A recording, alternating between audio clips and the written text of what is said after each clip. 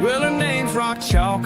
She's the talk of the town. We're the German Shepherd duo, always sniffing around. Smith and Wesson by her side, they ain't just for show. They're the muscle when she's hustling, solving crime on the go. She's got her boots in the dirt, she's cracking the case. A true crime queen with a smirk on her face. Loves her country rap bumping, got that twang in that beat. You mess around with her, you're in for a treat. Oh, F-A-F-O, better watch your step. Rock Chalk's on the scene, she'll clean up your mess. With her dogs and her charm, she'll track you down slow. Oh, F-A-F-O, yeah, you reap what you sow.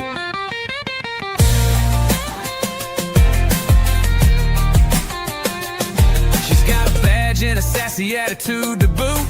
Kicks down doors like she's in hot pursuit. Smith and Wesson bark, don't you dare run. She's the queen of the scene, yeah, she gets it done. Country rap on the radio, she's cruising the street. From the city to the sticks, she's the one to meet. Her motto's real simple, don't try no bluff. Mess around all you want, but you'll find out quick enough. Whoa, F-A-F-O, better watch your step. Rock Chalk's on the scene, she'll clean up your mess. With her dogs and her charm, she'll track you down slow. Oh, F-A-F-O, yeah, you reap what you sow.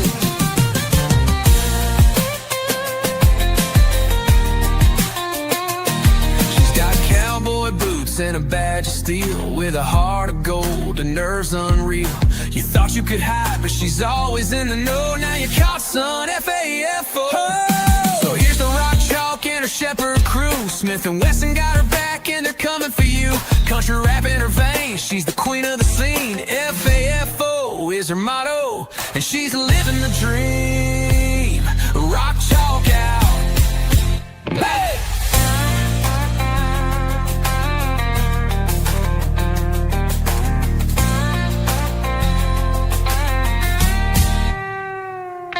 She's got cowboy boots and a badge of steel. With a heart of gold and nerves unreal. You thought you could hide, but she's always in the know. Now you're caught, son, F-A-F-O. So here's the Rock Chalk and her Shepherd crew. Smith and Wesson got her back and they're coming for you. Country rap in her veins, she's the queen of the scene. F-A-F-O is her motto, she's living the dream. Rock Chalk out.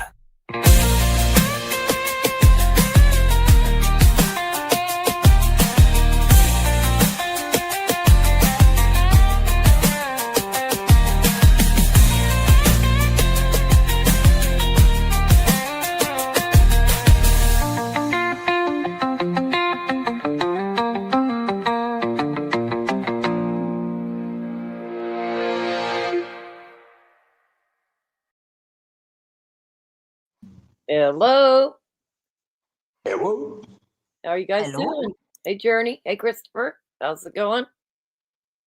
Can you hear me? Yes, I can. Oh, okay, just checking. It's good to see you, everybody. I just got back yesterday, if you can believe it. Really? Yeah. So Thursday morning, I can't tell you a whole lot, but I can tell you the gist of it. But Thursday morning, we got a phone call, me and Justified, that her 17-year-old niece was missing and could be in the Parson, Kansas area. So we loaded up the motorhome quickly and was headed that way. On the way there, we got another phone call that said that her niece had been in a wreck. So the gist of it is the niece ran away from home. Still don't know where she was running to. Anyway, she was doing 82 and a 65 on 400, and a trooper got behind her. We don't know if it scared her or if she was really trying to end her life, but she cranked the wheel and went across traffic and hit a ravine. So that's where we're at with that. Oh, so she was at Parsons Hospital on Friday. They took her to Kansas City, and she's getting some help. Let's just say that. Again, we don't know if she was trying to hurt herself or not. We just pray for her and hope for the best. So Well, There was that's good news. yesterday we went least. and cleaned her car out, got all of her stuff out of. We stayed in Parsons. We couldn't get to her car to get her stuff out of the car. So yesterday we was able to get the stuff out of the car, but it was definitely stressful. Let me tell you. Yeah.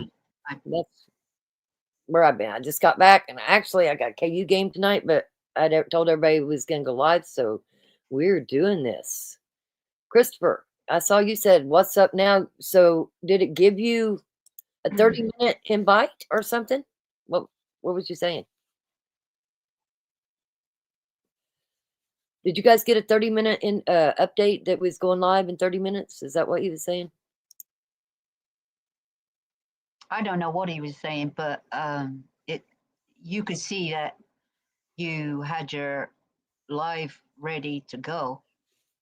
Beach Baby messaged me today, said, "Are you going live?" So I went ahead and set it up. I'm getting better at it. I'm getting better at setting up the lives. Yeah, that's a good indication, that you're going live. And it tells us if you're going live in 40 minutes, 30 minutes, an hour, you can put it up ready to go. Yep. Talks about you. It talks about me. I don't know about that, but It does. It does. It talks about you. And normally sends us to a short or something to look at. it does? Yeah. Oh, wow. They got free advertisement going on now. Oh, great. That's groovy. So Oh, one that's of the cool. things I wanted to discuss was I haven't forgot about Houston and the bayous. A lot of people from our area goes to Houston. They take a lot of spring breaks down there at Corpus Christi and then that area. And all these bodies really has me concerned. Yeah. So I think found- everybody's getting concerned about those bodies now and are talking about it more and more. Well, they should, because I just pulled up a link here. There's several talking about it now, but staggering data reveals almost 200 bodies have been pulled from Houston bayous, as officials insist there's no serial 200? killer. Wow. 200. Bodies? Now, 200? yeah, that's in an 8-year plan, 8 years, but still, that's a lot of Yeah. bodies. That's a lot of Yeah. bodies. 8 years, 200, that's a lot. That's way too many. Yeah, and the officials continue to say that there's no serial killer. Half the bodies, actually more than half the bodies, still hasn't got a cause of death. Really? Yeah. Wow. Well, it's going to be hard if they don't have any gunshot wounds or anything, or missing limbs. Yeah, I mean, a lot of them is saying no cause. As of yet, a lot of them still open. But, I can see where people get drunk and fall in a body of water, but Jesus, 200 of them? Most Yeah, people get drunk, 200. they're with somebody else. They're not alone. It would have been You're seen. going to tell me 200 bodies just It's a fell in lot. these waters? I don't believe it. There ain't no If way. it was such a concern that people were driving off and landed in the water or something like that, they should have put some safety precautions up, like fencing or anything like that. Right. And you would think, this is 2025. You'd think they would have cameras, CCTV. And cameras, so you can see exactly what was going on. Yeah. Yeah.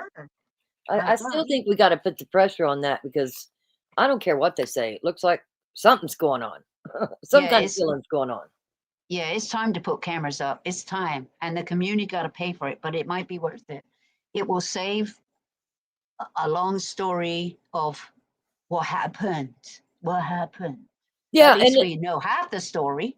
right, and the families deserve closures too. You think that these families think their relatives just fell in the water? I don't think so. Not everyone can be drunk. I mean, 208 years, that's a lot. That's a lot. Yeah, it's crazy. I just happen to, I try to watch on it to keep up on it, but it don't seem like the officials there are concerned with it at all. No, so they're not really digging into it. Mm-mm. Sure are. Yeah, Again. and they can't just put down one cause only. Oh, they were drunk, just fell in. No. That just can't be right. No. They could have been thrown in there. They could have had an accident. They could have. Don't have to be drunk. Well, not only that, they have over 200 in the last 8 years. But in September, for 5 days straight, they had a body each day found in that bayou. Yeah, there was about 6 of them, wasn't there? Yeah. But there was 5, one a day, and then on the last day, they found 2 in 2 different parts of the bayou. This is crazy. You know, this could be a. Well, they all can't be hookers and dealers and stuff like that, can they? I mean, come on. Yeah. I'm going to keep Well, digging into it, but I'm like, Even what? if they are hookers and dealers, there's still somebody out to get them if that's how they're disappearing. Right. They're not just falling in that damn water. But, you know, Yeah, if I was a serial killer, that's where I'd throw them because nobody seems to care. Hey, Robin. Good to see you. Right. Right, but they're not all. I guess they've identified everyone, right? They know who they were. They know who they were. Yeah. They know who the bodies Yeah. are. At least, you know, family have them back. You know, they know where they are now. You know. Yeah. I just find it just so strange. And I feel so sorry for the family. I mean, that's a lot. It's a lot. And I just wondered, each and one of them, the family, if they spoke, said, oh, well, they've got this problem, or they were depressed, or there was nothing wrong with them. You know, No, and I'd their like to know ages their 30 story. to 39. Says the most common age is 30 to 39 too. A lot of them's been students at University of Houston. Strange, isn't it? Hmm. And you know Very what? There could be a serial killer out there. There could be. I would put my money that it's a serial killer. Right, and he's probably local. And he's probably your next door neighbor. Yeah, it says of all the deaths, 39% have undetermined causes, while 24% were attributed to accidental drowning. Wow. 13% Accidentally. was suicides, real suicide. I wonder how they come to that conclusion. It's crazy. I don't know. Sure, I know that the mayor, every time they talk to him, he keeps saying there's nothing suspicious about it. Oh, well, it's a bit suspicious. That's all I know. To outsiders, it's suspicious. You know. To them, oh, it's just another day. And they all look healthy, so I think they could swim. They look healthy people. And what were they doing near the river? Not everyone crashed their car, or Right. fell in. I mean, it's crazy. What were they doing? Every one of them was by the lake. The That's bayou. crazy. Here was Mayor John Whitmore and Police Chief Noes Diaz denied that there was a serial killer dumping bodies in the bayous during September press conference. And nobody's asking no more questions. How does he know there's not? I mean, my God. Some serial killers are very good. Okay. Well, that would hurt. That would absolutely hurt the tourism in Houston if people knew that there was possibly a serial killer there. Well, it's better to know there possibly might be. People can take action.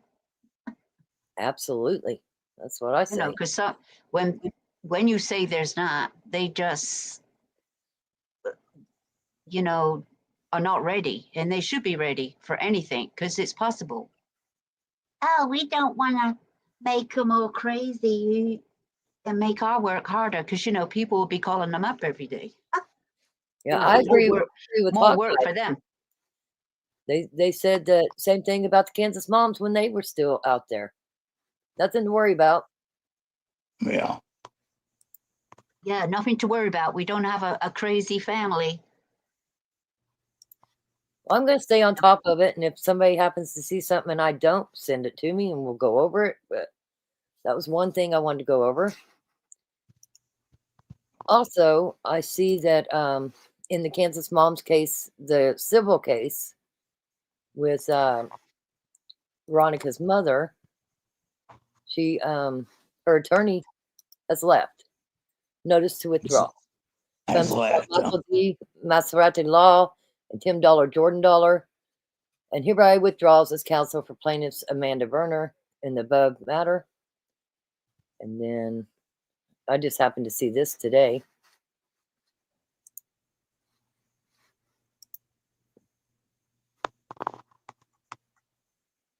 And they just filed it on the 10th. But it looks like Yesterday. but it was done on October 31st. Anyway, looks like they still have Tim Dollar and Jordan Dollar on behalf of Dollar Burns, whatever that is. They're still going to be there. I don't know what that means at all. Is this something, an update in the case? So I'm telling you about it. I don't really know what it means. So other than Well, that Michael Madzadzi or whatever, they're not there. They're not helping her no more. But with that said, I want to say this. I'm not so sure they was that great attorneys anyway, because they couldn't even get my email right. So there you go with that. But I do hope that Amanda and the families do get some kind of restitution. I think it's sad that Tad and Tiffany's been able to pretty much get rid of all their properties and anything of value. yeah, they weren't Yeah. quick enough. That's all. They weren't quick enough to stop it. Get a court order, temporary stop it. Yeah. They could have if Well, they moved faster. They didn't even. They missed the timeline. That old attorney, he missed the timeline more than once. So, Yeah, it's time. Maybe she's got a new one. She told him to go. well, they brought this guy on. I want to say the end of September. That Dollar guy. I hope he's out of Kansas City, Missouri. Hopefully, he's more on the ball than the other guy. Because that's one thing with civil suits. You have to meet them deadlines. Otherwise, the case can get thrown completely out. Yeah, well, maybe he deliberately did it. And I agree with Hawkeyes. You know, I think the money should go to the kids in some kind of trust fund. And I think that Jillian's Yeah. kids also should have a trust fund. Yeah, definitely. There is actually, Mama Loves Rhonda, there is actually a protest on November 15th in Mhm. Oklahoma City for the Jesse Butler case. Yeah. Justin updated. He did a video. Did you watch it? I did. Yeah, I Yeah. did. Yeah, I watched it. I haven't decided if I'm going to be able to make it to that or not. Yeah. Because it's only, what, this weekend, isn't it? Yeah, well, today's This the weekend. 11th. Oh, happy Saturday. Veterans Day. Happy Veterans Day to anybody that served. Thank you for your service. It's much Yes, appreciated. thank you.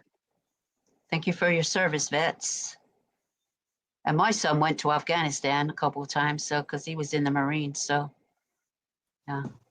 Yeah, well, they're the He's a reason vet. why we have our freedom. So absolutely. Thank you to the veterans and the people that serving now. You know, it's fixing to be the holidays. yeah. And, they're away from home protecting our country. So Shout out to the vets. absolutely. Absolutely. Other than that, that's pretty much what I had. I was going to get you guys up on. So what's going on? Tell me what's going on? What's going on, Christopher? Nothing. Just in limbo around here. Telling you. You ready to go in January? Because we got 2 cases that we're going to look at in January. Oh, I noticed today also, let's see if I can pull it up, on Cora and Paul Grice's, Mhm.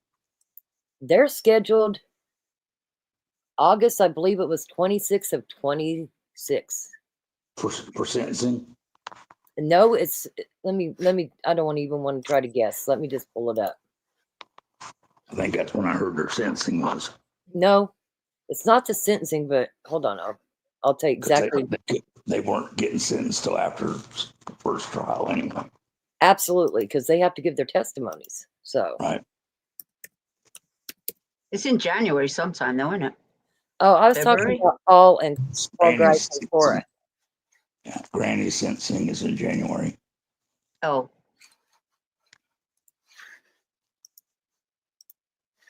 Okay. well, we know she's going away Absolutely. for Okay. good. So see here, Wednesday, August 26th, 2026 at 11 a.m. Visitor proceed Yeah, is what it says. Visitor proceed. long time yet. That's that's a Paul way off. Rises, and Cora says the same thing. Mm. And I'm sure that could change. They're just trying to get it on the docket, you know, because the docket fills up pretty quick. Yeah, they have to get them on there, and they can tweak that, move it a little closer. Maybe. And like I said, the docket fills pretty quick. So if they can't move it closer, at least they've got, I think the judge said it because hopefully the other trials will be over with. They should be by then. At least the first one. Well, you got actually they're not going to be over because October 19th is when Cole's is. Right. Like I say, that's the one that really had me with him having that first plea paper in. What did they do? Throw that away or what? You know, because he had something signed. Didn't the judge sign that? Well, it was written to the left, and I still believe that he, because it's exactly what Cora got. I think somebody wrote it because they didn't have anything else to write on, and they just wrote what Cora took. That's what I think. Right. I mean, I don't think Cole has did a plea. I really don't. I don't even think that paper that it was written on, because it was written kind of shitty in the left. I don't think it was part of the document, even though they wrote on that document. But that's my opinion. I mean, we can say it's either way because we really don't know. Because it is written on that document, but it's not written in the form of the document. It's written on the side. Right. I think he's going to try to get out of it, and I think Tad is too, and I think DA really needs to think about what exactly they're charging them with. Do they got Yeah. enough for the death penalty? I don't know. Like I said, I was around for O.J. Simpson, and I was around for Casey Anthony, and they both walked because too high a charge. That's the way I feel about it. Yeah, that's definitely something to think about. Yes, so let me look here. Tiffany's is 20-something. Hers and Tad's are not too far apart. No, it was like 3 days or 4 days before. Right. And I plan on going to that. I think you do too, Christopher, don't you? I've been planning to go for quite a while. We just haven't made a trip. I'm sitting here close packed, ready to go. We'll definitely go to that. My dog's sitting there going, I'm ready to go too. Oh, yeah. Oh, yeah. She's like, I'm ready anytime. Thing. Sometimes it's just OSCN is kind of tricky, or I'm just screwing it up. Let's see here. Yeah, Tiffany's is the 28th for sentencing, Yeah, there was like 23rd or something, wasn't it?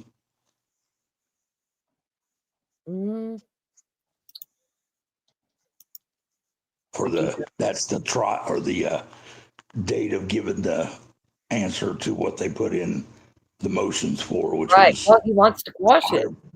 Yeah, that's what that's about. Yeah. Okay. Yes, here we go. January 23rd is going to be the hearing on the motion and a status hearing for Tad Colum. So, yeah, they're basically 3 days apart. So, we'll just keep watching too and see if anything else is filed. Right. I try to look. Sometimes I forget. Lavender's really good about letting me know, so but I try to look myself.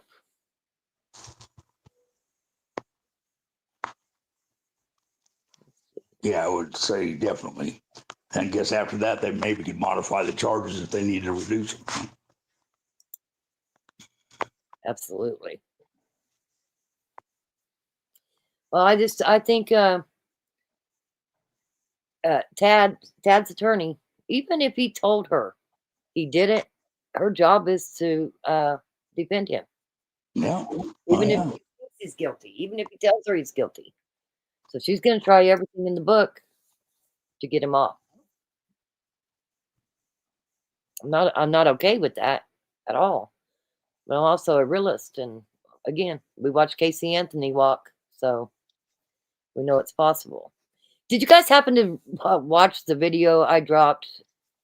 I dropped it late that night. I knew nobody would be up, but the video about the Brady Giglio, did you guys Oh, watch yeah. that? I watched it. Yeah. Well, the same girl that drove by my house that thinks she's smart was on another live, and she was saying how the Brady Giglio don't matter, and people get put on that list and they can't get themselves off of it, but it's not a legal document. It is legal. I mean, if you watched, that was our DA, that was our city or our chief of police, and that was our sheriff. They all said they won't even hire anybody that will get on the Brady Giglio. Nope. And she even brought up Kevin McIntyre. And he made some mistakes, but he shouldn't have to live with that for the rest of his life. Well, are you dumb? Because he basically went from that job and went over and got, hey, Stacy, and got another job doing the same damn thing, different part of the state. So it does make a difference. Yeah. They should be prosecuting down there as many times as he's had charges and stuff brought up.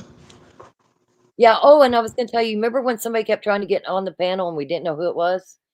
They did text message me. I did know who it was, but they were having the same thing you were having, Chris. It kept saying not connected because I was trying to let them up. They just wanted to talk about Guyman and what's going on there. Happy birthday to your daughter, Stacy. Stacy's from the country rap community. She's catching on to what we're doing over here in the true crime. We're glad to have her. Welcome, Stacy. So we got quite a few things going on. We got the Houston Bayous, 200 bodies being found in the bayous in Houston. We've got our Kansas mom's case. That's coming up come January. Start to get closure for these families. Oh, they also said, that other channel said that the Cooks had nothing to do with it. Okay, so let me remind everybody that when it was the call of arms, the Cooks were there to the call of arms. Let's remind them that every Wednesday and Sunday, the Cooks were there. So, and they also said his wife had nothing to do with it. How do they know that? It seems like to me they're trying to haul around because they're so close to the family now that they don't want to report accurate information because it's accurate. Cora and Paul Grice both said that they were there for the call of arms. Right. And so was Paul Grice and his wife. So how can they sit up there and say that they're innocent and they didn't do anything, that they don't know anything? Because we don't know. We don't even know if they had anything to do with it. We're just throwing it all out there. Possibilities. Well, I tend to have the possibilities outweighing the not having anything to do with it. But, that's we're just assuming. But nobody knows whether they did or didn't. But their name sure comes up a lot. They was at all the meetings. Yeah. I wonder if they really did stop, huh? Do you really believe that they met in the cars out in the driveway? Because I don't. No. I really don't. I don't believe any of it. But to get on your live panel and say, well, I've talked to them. Oh, and the other thing, sounds like Yep. But let me throw this out there. Yep. I still have my questions at who Yep was. Okay. But Yep did the same shit. Come to my live. And then she'd do a live and say, oh, you're just going to have to wait for the information. We can't release it yet. They must have said that 20 times. Wait for it. We just can't release it yet. Why can't you release it? What do you think you've got that's so great? You're saying that these people aren't involved, but you can't prove it either.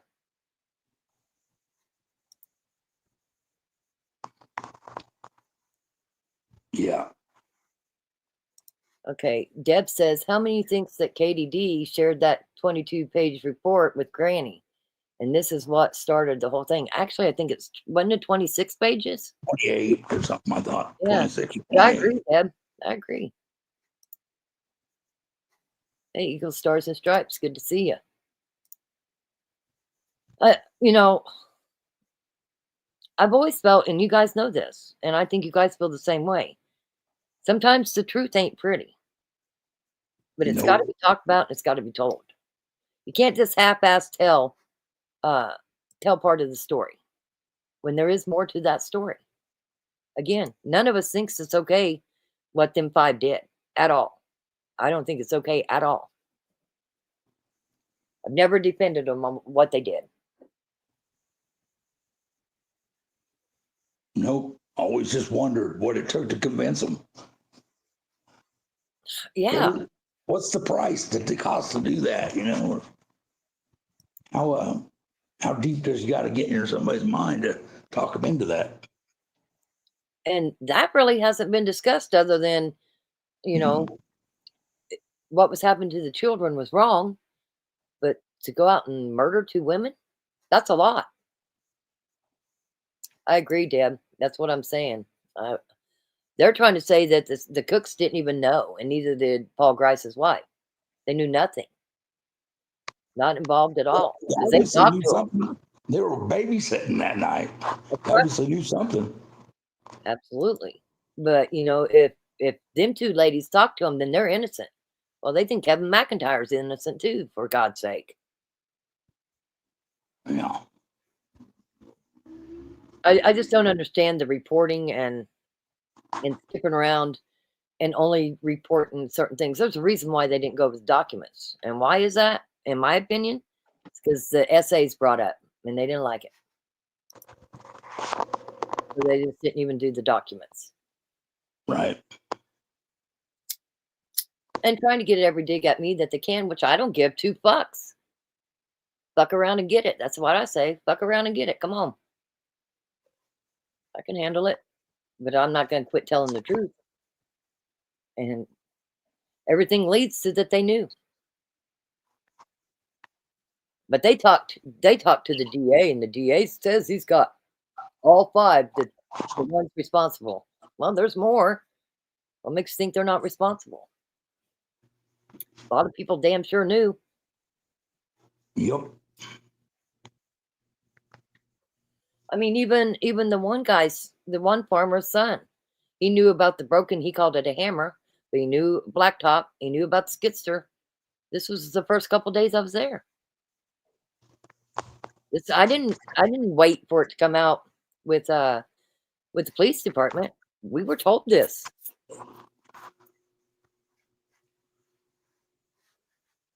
Yeah, I wonder how. Go ahead. Like I say, the thing that got me was the Beasley being there at the gate when they showed up with the bodies.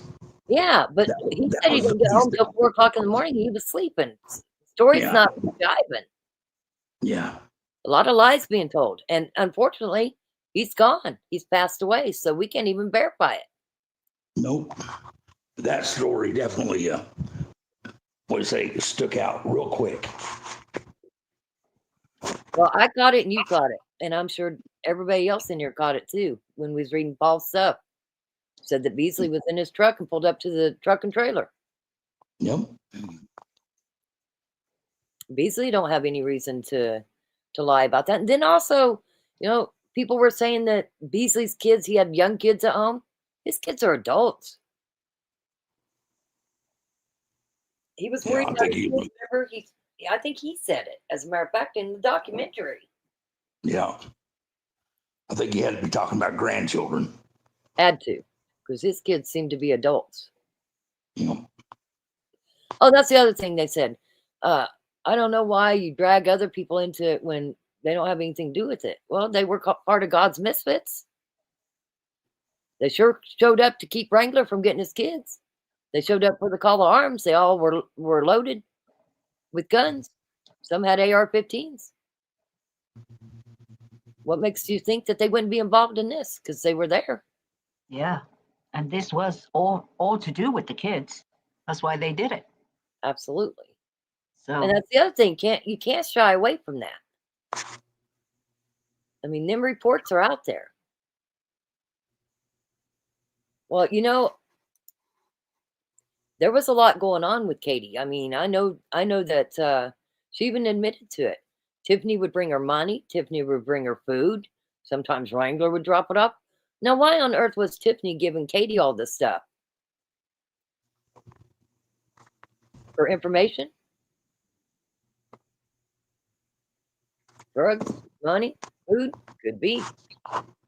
yeah, there's a motive somewhere.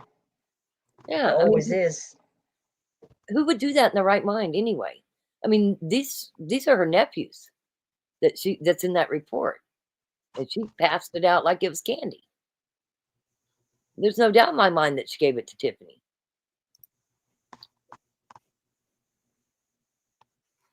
Well, we'll just have to see. There's a part of me, either way, I want it to go the way the family wants it to go. Okay. But there is a part of me that hopes that it does go to trial so more gets out. So we can see what OSBI was doing. Because they damn sure wasn't out running around 13 days. They wasn't even looking. Nope. But Hopefully they were. I'd rather it be, what the families want. I don't think Keith will come back for any of the trial. I still haven't caught him on a sermon yet either. I go there every Sunday. I've not seen him on there.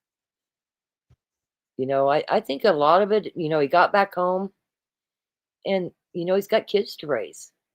Mhm. And this was horrible what happened to his wife. Absolutely horrendous. She was just doing her job, supervised visitation, and she gets murdered for it.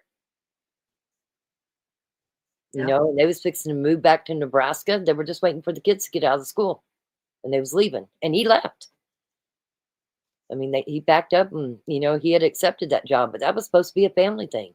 They were all supposed to go. And he had to go without his wife.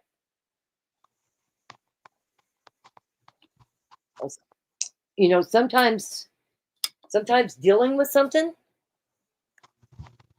it's hard to follow through with like the trial. And it might be too much on him. He's a single parent now, having to raise them kids.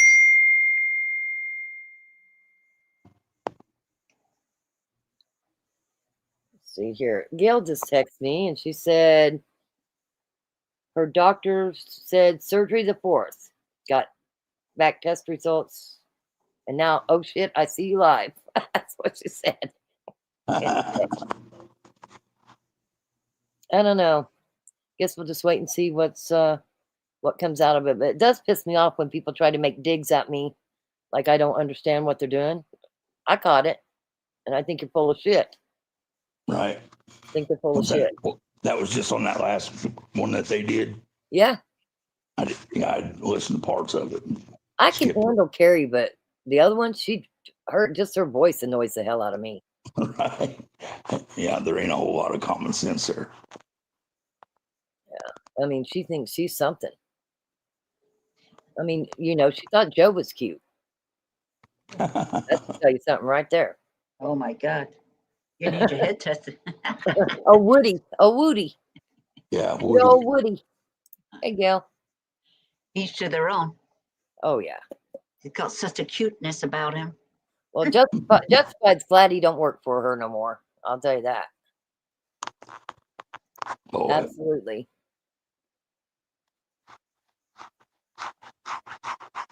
What else? Why can't we just all get along? Right. Get along, but I don't like people talking shit on me and thinking they're making digs at me and think I'm not paying attention, because I am paying attention. Some fights are better left not fighting, but I'll stand up for myself, and I think they're full of shit. I know what the Brady Giglio is. They're not going to convince me otherwise. No, I was talking about that Joe. That was his saying. Why don't we all get along? Ugh. Oh, you're talking about, we're talking about different Joe. You're talking about Joe Smo. We're talking Oh, about I don't know Woody. which Joe you're talking. I thought you were Well, just on this the. one's better. This one's much more funny, I think. Uh, Okay. Which Joe is this one? Oh, I'm getting all mixed up. Too many oh, Joes. you'll have to go back and watch the lives. Him and my friend Justified went down with me when I went down there, and Justified ride our horses. Well, Joe, he didn't even want to go look for the people. He wanted to ride in the same area. And me and him got in a fight. He jumped off his horse and I said, hit me, because it'll be last fucking time you hit anybody. It was and it was on live, and I haven't deleted it. It's there. Oh my God. I told That him was to live shit, too. get the fuck out of there. People get so violent. Wind, I agree. If CW knew about it, then the cooks did too. I agree. Yeah. I think it's more like chalkboard material. I think they was teaching the class on this. You know? Right. And they wasn't out in a car No. talking about it. They were in the group, is what I think. You know, But hey, everybody can think what they want. But all fingers point to they knew. yeah, every one of them knew more about the attended plan. They may not know the fine details, but they knew the overall plan. Well, if the cooks didn't know anything about it, and Lacey Grice didn't know, or Paul Grice's wife didn't know anything about it, why'd they move? Why'd they up and move? Because the cooks Right. just built that brand new fence, that new compound there. Had a brand new fence around their house. Because better if they leave than they're not looked at. What about Frank Twombly? What about Clint Twombly? What about all of them? I think anybody that had a hand in it or even knew about it should have some kind of charges. That's Yeah, fine. you would think. Sure would think there'd be something like that. Well, you damn well know if it was one of us and we was just a neighbor, they'd be questioning us. It don't seem like anybody was questioned. I'd like to see the interviews with the cooks, Yeah. with Frank Yeah. Twombly. I can see what they were Right. doing. At least chasing cell phones or something. Absolutely. Because that's what you do when you investigate, right? Yep. Mm-mm-mm. And I would think the family would want to get all parties involved, or anybody that even knew about it that could have stopped it. Yep. I mean, we talk about how Paul didn't stop it, Cora didn't stop it. There was plenty of people, I believe, that knew about it that could have stopped it, and they didn't. But I'm going to give OSBI the benefit of the doubt. You know, this is what they're trained to do. Maybe they knew something that we don't know, but they sure wasn't looking. No doubt. If it's true, what everybody says they knew from day one, then why did it take 13 days to arrest them and 14 to find the bodies? If they knew from day one who did it. Makes no sense. It got too big to keep quiet. Got too big to keep quiet. Well, and people in the panhandle, they know how things are handled down there. Yeah. Let the world know. All of America knew who following crime. They knew, so it got too big. Oh, absolutely. They couldn't hush it up no more. They had to get into action because it was a matter of time. Well, we wasn't leaving till we knew. So they were found. You know, and then there's the other thing, these essays in Oklahoma schools. You know, I don't know what they consider essay now as far as sexual assault, but I keep seeing there's so many. And it's all Yeah. over Oklahoma. You got Salisaw, you got other places too. Yeah. Is there any more updates about that kid in the school park? No, there's a guy that I've seen his stuff before on here. He's like an activist, and he's trying to get to the bottom of it, but Because it's gone quiet. it has gone quiet. It's gone like real quiet. But there seems to be, it's not You know just why? Stillwater, it's not just Sallisaw. It seems to be like all over.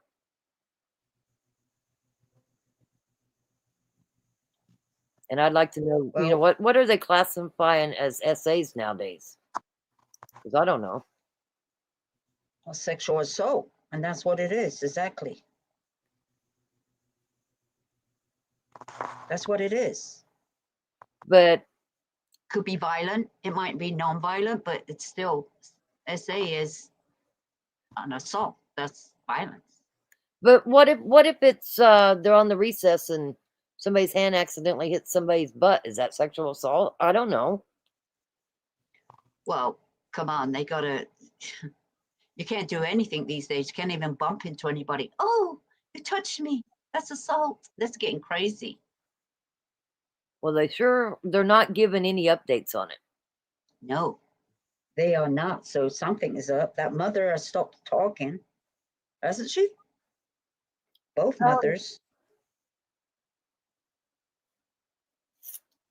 Yeah. I haven't seen anything else. I look every day. Let's see here. Well, maybe the investigation is still going on. You know, they said 5 days or something. What did they say? 5 days? I mean, that's over. So what happened? We'd like to know. So yeah, so Deb said maybe they don't trust the law there. Hell, I don't trust anyone there. I agree with you, Deb. That vandal's crazy. For you to see a smile, I seen on court docs that Amanda's lawyer withdrew from the case. Just wondering if you saw that. Yes, but thank you, because I just saw it today. I appreciate that. Jezebel Witch says, I think they thought it was going to be business as usual until a little lady popped into their comfort zone. I agree with that. Absolutely agree with that.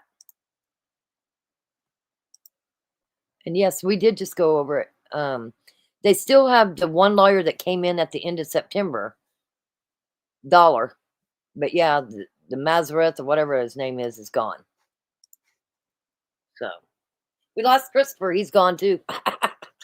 Oh, no. He's ghosted us again. Yeah. His internet signal is not real good. So Yeah.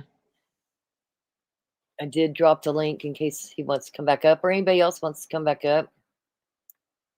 Yeah. Anybody else want to come up and have a little chit chat? Listen, Come on.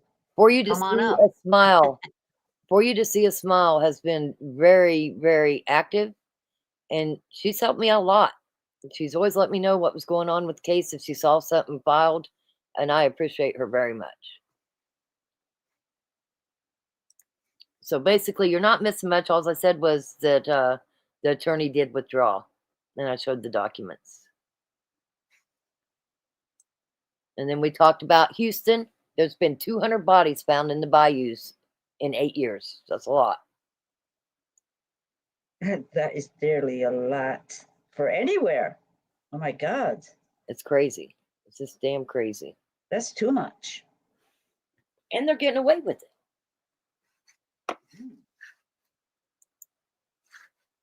But it would be bad if people thought there was a serial killer there, but something's going on.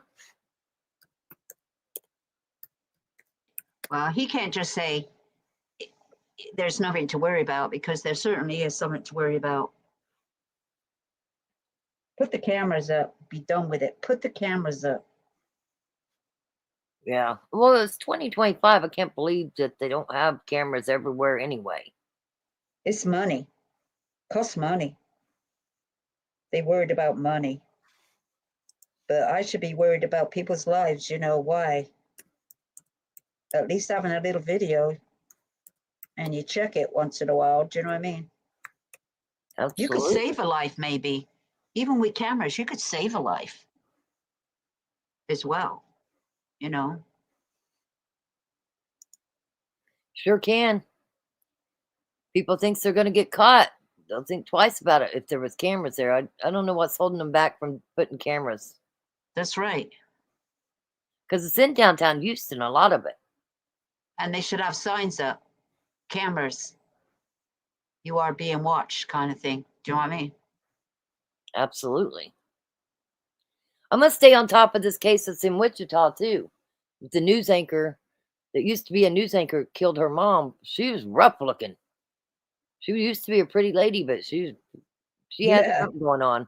Yeah, what's happened there? Any more updates? Nothing yet, Nothing. right? Yeah, nothing updated on that. But Yeah, something went wrong with her because For somebody to be in the spotlight all that time and how she took care of herself, something must have happened because Yeah. she's not that much older. And normally they don't let their stuff go like that. That's crazy. and she was a really pretty lady. Nice figure, did her hair, I'm gonna play. nice teeth. Unless she had, you know, a guard on or something. Well, like that. and I was listening to the scanner when it came across, and it said that the mom had dementia, and that the mom had tried to stab her. So Mhm. Yeah, but now we don't really know if she had dementia yet because it hasn't really been confirmed. That's mm-mm, what she's saying. nothing's been released. Here is a former Fox 2 anchor arrested after mother found stabbed. Let's see what this one says. Police arrested former St. Louis news anchor Angelyn Mock for killing her mother. This was in Wichita, Kansas. Records show Mock was booked into the Sedgwick County Jail for first-degree murder. Police say officers responded to the stabbing Friday night and found the victim, 80-year-old Anita Avers, in bed with multiple stab wounds. Mock was found outside the house. Avers was taken to the hospital and pronounced dead not long after. Mock also taken to the hospital for treatment before officers brought her to jail. The investigation is ongoing. Yep, that was quick. Where's that other one? I want to show the pictures of how, here it is. How pretty. A former St. Louis morning show anchor, who for years was a cheerful presence for viewers to wake up to, is now shockingly accused of stabbing her own mother to death. You see that? Mm, Let's look at that again. Look how pretty she was. Yeah. Look at her. Is Oh now my shockingly God. accused of stabbing her own mother to death on Halloween. Neighbors Even in a looks quaint bold. neighborhood of Wichita, Kansas, said they were traumatized after 47-year-old Angelyn Mock staggered out of a home shortly before 8 a.m. Friday, soaked in Her blood. hair's so thin. One neighbor, on top. Alyssa Castro, recounted the harrowing scene to local station KAKE, telling the outlet that Mock flagged her and her boyfriend down before snatching his phone and bolting back inside the house, where she called authorities and allegedly claimed she stabbed her mother to, quote, save She snatched she didn't have her own phone? That's the first I heard that she snatched somebody else's phone to call 911. herself. She There was a snatched. woman who came and approached our vehicle with blood, like her hands were filled, her body was filled with blood, asking to call 911. If her aunt stabbed the mother to save herself. When officers with the Wichita Police Department arrived, Mock was waiting outside with a series of bloody cuts on her hands, while her mother, 80-year-old Anita Avers, was found unresponsive in her bed with multiple stab wounds. Avers was rushed to a nearby hospital where she died just 30 minutes later, according to the police department. Mock was taken into custody and booked into the Sedgwick County Jail for first-degree murder and is being held on a $1 million bond, according to the county sheriff's office. Mock worked at KTVI Fox 2 as a morning and evening fill-in anchor from 2011 to 2015, according to her LinkedIn. First off, we'd like to say good morning to you. We made it to Tuesday, November 26th. Glad to have you with us. Christmas was good, wasn't Yeah, it? oh, it was wonderful. Family was in town. Good. They're leaving today. I don't know where my tissues are. She hopped between different sales jobs in the Gateway City through August 2017 before taking a 2-year hiatus from the workplace and switching to a data management company with at least 5 offices in the Midwest, including one in Wichita. Police say the investigation is ongoing and have yet to disclose a motive. I'm going to stay on top of that one too. Yes, there's still a lot of chatter in Stillwater. They're asking anybody to come forward that is a victim of Jesse Butler, Because if there is another victim, which they know there's a third one, but if there's more, a new case could be filed, and hopefully a different outcome. November 15th, they're having a rally at the Oklahoma Capitol, Oklahoma City, at the Capitol. And there's going to be a lot of legislators there too, they say, out talking to people. So I'm going to try to go to that. I don't know that I'll take the bus, but it's only a 3-hour drive for me, so I might just drive up for the day. I think I can do that. Let me see if I can't find. See if Just in a Nick of Crime has it on there. Still here, Journey? Yeah. Listening. I'm looking here. Yeah, well, seems this case has got notoriety, you know, with the top broadcasters. They're all broadcasting it now. Court TV's even doing it as well. And absolutely. So they're getting a lot of support now for the victims, which they say there's another one, but there could be more. And don't stay silent. And even Justin said, listen, email me, come talk to me. We'll give you all the protection and help you need. You know what I mean? Mm-hmm. He said, we'll help you. We are standing by you. And we will, you know, give you advice and get people on your side, like a lawyer and stuff like that, you know. So, you know, he even said that he's broken his plea deal by going on TikTok. That's what he said. Yeah. He's going on TikTok. No. He hasn't been, I don't think he's been on TikTok since then. While they were waiting for the sentencing, he broke the whatever, the deal. Yeah. Yeah, it was at some point, but Even so, it doesn't matter when he did it. You were ordered not to do it, and he went ahead and did it anyway. And who knows if he's got burner phones or anything like that? You know, who's to say he don't have burner phones? Okay, here's an update. Let's see what this says.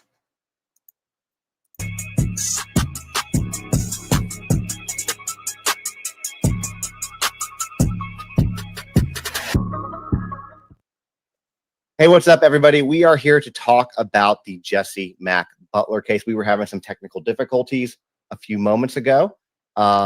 Basically, what was supposed to happen was it was supposed to be all set up, and then YouTube was supposed to record it. But what ended up happening was that it was not registered to YouTube for whatever reason.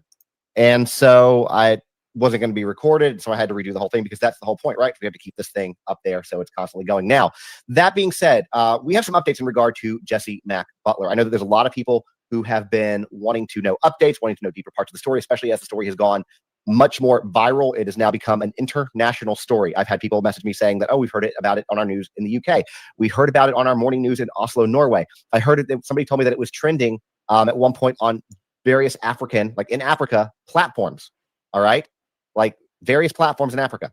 So that's absolutely crazy to me that it's that far away. So what's really great to me about that is that even though Jesse technically has not gotten any type of judicial accountability, he does have worldwide notoriety and he can't really escape that. Now, before we get into everything, a couple things real quick. So this is streamed on YouTube, Facebook, Instagram, and then TikTok's over here by you guys self.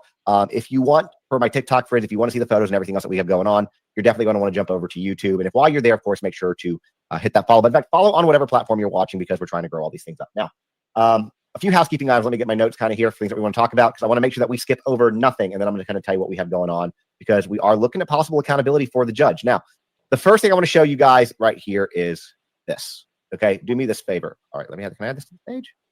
I want me to remove that first. All right. There we go. So I'm gonna make this big, me little. This is a petition that I created last month, and it actually was born from this case. And that petition is to end plea deals for child predators. And it's a little bit more nuanced than that. It's really to end easy plea deals for child predators. People like Jesse, people like Brock Turner, people like Cannon Lee Dolly, people like, who that was the Brigham Young baseball player who got nothing after abusing a girl for like from between the ages of 7 and 12 for like 5 years.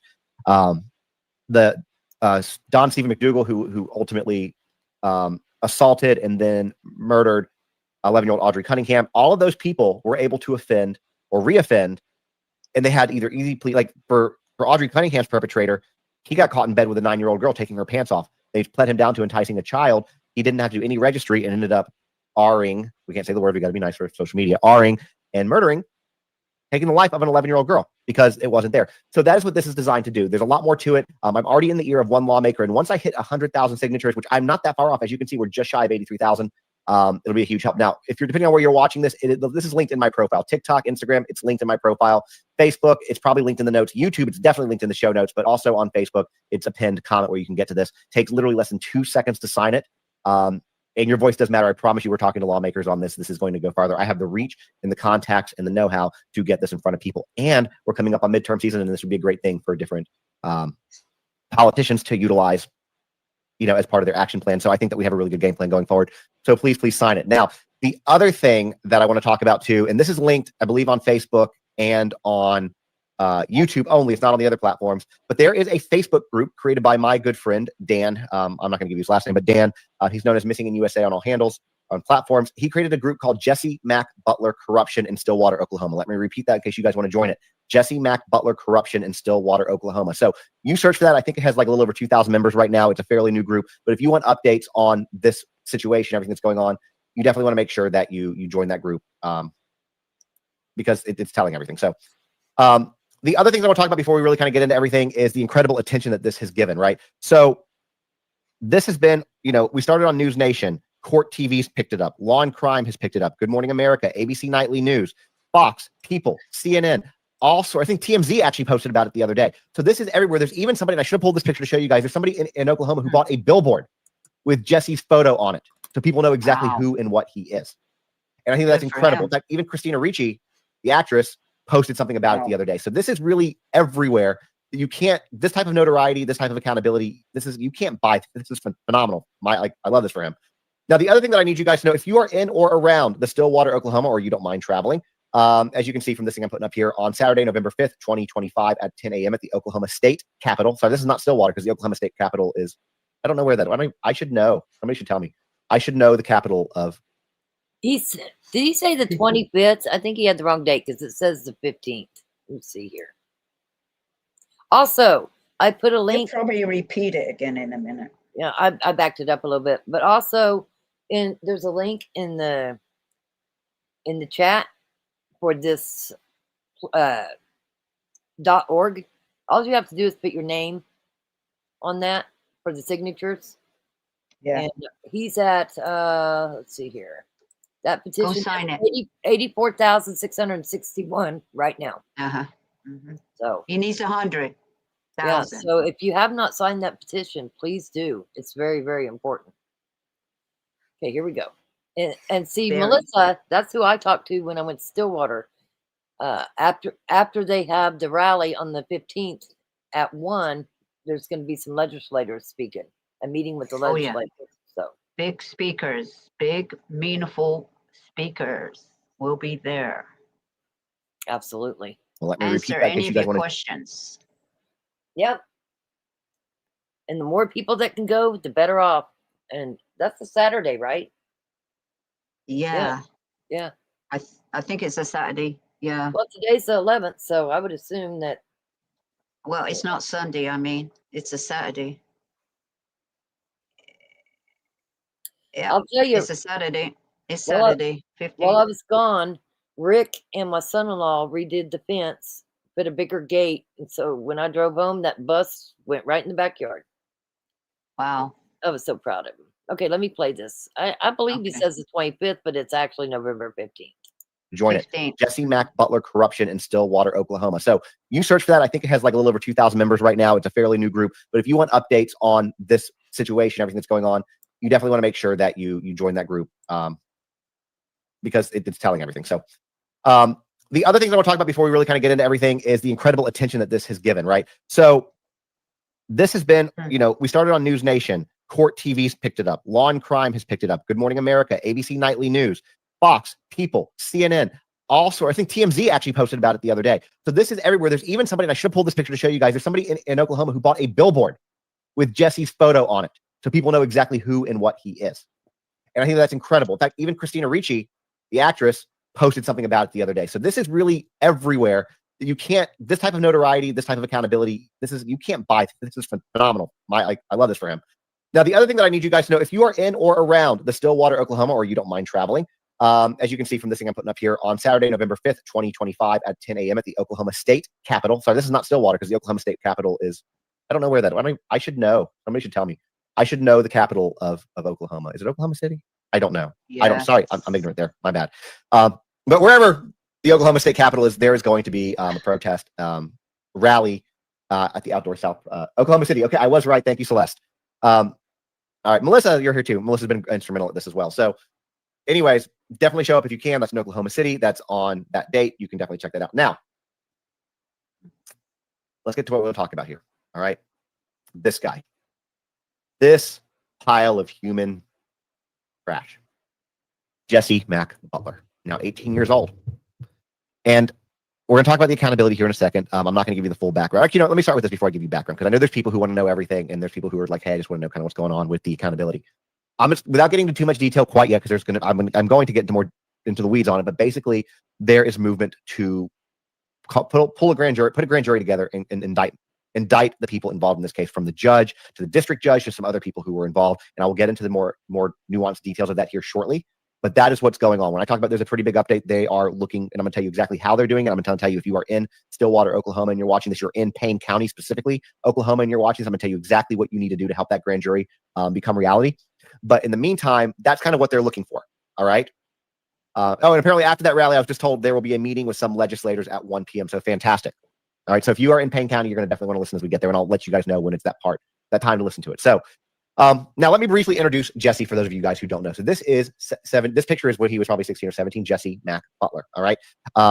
In this particular situation, what we had happen was two young girls came forward, both 16 years old. Both had been in a romantic relationship with him. One for, I think, 5 or 6 months. The other one for like 1 or 2 months, because she's just like, they were both like, let's get the hell out of this.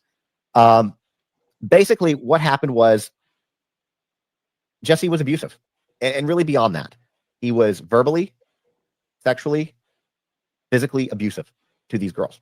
Okay. So what you all probably know is that, and I'll show you the charges here in a second. Again, if you're on TikTok, you can't see any of these pictures. You got to go to YouTube. But before I'll show you the charges in a second. But basically what he did is there were actually 3 girls that we know of, 2 that came forward that basically said, hey, this is what happened. And he almost ended their lives. He strangled them. He forced himself on them. And you'll know a little bit more details on that in a moment. I've heard some graphic details that I would have rather not heard, but I didn't have to endure it. So I guess the least I can do is hear it. And he was arrested, right? They found evidence on his phone. He was looking down the barrel of 78 years. Next thing you know, judge comes in, and we're going to get more into detail on this again. Moves it to youthful offender. All of a sudden, 150 hours of community service. Okay.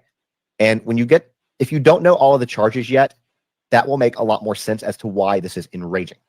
Okay. So let's go over the charges. I'm just going to put them up here. Let's just do it. These are the charges.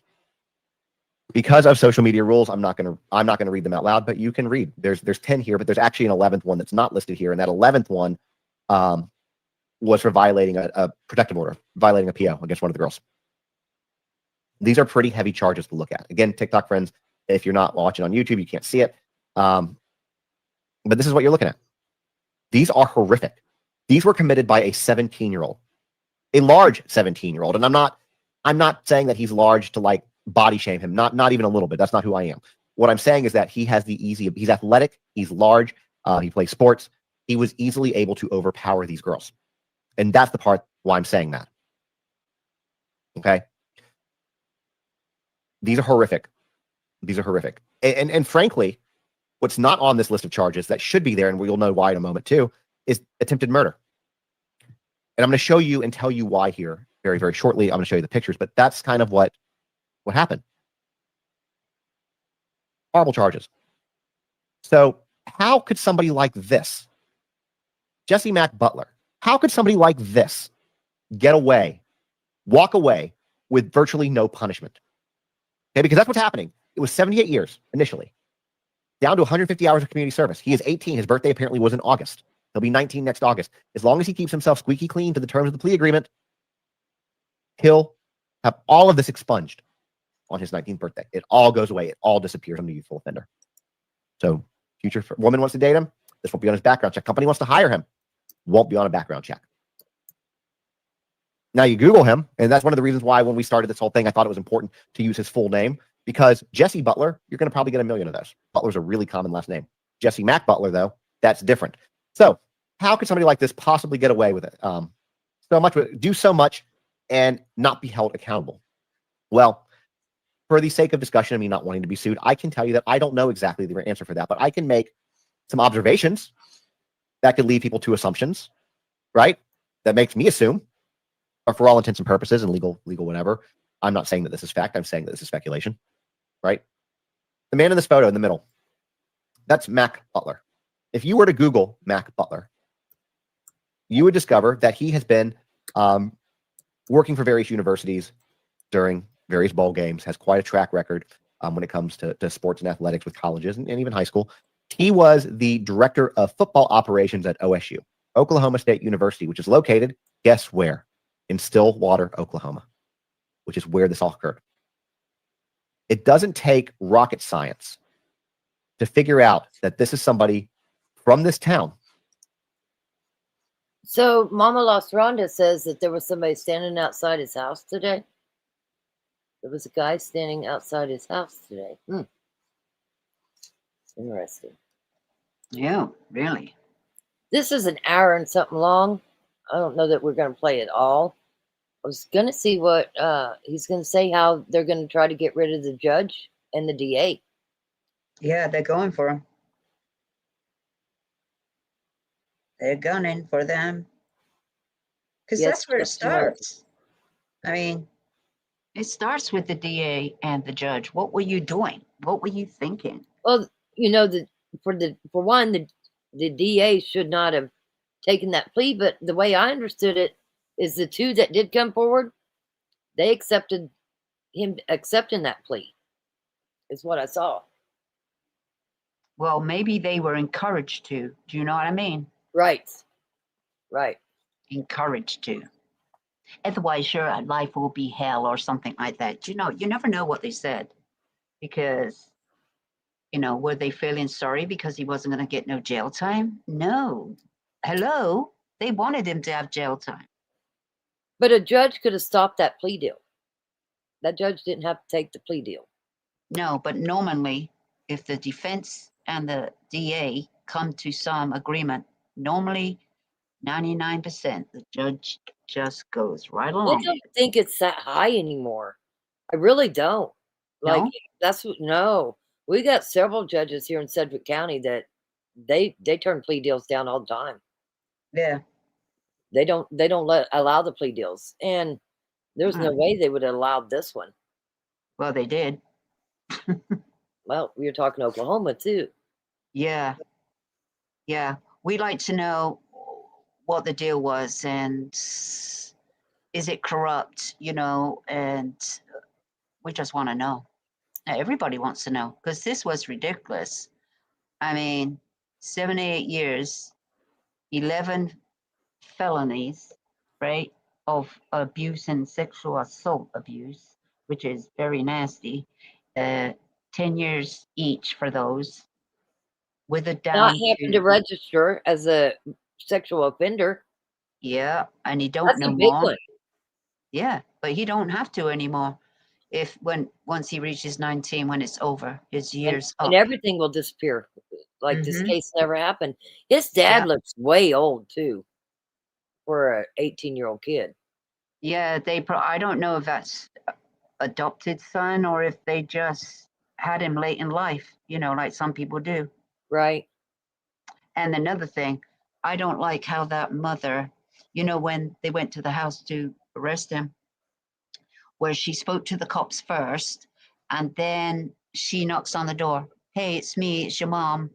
Open the door, it's your mom. He comes out and she goes, hand me your phone. Give me this, give me that. And I'm he said it was thinking, in the car. yeah, give me your phone. Hands up and says, We're gonna and beat then- this. Say your prayers. and say your prayers like he's a little 10-year-old boy. We'll be all right. We'll be down there. Give you a kiss and say your prayers. Say your prayers. Oh my God. I do believe the one victim said that the mom knocked on the door when this was happening to her, and they were in the theater room or whatever. And she knocked on the door, and Jesse said things were fine, and she walked off. She could have saved this girl from having to go through this. Yeah, and then when he was on the phone calling his mother, she was saying stuff. I don't know what she was saying. The mother must have heard her too and did nothing. It's crazy. Denial. Yeah, we got some crazy mother there that's in denial. I Mommy's think little you hit boy. it right on the head. In denial, right there. She definitely is in denial. I don't know what's wrong with her. With this. And originally, when this first came out, Mm-mm. people were saying that she worked for OSU too.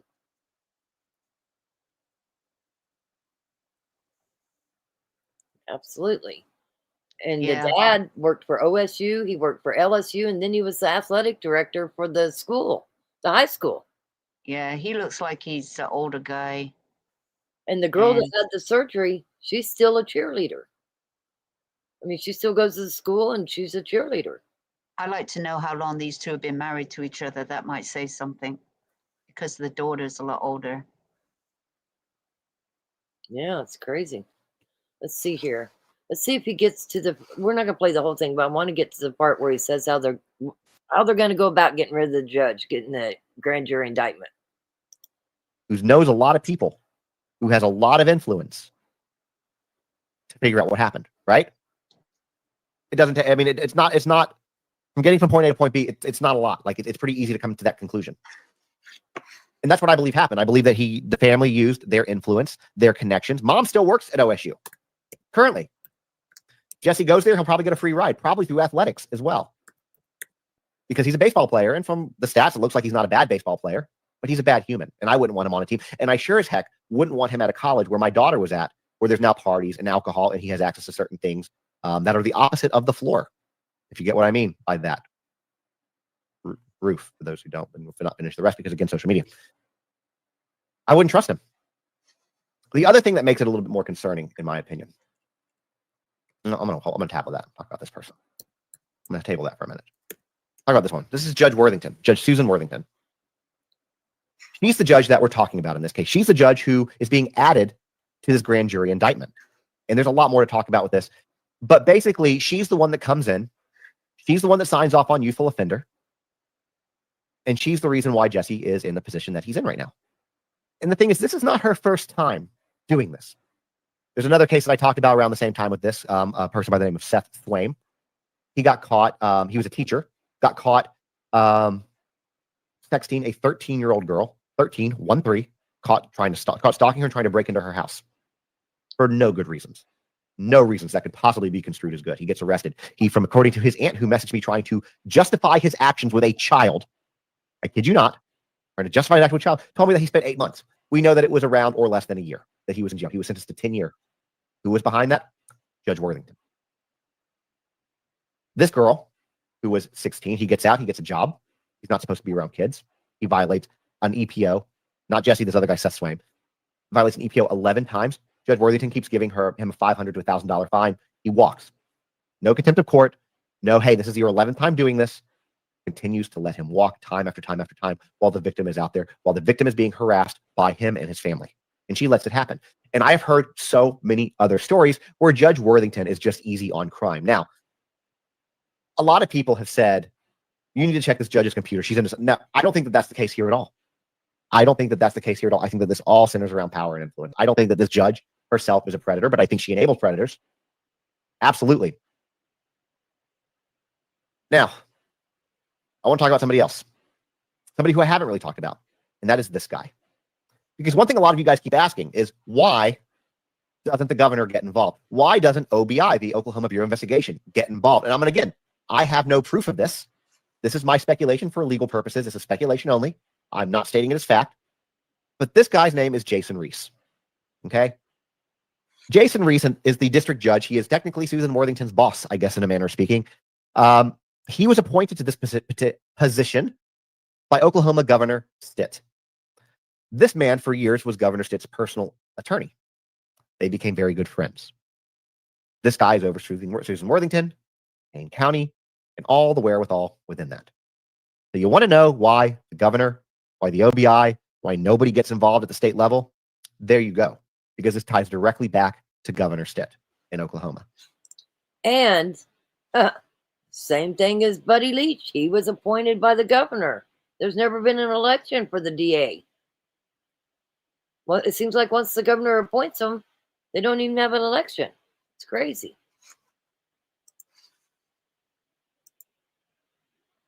It's convoluted, guys. It really is. It's very convoluted. And there's a lot of moving parts to this. So now let's talk about this. This next picture, guys, I'm going to warn you again, TikTok friends, if you want to jump over to see it on YouTube, you can. I'm going to show you right now. Here's what you're looking at in this photo. And this is where I haven't really gone into details yet with the strangulations with Jesse. This is one of his victims. That bulge in her neck, you all know that that's not supposed to be there, right? Like that's like none of our necks look like that, right? That bulge that she's showing in her neck, I guess technically on this side. Well, yeah, this side. But that bulge that she's showing in her neck, that's a direct result of his strangulation. And you want to know why they were strangled? These girls? Because he said no. Sorry, not he. She said no. These girls said no. No to his advances. No to any sexual activity. No. Jesse Mack Butler doesn't know what no means. His mommy never taught him that. And because of that, he feels very entitled. I'm going to guess with the last name Butler in Stillwater, Oklahoma, who he is, who his parents are. He feels very entitled to take whatever he wants, including girls. Now, she had to have surgery on her neck. And I'm going to show you that scar in a second. She had to have surgery on her neck. The doctor said that had this gone on roughly another 30 seconds, that she would not be here anymore. She would be gone. She would have died. Jesse, at one point, I'm not sure which girl, I'm pretty sure it was this one, but I could be wrong. But Jesse strangled one of the girls to a point.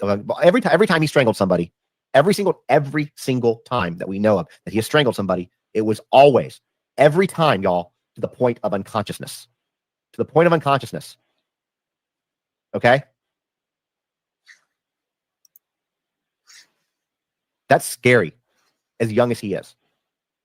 I was told by victims, or people close to the victims, I should say, not the victims themselves, but I was told by people close to the victims that he learned, people who know Jesse, and he learned how to do this without leaving bruises, without leaving marks. That's extra scary. That's extra scary. Now, with one of these times, after he choked her to the point of unconsciousness, when she came to, he had set up his camera so he could film it. He wanted to strangle her again and film it. All right? And he did. And he did. And that evidence was actually found on his phone when police investigated. Like, that's not hearsay. There's a video. There's video proof of this happening. Video proof.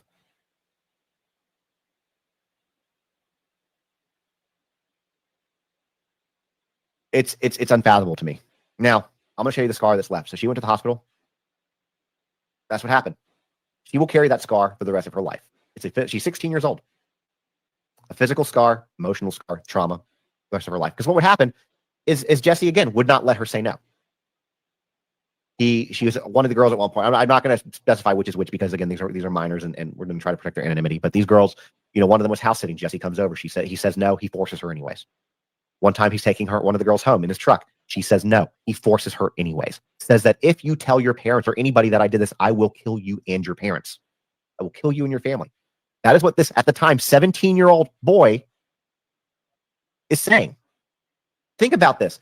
Think about this. Think about saying those words, having the skills set to strangle somebody to the point of unconsciousness, wanting to do it again to the point that you film it, and knowing how to do it in a way that doesn't leave bruises.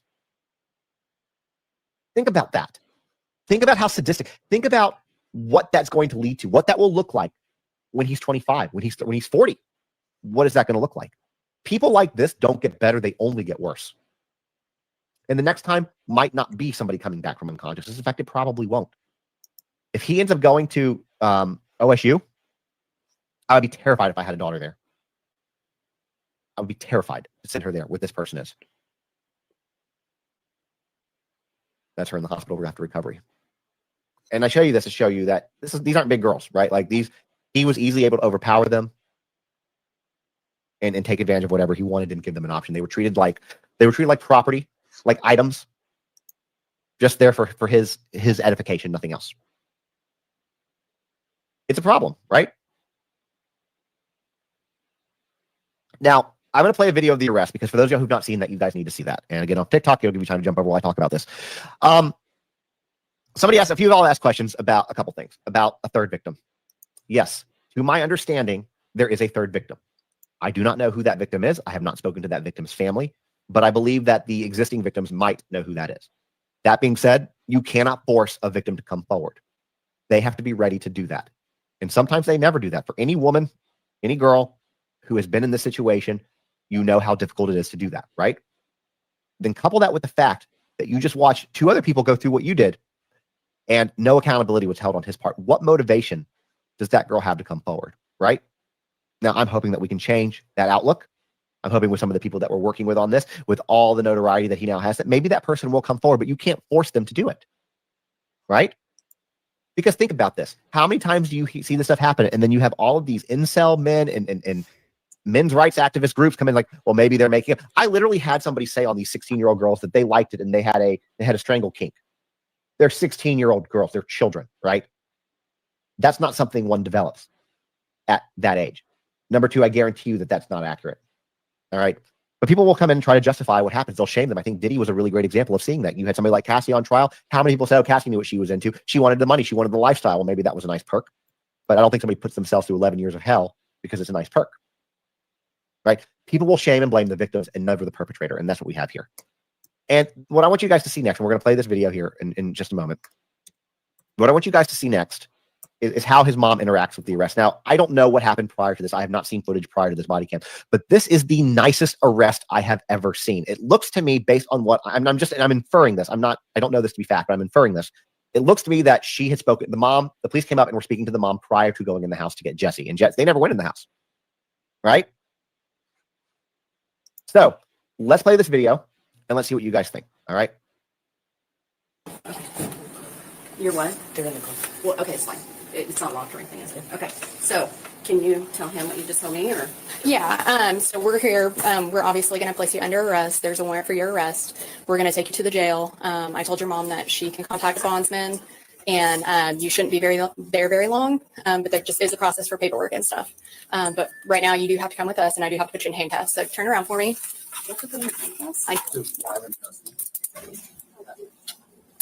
You know what it is. So, yeah. I'll get you out. All right. I'm going to pause that real quick. Let me put myself back on the screen. I'm going to pause that real quick. Here's what she said. Do you really have to put him in handcuffs? Don't worry. I'll get you out. Right? I'll get you out. Again, for my TikTok friends, if you're like, what is he? Because I've seen some of y'all say it. If you want to see the video itself, you can jump over to YouTube and see it there. That's what she said. This to me already sounds like it's already been very much talked about, etc. But again, let's keep it going. Let's keep it going. All right. Stay silent. Rick knows about this. Candy's on this. Dad's on his way. We're coming to get you, okay? Stay strong, okay? Say your prayers. Okay. So he's going to go right to the City of Stillwater jail, and if you'll just contact her, then she does this all the time. She knows what to do. Yeah. Make sure Okay. she knows Stillwater Police Department, not a county. Stillwater Police Department. Yeah. On Lewis. Yeah. Yeah. Let them know that we're the ones that picked him up. And when you say we are Stillwater PD. Stillwater PD. Yeah. Okay. That way they don't think he went straight over and over the county. Positive experience for the child. Pass it down, spread your feet for me. Not Jess. Do that. All right, that was kind of it. Hold on. That's what we had. Right? That's what we had as far as that. Now, when I first posted that video, somebody had made the comment, well, that's just a mom standing by her son. Okay. And look, I get it. Like, I'm a parent. I stand by my daughter too, but I also hold my daughter accountable, and I would hold her in this case. And she needs to hold her son accountable in this place, because love without accountability isn't love. It's enabling. And that's what happened here. And let me kind of give you another story that some of y'all know, some of y'all might not know. and I'm going to make sure that you do know, that there was an incident where one of the girls was at his house, in his room. His door was closed. She was struggling. She was screaming. She said, no. Mom comes up, knocks on the door, right? Everything okay in there, honey? Yeah, Mom, everything's fine. Doesn't wait for the girl to say anything. Turns around and leaves. Happening in her own house, under her own roof. She goes up to check on it. This girl's clearly struggling. And she walks away and lets it happen. I mean, I don't know what else to say to that. Honestly, I don't know what else to say to that. I had people come in the comments say, well, maybe he was abusing the mom too. No. I know what it looks like to live in an abused household. I know what it looks like to have that situation, see a person with an abuse complex. That mom ain't it. That mom ain't it. Right? Yeah. Okay. Let's see here. I'm going to share something else real quick.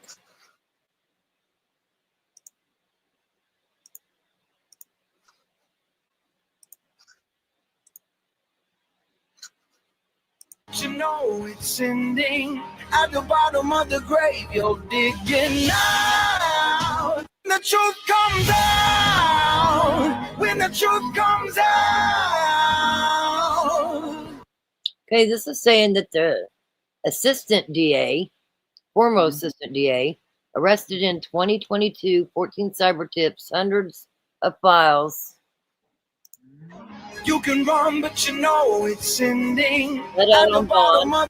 He's years later still awaiting trial, never went to trial. The grave you're digging. Oklahoma Assistant District Attorney arrested for allegedly possessing over 150 videos of images of girls being sexually abused. Oops. Y'all never worked for this? Yeah, very interesting. So if anybody came with charges, he would just laugh at them, wouldn't he? Yeah. Well, it seems like, I mean, how can you be charging, setting charges on people when you did the same thing? Yeah. It's crazy in that town.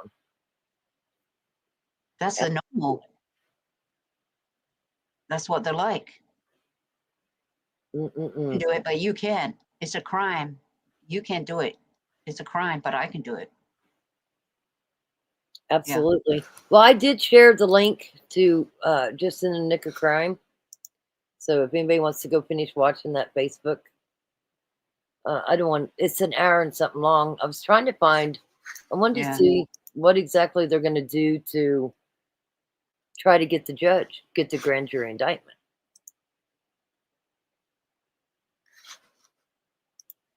Well, first of all, they got to have some evidence. So what have they got? We've got the whole case here.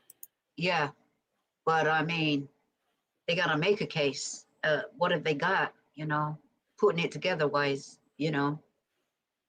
what do you need? You don't need much for a grand jury, do you? What do you need? You don't need much to get a grand jury. And no, you got a state representative that's pushing it too. Yeah.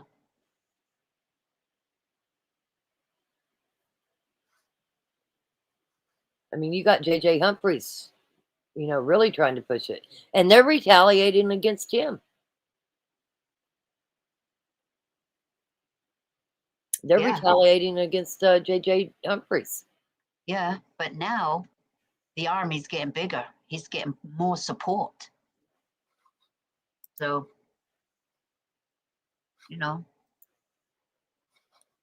the numbers are growing. And citizens are being, told about it.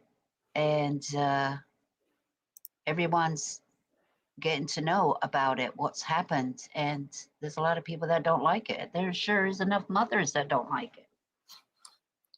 Oh, crap. Yep. And that school, when they denied those kids to go out peacefully and protest for their rights, First Amendment, weren't allowing it and said, we'll punish you if you dare. And maybe you won't graduate, or your grades will go down, or you just won't get what you want. That's a threat. That's a big threat. you know, they put a thread on it. Consequences. That's what they did. Your consequences may be this. Yeah, it might be. You're going to punish those kids for doing the right thing.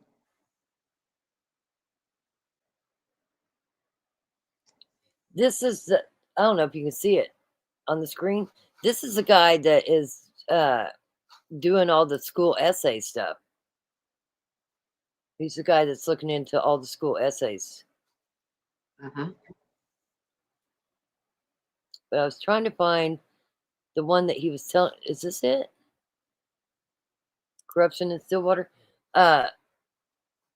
Just in the Nick of Crime's friend. He just told us about it. Yeah. What's it called? It's got a Jesse link to Mack it. Butler, Corruption in Stillwater. I don't know if this is the one he was talking about. Yeah, he said something about corruption in Stillwater. I think that is the one. Well, look how many people he's got on there. He said he had about 2,000 followers at the time. Members.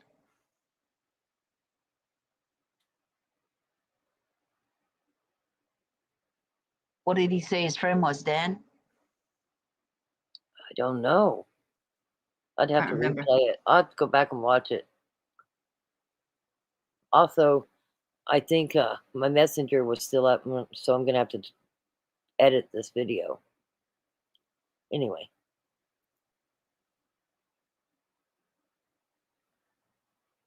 I'll have to dig some more into this and see. There's so many. If you just put in Jesse Butler, there's so many. Yeah, but he did say his friend, so that's the one he I put think up. so. And he said he had about 2,000-ish. What does it Yeah, say there? there's Yeah, 2,400 members. here. Yeah, he said he had 2,000 something when he made that video. So it probably is that one.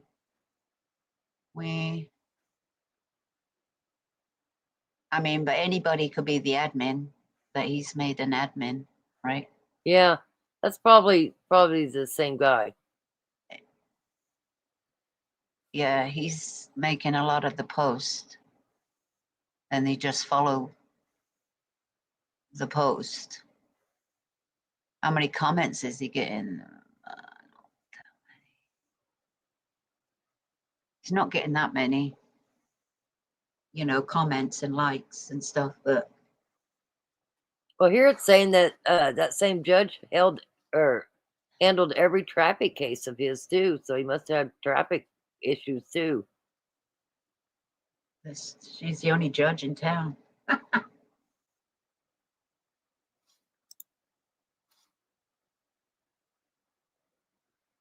Looked like a pretty big courthouse to me.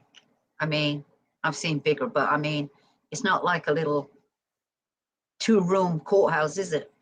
Well, you're also in a college town, so.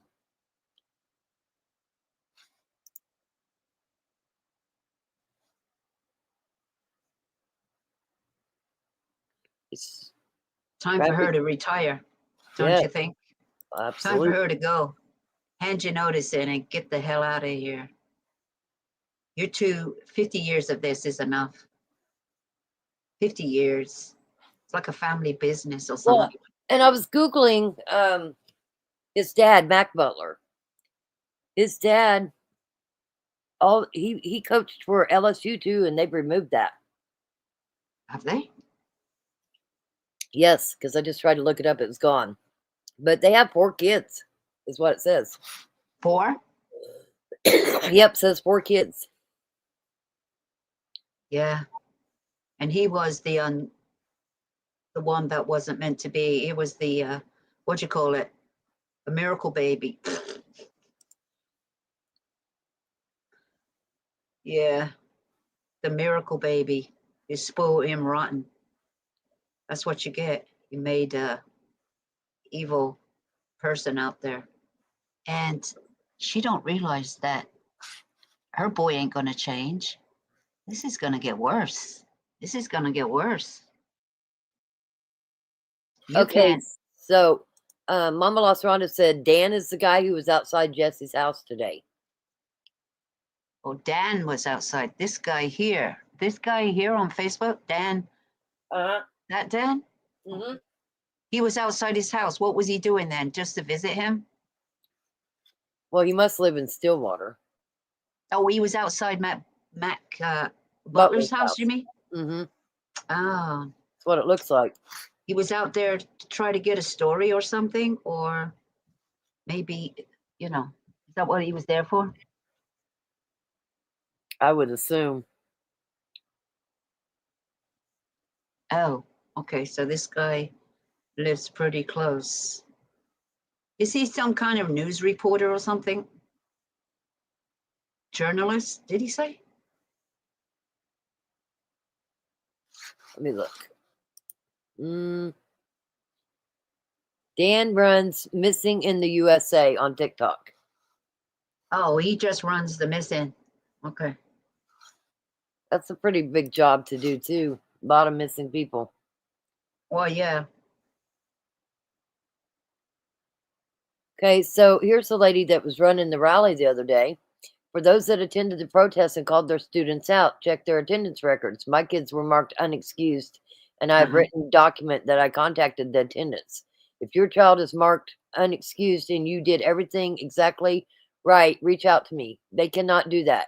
If you mark them out for educational outing, that is still excused as well. And I have documentation on rallies like the one we had are covered under educational outing. See, that's the other thing. The superintendent and everybody tried to keep the high schoolers from coming. Yep, their First Amendment. And threatened them, because that was a threat. That's crazy. It don't matter if they said could, but it's just a threat. What were you going to do to these kids? Hold them back, not let them do what they asked, make their grades, fail their grades. What were you going to do? Give them a C-? What were you going to do? We can look into that too. If you ever kids ever had a bad grade and they had a good grade, well, check into it. And they'd be fired, hopefully. Maybe the teachers are paid off too. They get funded. See, the trouble is some of these schools, they get funded by certain people. I don't really like going through Facebook because it gives the real names of people. Ugh. You can do screenshots and then color their name out. It just takes a little bit more work, but you could do that. Listen, that group is public, so if they don't want to be known, then be anonymous. Right? It's a public group, and they use their name. They use their name. Don't comment then. We may have lost her. We may have lost Rock, but she'll be back. She'll be back. How'd you like that? I just kicked myself on out of here. Oh, Kicked Lordy. herself because she didn't like what she had to say. That's right.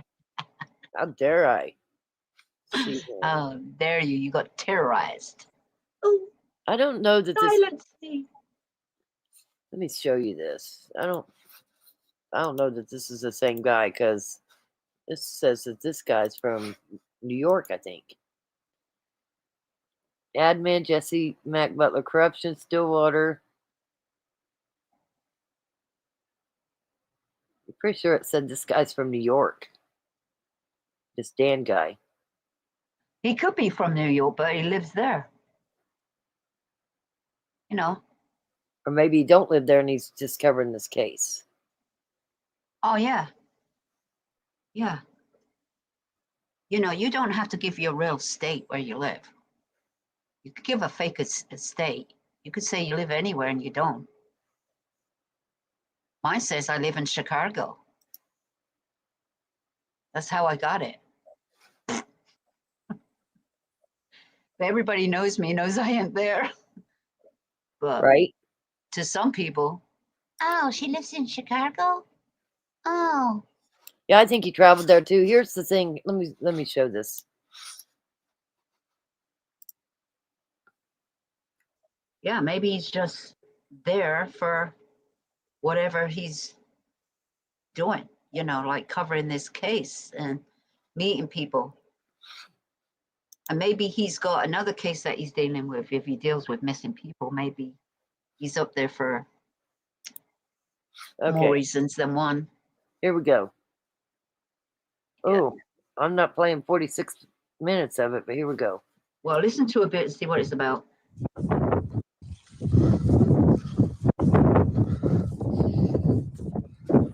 Make it bigger. Yeah. Oh God, he's outside. Is he gonna talk? No. But listen to his heavy breathing. Hello.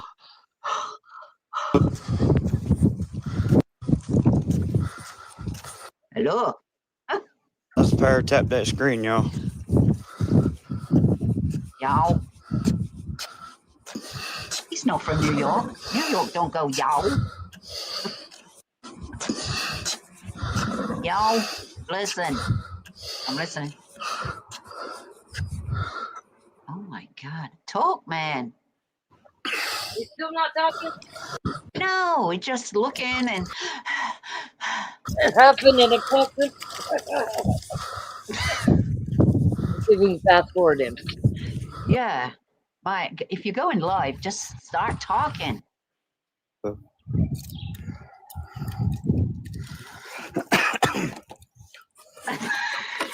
Okay, I'm not impressed. Yeah, he No. lives like 3 minutes from me. Okay, so He's this guy not- lives there 3 minutes from him. Yeah, he's not from New York.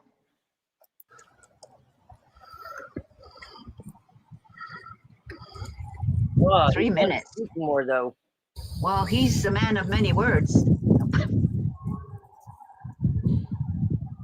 Listen, he's supposed to be getting out, talking, whatever he's got to say, you know.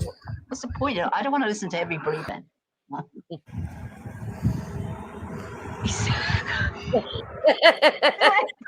Sidewalk, as you guys can see, this is a very Oh my nice God. You did a public better job, sidewalk. Rob. Oh my God. I'm not breaking any laws. I did You're take honest. photos of the entrance just in case they try to sneak the signs back up. I Ooh, have proof that there is no signs up at the front of the entrance. you have proof. You can take a picture and then stick them up after.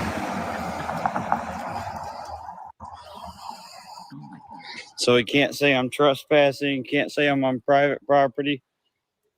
Ain't nothing he can do now. Is that their house? Yeah, With a 3-car garage? He must be. yeah.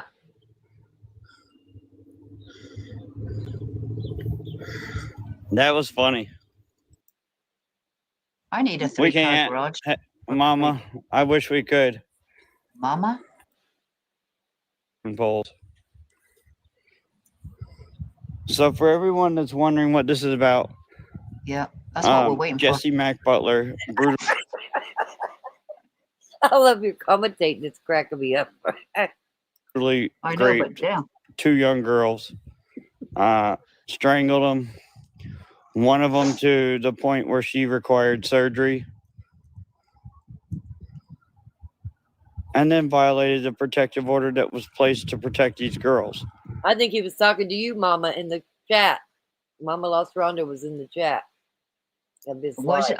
was your mama? Oh, okay. Yes, He she said was. mama somebody. Oh, look, there's her name. We see you, mama. Nothing escapes us. Originally sentenced to 78 years, or Right. set to be sent to prison for 70. Mama. Violates any of those conditions, he serves a 10-year sentence. Yeah, That is I gotta months. eat cheese. The shit. Well, He don't even have good service as well. What kind? Who's he got? AT&T? that's my fault. I'm skipping through it because it's boring. Like, I'm just curious of what he's accomplishing right now. Right, you got to keep talking and you got to keep interacting and you got to not stop. As we lose track of what the hell you're talking about. Best thing. We can't post these on public property, but I can sure as hell hold it. Yeah, you can hold it and go up and down the He was sidewalk. 30 seconds away from death. And he was originally set to serve 78 years until the district attorney and the judges decided to give him a youthful offender status, which instead of 78 years, I do have contact with the victims. Instead of 78 years, he got 150 hours community service,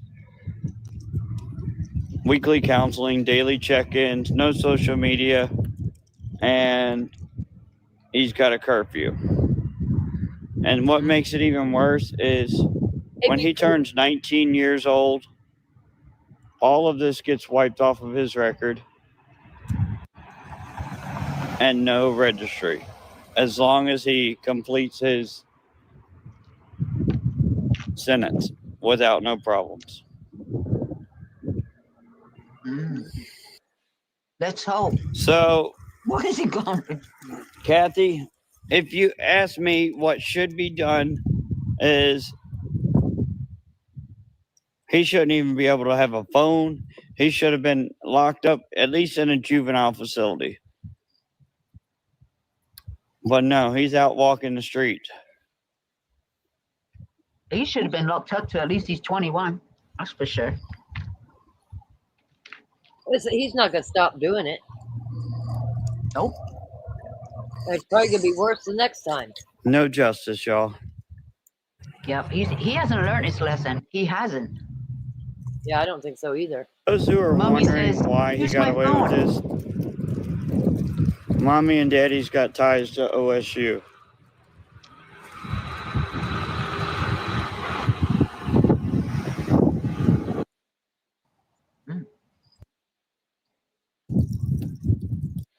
Exactly, Judy.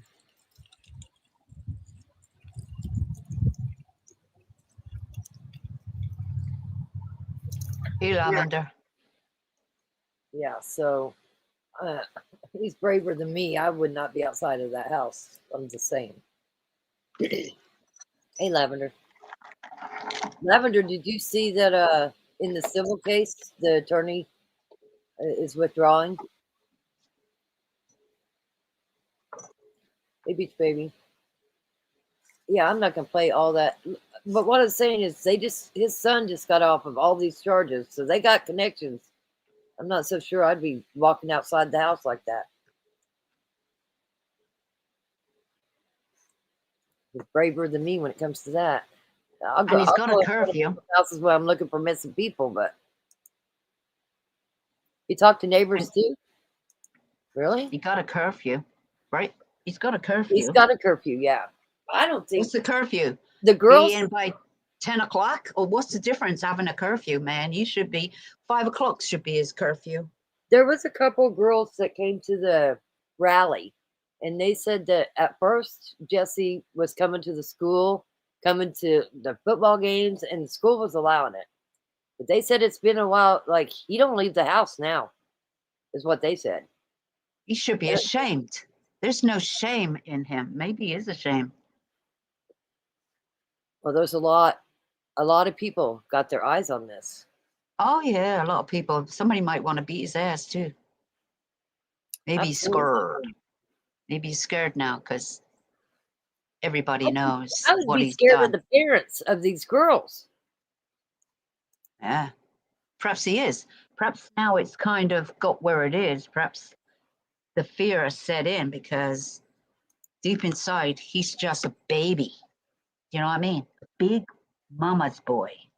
Big Now, baby. what happens if he gets a scholarship at OSU? That would be nuts. What happens if he gets a scholarship with the baseball? Is he that good? I mean, is he that good? I don't know. I mean, his He don't parents have even look like. connections. Yeah, well, he He's can't still get in in high just having school. connections. You got to be He's good. right now. He's still in high school. He's still he's doing online. Yeah, so he graduates next year then. Yeah, So probably he's in still May or got a whatever. good he's still got a good, 5 months before he graduates. It's crazy, absolutely crazy. So his birthday must be late, past September for him to be graduating next year when he's nearly 19. So he must have just had a birthday, like turned 18. Well, let's see if I can find it. I don't remember when his birthday is, but he's still at school. That means his birthday is in September sometime after school starts the year.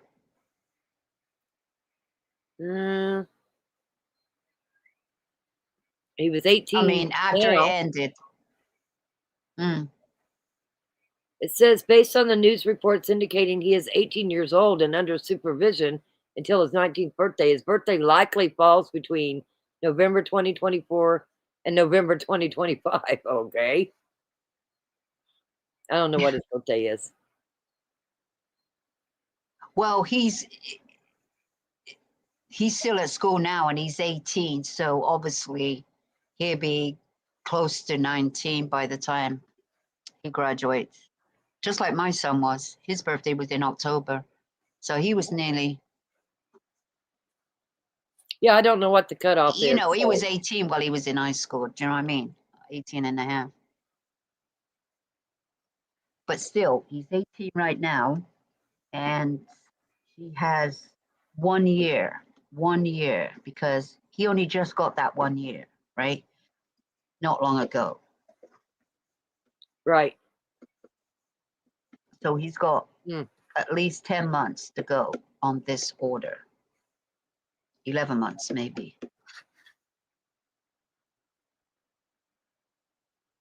Yeah, I can't find his birthday. Oh, actually, hold on. Well, let me see. I can get it. Hold on. I'll see if I might be able to get it. I'll get it.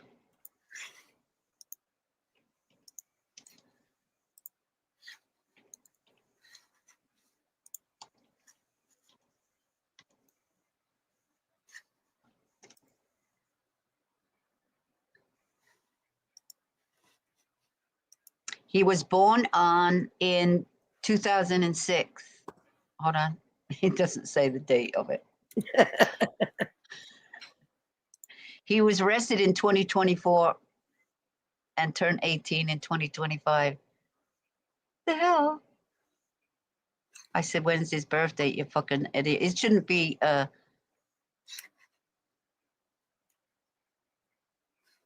shouldn't be a secret.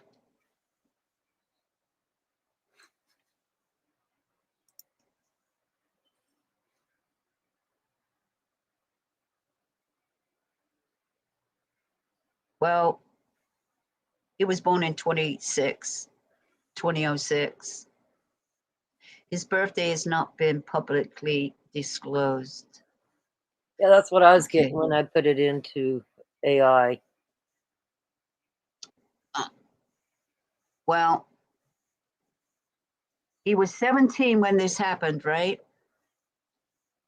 2024. That was in February. That was in February. And then he had his initial appearance March 6, 2025. And then when did they say he turned 18? Well, he's 18 now. We can figure out which month it is, more or less.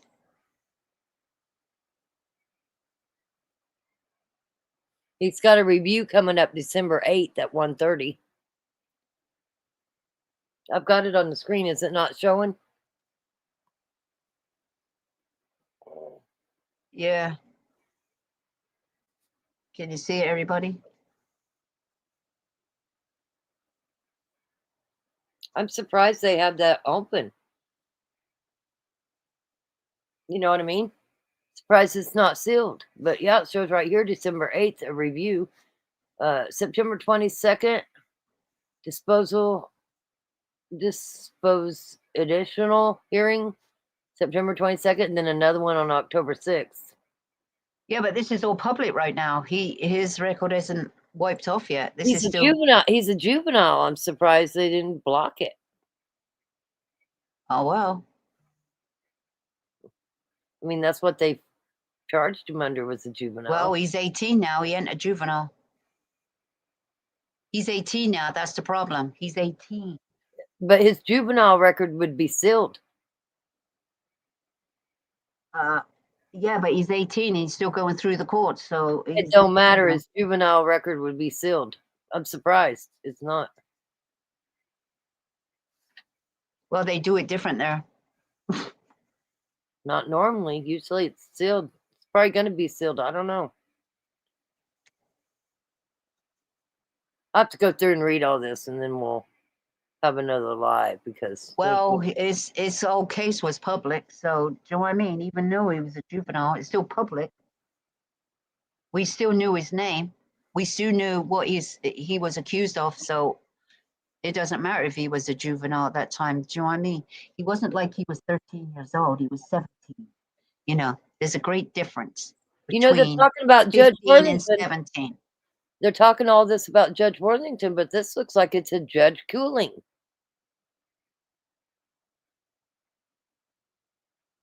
Judge Cooling, JP, the state appears by attorney. So more than one judge is involved in this. Uh-huh. The defendant was 16 and a half years of age when he committed counts 1, 2, 3, 4, 5, 6, and 7. Oh, 16 and a half. The court Oh, when was that? He was 16 and a half. When was that? Hold on, read that. That We're was in going to find out. February. I don't know. They're saying when he We'll find committed out. this. Yeah, 16 and a half. So what month was that? Because we can find out when his birthday is. It was 16 and a half when he committed the, and so when was the act? Offender on August the 26th. No. Okay. The defendant is that's placed different. under and subject to the oversight of the Office of Juvenile Affairs pending his compliance or non-compliance with the orders of the court. The matter is set for review on December 8th.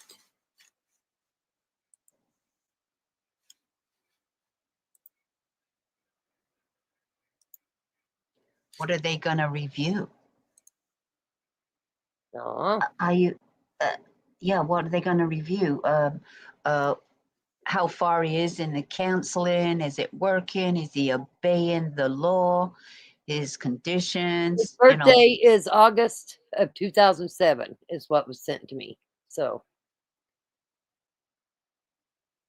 Yeah, but it says his date of birth, he was born in 2006. It says here, Butler was born in 2006. I don't know. Does it really matter? I don't know. No, it doesn't really matter because the law says so. Yeah, December 5th is his next court date. But we know that when he turns 19, his slate is wiped clean like it never happened. So what you got to do is keep putting his picture up, spread the word. Spread the word. Because, you know, he's not innocent of these charges. He did it. He's not innocent. He made the plea deal. So he's not innocent. He's far from crazy innocent that of court's these going to charges. be? That court's going to be crazy on December 8th at 1:30 because he's going to have to walk through the protesters to get in that courtroom. Are you going to have protesters that day? Yep. If they do, I mean, that's a good day to have it. That would be a good day to have it with the signs yelling whatever they can yell, you know. But again, it looks like there's more than one judge involved in this. See? This Judge Kuling. Well, perhaps he deals with this kind of thing. He deals with He this must and be that the judge. juvenile, the youthful offender judge. Yeah, the youthful offender. I wanna know how youthful he is. Yeah.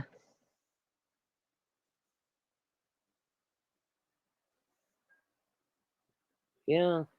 Helping these kids is not helping them, is not helping nobody, because he's got a violent sexual deviant mind, and that really has to get treated, and it's never treated. Now, remember, he's into all that. He's into all Oh, that. okay. Thank you. Okay, look. What? Let's see if I can do this right. There it says his good. month and year, August 2007. Oh. Listen, somebody, a good little birdie dropped that to me because I knew that, but I forgot. All right, keep it still. I'm going to screenshot it. I forgot that on the OSCN, if you click their name, it'll tell you their birthday. Yeah, because it ain't no secret. Is it the 9th of the 26th, 24? Ooh, got his own address.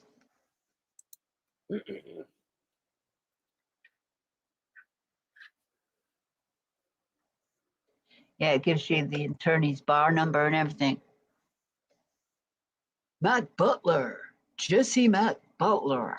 Now, remember that face, the ugly face, that fat little child. Oh.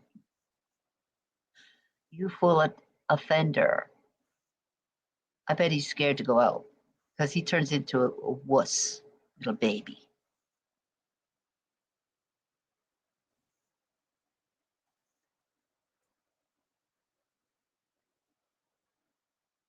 I bet he does whatever his mama tells him to do. Oh, son, what would you like to tuck you in? Are you warm enough? Have you had enough to eat? I will make you something special. Kind of mother. Are you there? Or you dropped out again? I'm Hello? here. I'm here. Oh, I didn't know if you fell asleep. Me fall asleep? Are you kidding? You don't know me, do you? No. Just check and make sure you're still with us. Chris never came back. He ghosted us again. He did. How dare him? Well, let me tell you, the KU game is not. Internet must be. Why don't he get some better internet? Well, for one, he can't afford it. He's using his buddy's internet. No, I mean, if you have a phone, it comes with internet. You don't pay no extra. Right? Like my phone, it comes with internet. I don't know. I don't know how that works. Perhaps he's got to have a phone. I was going to look up that Braden Brown, too, in the London Valdez case. See what's, if there's anything new on that, too. You got to get T-Mobile because T-Mobile is everywhere.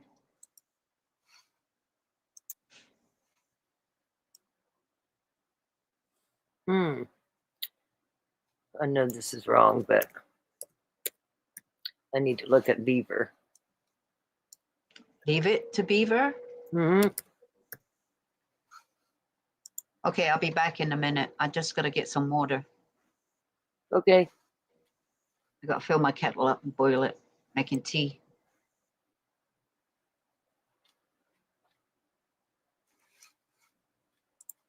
Let's see here.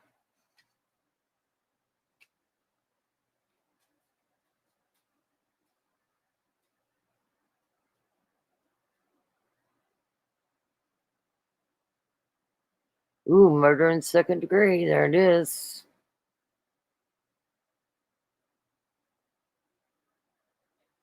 Sealing and restricting the case.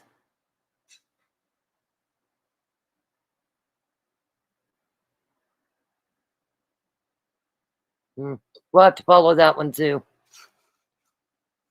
What we can of it. Yeah, that's a good one. Good time to protest out there, or rally. It's the day he goes to court. That'd be a good one. I'm not gonna stay on here much longer. I'll wait for her to get back. But I don't like sharing Facebook. I'm just not real good with Facebook, and I just hate it that it shows people's real names. I don't like that at all.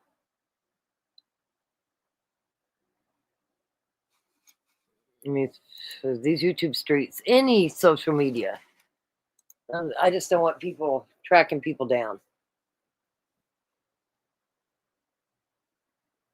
at all. Let's see here.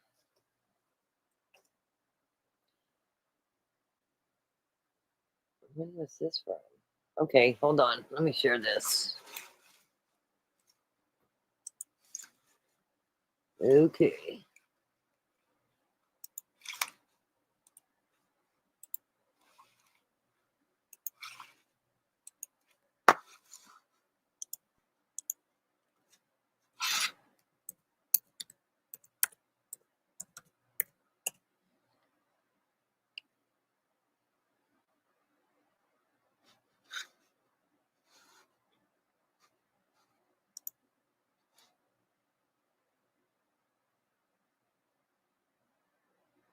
Braden Brown, 19, is facing murder charges in connection with the death of London Valdez, 16, of Oklahoma.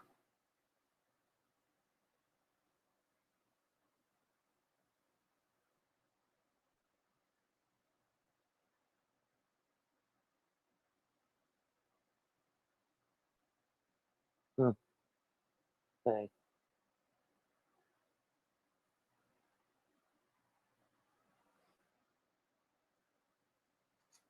Oh, no, I don't know. It looks like it might have been under people. I can't tell. Okay.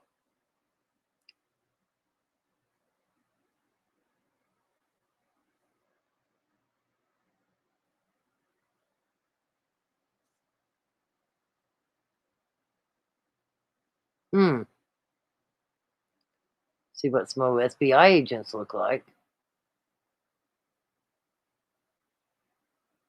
Okay. Let's skip on that too. We'll skip on that too. Oh, good. Okay, because that was worrying me. Yeah, T-Mobile don't work there. He's in Great Bend, but probably don't work there either. I don't know what kind of service. I know he's got free service. It might not have internet. I don't know. I wouldn't use my relative.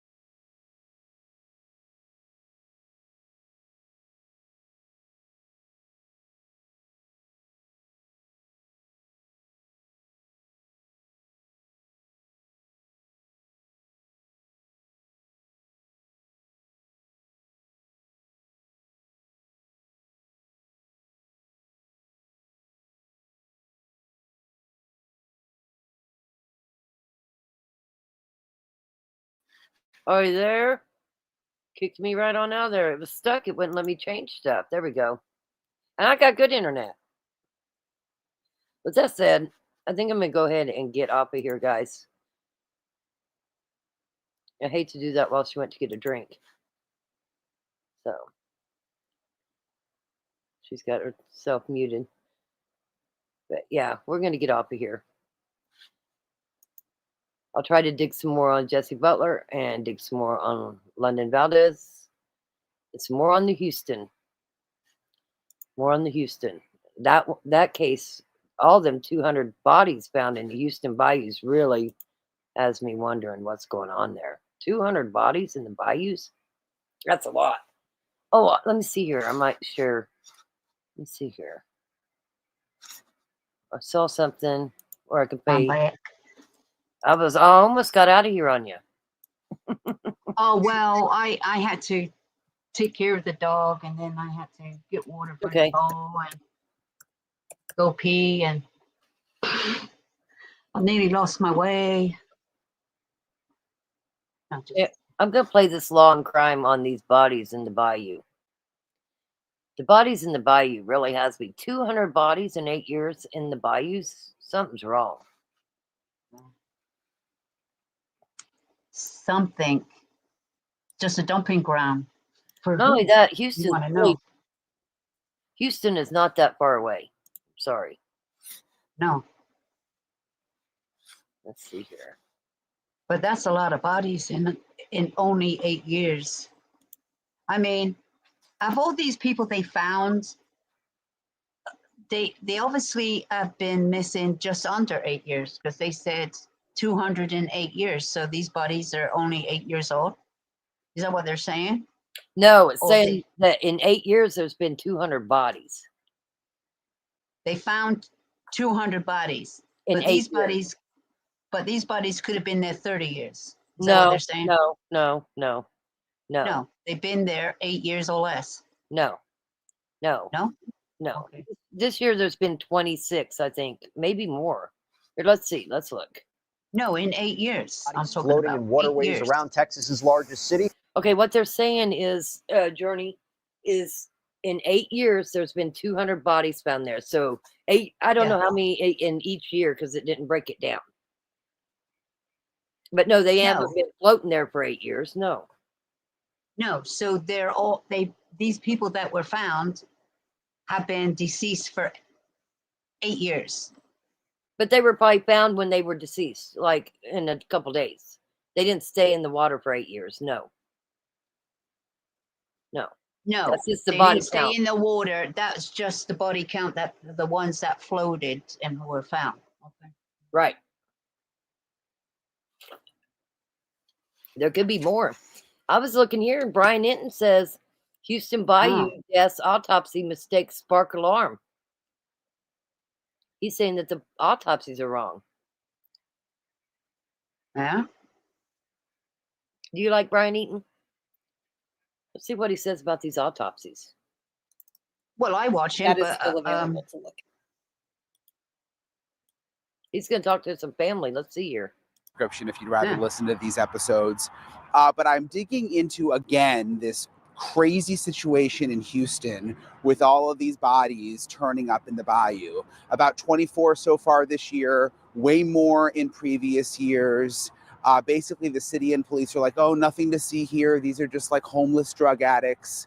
But some of these families are coming forward and saying something does not make sense.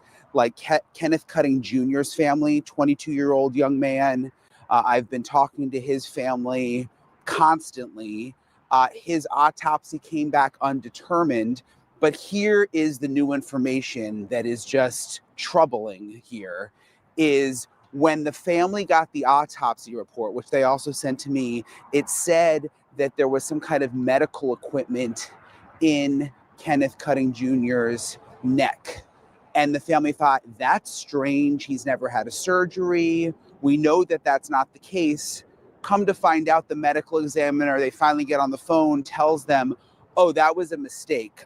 We made a mistake. There was another autopsy that day and some things got crisscrossed. So now the family is like, well, if you made that mistake, how do we know you didn't make other mistakes on Kenneth's autopsy or on any of the other autopsies from these people found in the bayou? And Get a second is this just an indication that there may be something going on that the medical examiner hasn't discovered and that the police are not investigating?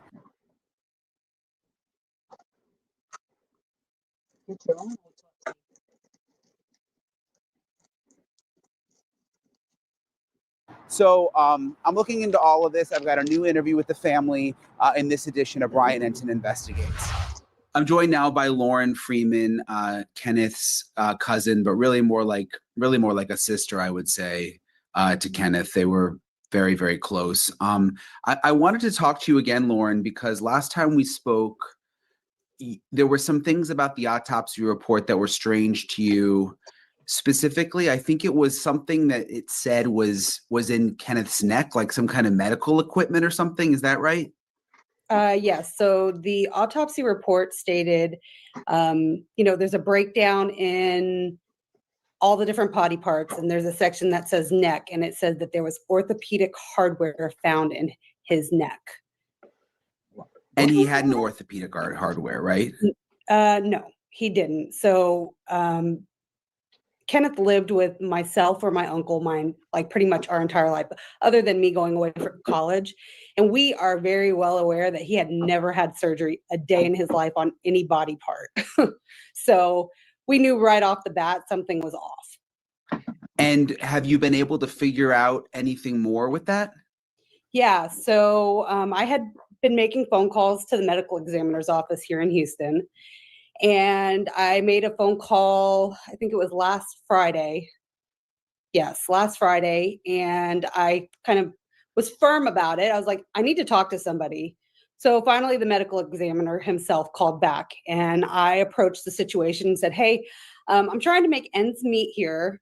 Your report says that he has medical hardware in his neck, and we know 100% that he never had surgery a day in his life. Can you please explain that to me? And he kind of stumbled, and he says, I did 2 autopsies that day, and that was information out of the second body's autopsy. And I said, what? He goes, yeah, it was a mistake. It was just, I accidentally put it in his report. So I just kind of left it at that point. I was like, I asked a couple other questions pertaining to the report. Like one of the other questions I had asked was, do you know how long his body was in the water? And the reason why I had asked that question is because you did an interview with a ex-NYPD homicide detective that flat out said, we can usually tell about the time they have been in the water. So that's why I had asked that question, but I didn't get any response from him. Did he just say he didn't know, or? He says there's no way to tell that. I guess I'm just wondering, with already all of the strange questions about Kenneth's death, if he made them, if the medical examiner made the mistake about saying that there was like medical equipment or whatever inside Kenneth, and then said, oh, that was just a mistake. Like, how do we know there aren't other mistakes? Well, so that's a great perspective and point of view. Because I went through and looked at the medical report. Can you believe that they're making mistakes on the autopsies? It's crazy. After he said that, and we caught 3 other mistakes. So the first mistake that I caught was he was found at 3300 Sweeney Street. Sweeney is spelled S-W-I-N-E-Y. The report is spelled S-W-E-N-N-E-Y. So the location where he was found was spelled wrong. To me, that's a pretty important piece of information. Yeah. Yeah. So that was the first thing. The second thing was they measure out in inches. I believe they said that, I want to say it was 89 inches. Don't quote me on that, but it ended up being 4'8" and some change. And he wasn't. He was about 5'3.5". So that doesn't really make a lot of sense. That's a big difference. Yes, it is. It's a huge difference. Huge difference. And then the third mistake that we found is that they said that he was 89 pounds. And we know for pretty certain, because of my uncle, that he was about 115. He fluctuated between about 115 and 125. So, and from all the research that I've done, when a body is pulled out of the water, it takes on weight because of the water log. So it's just not all adding up to me. Bring those things up. I did not. I didn't bring them up because he Why had not? already admitted to a mistake, and I just kind of left it because the response I was getting wasn't a response that I was really okay with. I don't know how you make that kind of mistake on a autopsy report. I understand we're all human. We all make human error, right? But to make that many mistakes in somebody's autopsy report, what else is wrong? Yeah. Yeah, and just from And the covering age of the cases other like body. this and covering court cases, I mean, autopsy reports are very, very important. What'd you say, love? I said, plus the other body. How old was the other body? Was it an Right. old man, middle-aged man, a baby? How do I you mean, screw it up? That's crazy. Ah, Important. And they're supposed to be detailed and correct Mhm. down to every little thing. Yep. And like sometimes with police Especially reports, for court. you might get a new officer that made some mistake, or I've noticed there's a lot of grammar mistakes in police reports. But like with autopsy reports, this is a doctor. This is the official cause of death. This is very, very scientific. I mean, that's really kind of disturbing, I think. I would agree with you 100%. It's to me at this point, that medical examiner's credibility is out the window. How do you believe anything that's on that report? Yeah.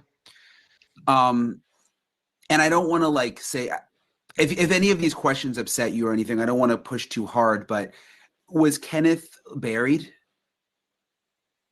Laid to rest, or what ended up sort of? We ended up laying him to rest. Yeah. So. Yeah, I was just wondering because sometimes, Wants to if know if someone's he's cremated, cremated. it just makes me wonder, if they ever did need to go back and, if Autopsy this was again. reopened, would it be possible to re-examine some of these things that this medical examiner may have made a mistake? Yeah. So, I mean, my understanding, Thank you, the Mama. lab has samples of everything because there was an extensive autopsy report done. You The hope. kidney and other organs were sent to be observed by the autopsy report. So I did, my understanding is that is still available to look at. Okay. In terms of we obviously did the story together when I interviewed you and your uncle, and there's been some other media reports, and a lot of people have really taken an interest in Kenneth's story. Have you heard anything else from the police or sort of on the status of the investigation? So last week, His we have a pretty good partnership with a local reporter here who has pretty decent connections into the police department. He had made a couple calls because we did an interview with him, and he actually came to us and said, "Hey, I'm just letting you know they closed his case." And they did that while they were on the air with my uncle and told him, and he got a little bit hot, which I can understand, right? Like, I don't know how you find a body in a bayou, tell us to wait 8 to 10 months, then the autopsy comes back undetermined, and we have to push to have a case open, and then you don't even tell us when it's closed. So he was pretty upset. I kind of expected it just because the lack of communication wasn't all there. I mean, it wasn't great, it was the lack of communication kind of told me the story of what was going to happen, right? But So they never called you, No.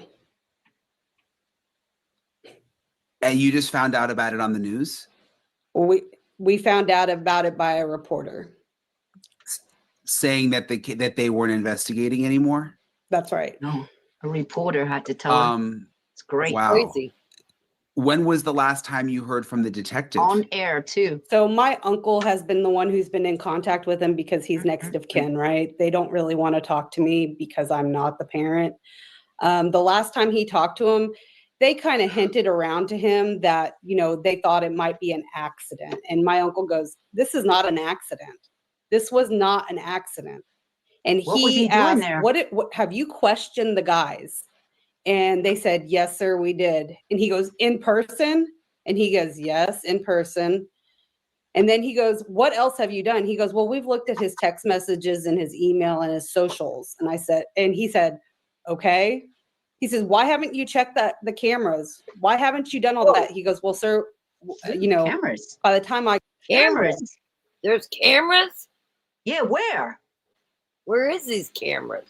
Secret cameras. We never heard about the cameras, did you? No, I was just said they needed cameras. What the hey? Where are these cameras? I mean, Oh wow. it leads you to, I mean, they might not be everywhere, but the cameras spotted him walking from here to here. Who was with him? Do you know what I Right. mean? That matters, doesn't it? It does matter. got the case, there was no more video evidence to be received. Pretty much saying that they were overrun, right? They've lapsed. But if the official cause of death was undetermined, that doesn't rule out foul play or homicide. 100%. So, That's and right. that's what I'm doing here. I mean, the past week I've been fighting. I have been fighting because where my mindset is that Takes the a long time. geolocation on his phone is pretty important in this case, in my opinion. Because if we can go look at the geolocation, we can kind of see that story on if Oh, certain people are telling the truth or not. Right. I'm just still processing the fact that they said that they're not even investigating anymore. So is there anything you can do? I mean, have you reached back out since then? So I have an email into the chief of police for HPD. And last week I really focused on local stuff and I have put it out. I have put out Kenneth's story. I have put out the autopsy story. And I really have focused on not just regular media, but radio stations and podcast people. And so one thing that happened last week is that we were able to get on the Michael Berry show, which I think is really great because he's in the Houston community, if that makes sense. He's very big here. And on the podcast, he actually said Houston Police Department had contacted him, letting them know they were looking into the case. Now, I don't know what that consists of, right? That's just something that was said on a radio show but Michael Berry is pretty connected here in the city of Houston. So maybe the pressure is working and they're not just going to push this to the side. I'm hoping so. And I can't stop here. I'm not going to. I'm hoping the pressure is working because I have literally been everywhere trying to tell his story because there's a story to be heard. And there's a bigger situation here, right? It's not just about Kenneth. There's X amount of other bodies that have been found in bayous throughout Houston that have undetermined autopsy results. And those families are fighting for answers too. They're fighting for answers, trying to get answers why their loved one was found in the bayou and why nobody knows why they died. Sometimes, now that you've been doing more interviews, people will contact you, people have, information. Has anyone come to you with anything interesting? No. Have any of Kenneth's friends had anything to say? Just the normal response from them that they think certain people are responsible for his death and that they're so happy that I'm continuing to fight. That's pretty much the normal response from them. And Kenneth, which we reported in our last conversation with you, was in a relationship with these two men, two older men. Have you heard from them at all since we talked? No. We haven't heard from them since pretty much the day he was found, which would have been like July 1st, 2024. Did you ever, how long was he in the relationship? About 6 months. Okay. Do you know how they met? I don't 100% know. I know that it was on some kind of online dating. I'm not sure which one. But yeah. Did you ever hang out with them together? I did not personally. My uncle spent time with them. They would go out to eat. They would come over and hang out. And that's how my uncle got to know them really well. I forget. Are you in Houston? I am. So I live outside of Houston. I'm about I would say 80 miles outside of Houston. So it's still commutable, but it's not like I'm right around the corner from anybody, you know? Right. So yeah, okay. So did you had you seen Kenneth lately? Yeah. So I saw Kenneth probably about 2 weeks before this happened. What did you guys do? We just hung out. I mean, that's kind of what we always did. We hung out, talked, had dinner. Italian family, we do pasta every Sunday and just talking and him playing with my kids. You know, just normal family stuff. I didn't really get to ask you this last time. I mean, what were his like dreams? Like what did he want? I mean, he was so young. What did he want out of life? Did he ever talk about it? Yep. So he was a very talented artist. Like to a point where he could have done anything that he wanted to, comic books, you know, whatever he wanted to do. And it's something that he loved from when he was a little boy up until he died, because it was just, he could let his imagination run, you know what I mean? So that was one of the things that he really enjoyed doing in life. That and music. He loved music. And did you get a weird vibe from him at all the last time you saw him? Not at all. It was just totally normal. Yeah, it was totally normal. And then my uncle even saw him on Father's Day. So, and he said, I asked him that. I said, hey, you know, like, was anything off? He's like, no, it was a normal, like just a normal time hanging out with, you know, my boy. Yeah. And Father's Day wasn't that far. It wasn't that, you know, trying to formulate the word, sorry. So it was only like a week or two apart, right? It wasn't that much for sooner than when he was found. And the story that was told about him, I think it was like he was drunk and fighting in the car and screaming and then got out of the car, and, you know, this thought that he may have, like, I guess, just wandered into the bayou on his own and drowned. And is there anything from his past that like supports that kind of behavior? I mean, you know, like we all know people who it's like, oh yeah, they do a lot of crazy things. You know what I mean? Like, did he freak out like that? Did he have issues in the past? No, not really. I mean, like everybody can get upset, right? Like I've seen him get upset before, but not to a point where he's That's like not really. going crazy. He was pretty, I say this, but he was almost like a loner. He had like one or two friends, like close friends, you know, and like people that like he could count on. And then that was really it, other than meeting these two guys. So like he wasn't the kid that went out and partied all the time. He wasn't the kid that went out and just adventured all the time. He was more of more of the person that like, hey, let's put on like a horror movie and pop popcorn and let's watch movies all night. That was the kind of person he was.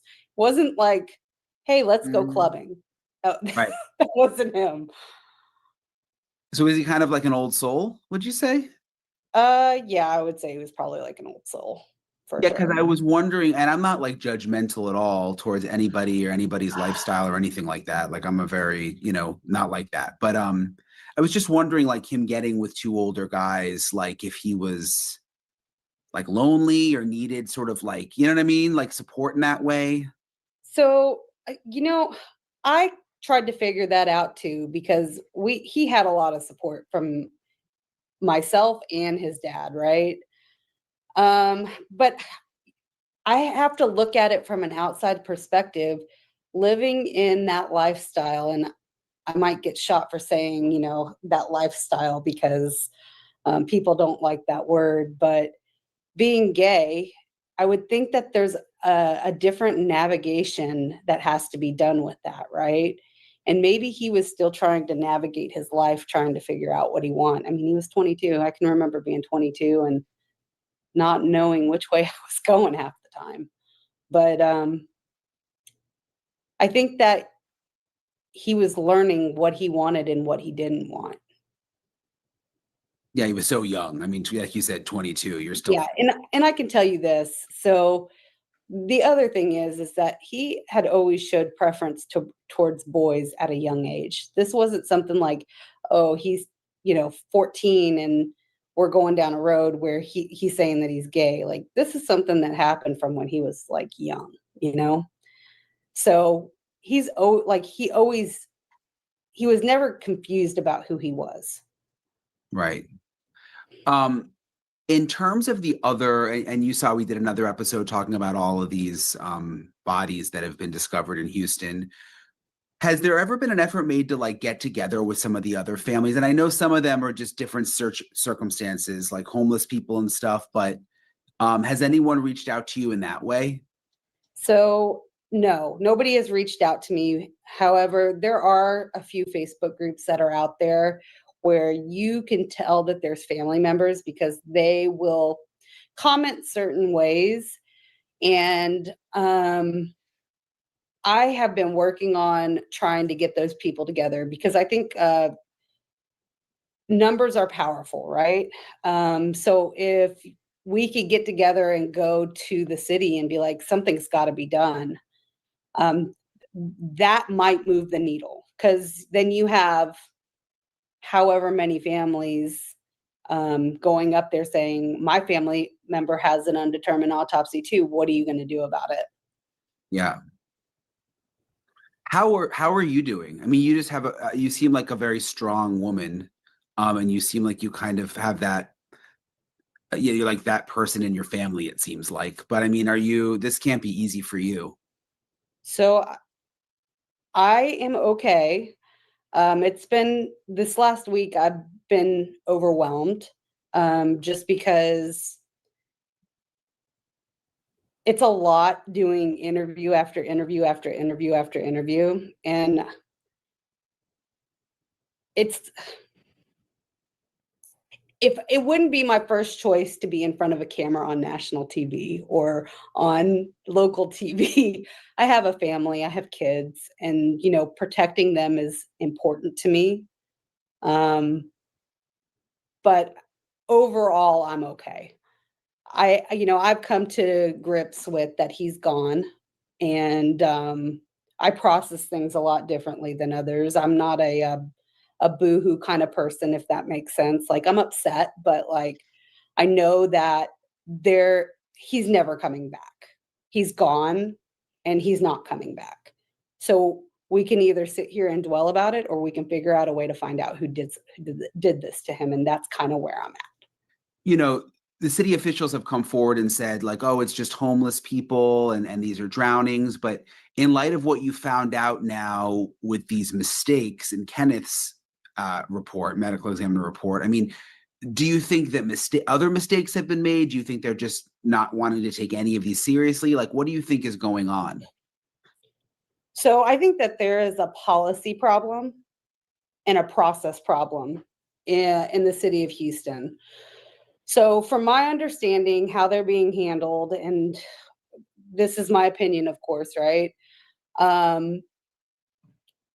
If a body is found with no foul play, no gunshot wound, no stab wound, no blunt force trauma, etc., right?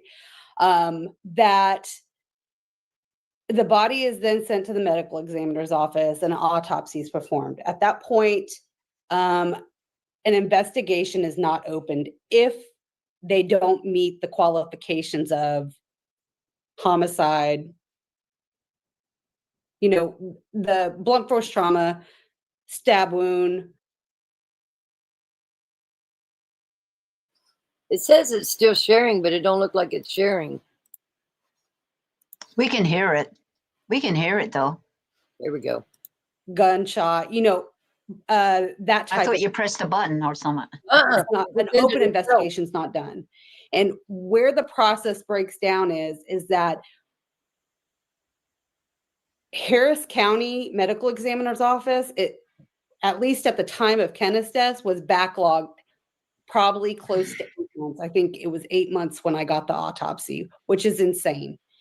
At 8 months, evidence is gone.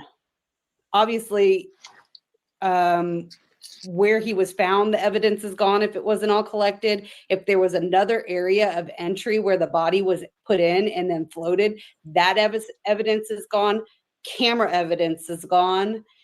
Basically, where I'm at now in my situation is all that is left is digital data, which would be like cell phones. And that is why I'm fighting, is because geolocations on his phone need to be looked at. Where was it? Where did it go? Because the phone was with the gentleman, the two roommates, right? The two boyfriends. So I feel like if an investigation is opened right after, even if it's not deemed homicide,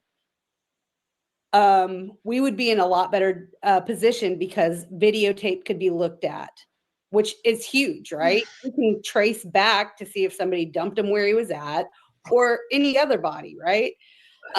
So for me, there's a process problem where when these bodies are being pulled out of the water, they should be treated, all of them should be treated as homicides. And they're not being treated as homicides. They're being told, hey, we need to wait. The autopsy comes back, then we'll open up an investigation. Well, at that point, it's too late. It's too late to open up an investigation and then go back and try to piece things together 12 months or a year and a half later. It makes you question, like, if they're even really looking into what happened to these people who were found in the bayou. Because if the medical examiner made these mistakes on Kenneth's autopsy, like, are they really investigating? Are they, Well, and then, so the other point of that is that if he has a mistake, that means somebody else's body has another mistake too, right? So how many mistakes are there across the board? And is Kenneth the only one? How many other people have mistakes in their autopsy report? It's kind of crazy to think about. Yeah, 100%. I mean, it's not even a funny situation, but that's all I can do is laugh because it's like nuts. Yeah. There you go. That was it. 911, 911, please. My baby was in. That's crazy. Screwing up autopsies. It's nuts. So what? On another note, do you think we're going to get $2,000 from President Trump? For what? He's going to do stimulus, he says. $2,000 per person. Well, that word was going around since day one. So he just said it yesterday. What did he say exactly? I didn't hear that one. I didn't hear the update. I haven't watched too many Trump updates lately. Even though I did the Senate last night because they were voting and I went live just to see, just to go live, because it affects us all, opening the government. And they opened it. I said, oh, they're going to open it tomorrow by Wednesday. Yeah. Stipulations though, still Right. not over, but at least it's open, and they're still trying to stop the food stamps on some states. Okay, let's But play Judge, This is an hour ago, so let's see. Yeah, let's see the update. President Donald Trump is once again floating the idea of sending Americans rebate checks. 2 Months Know's Ben Briscoe looks at the chances of this becoming reality. A giant $2,000 check out of nowhere sounds great, but there's still a lot of questions about how this would work. So let's get you some answers. Like the pandemic money, how did that work? President Donald Trump says the checks would be payouts from revenue collected through higher tariffs. We're going to issue a dividend to our middle income people and lower income people of about $2,000. There may not be enough money for Trump's plan. The Committee for a Responsible Federal Budget calculated that the checks would cost almost $600 billion. But the new tariffs are only bringing in about $350 billion. Elon political science professor Jason Husser says it's possible that Congress could pass smaller checks. We have seen a U.S. Senator, Senator Hawley, talk about doing a $600 check. That does fit sort of the back of the envelope math that this might be possible. But when we're talking about the scale that President Trump has alluded to, it does seem to be more money needed than what has been brought in by tariffs. Who gets the checks? President Trump posted more detail on Truth Social, writing that the checks can be paid out to everyone, but not including, quote, high income people.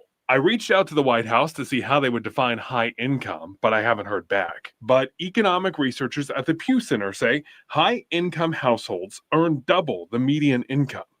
That puts the cap for getting the checks at about $211,000, according to information from the Federal Reserve. Will this really happen?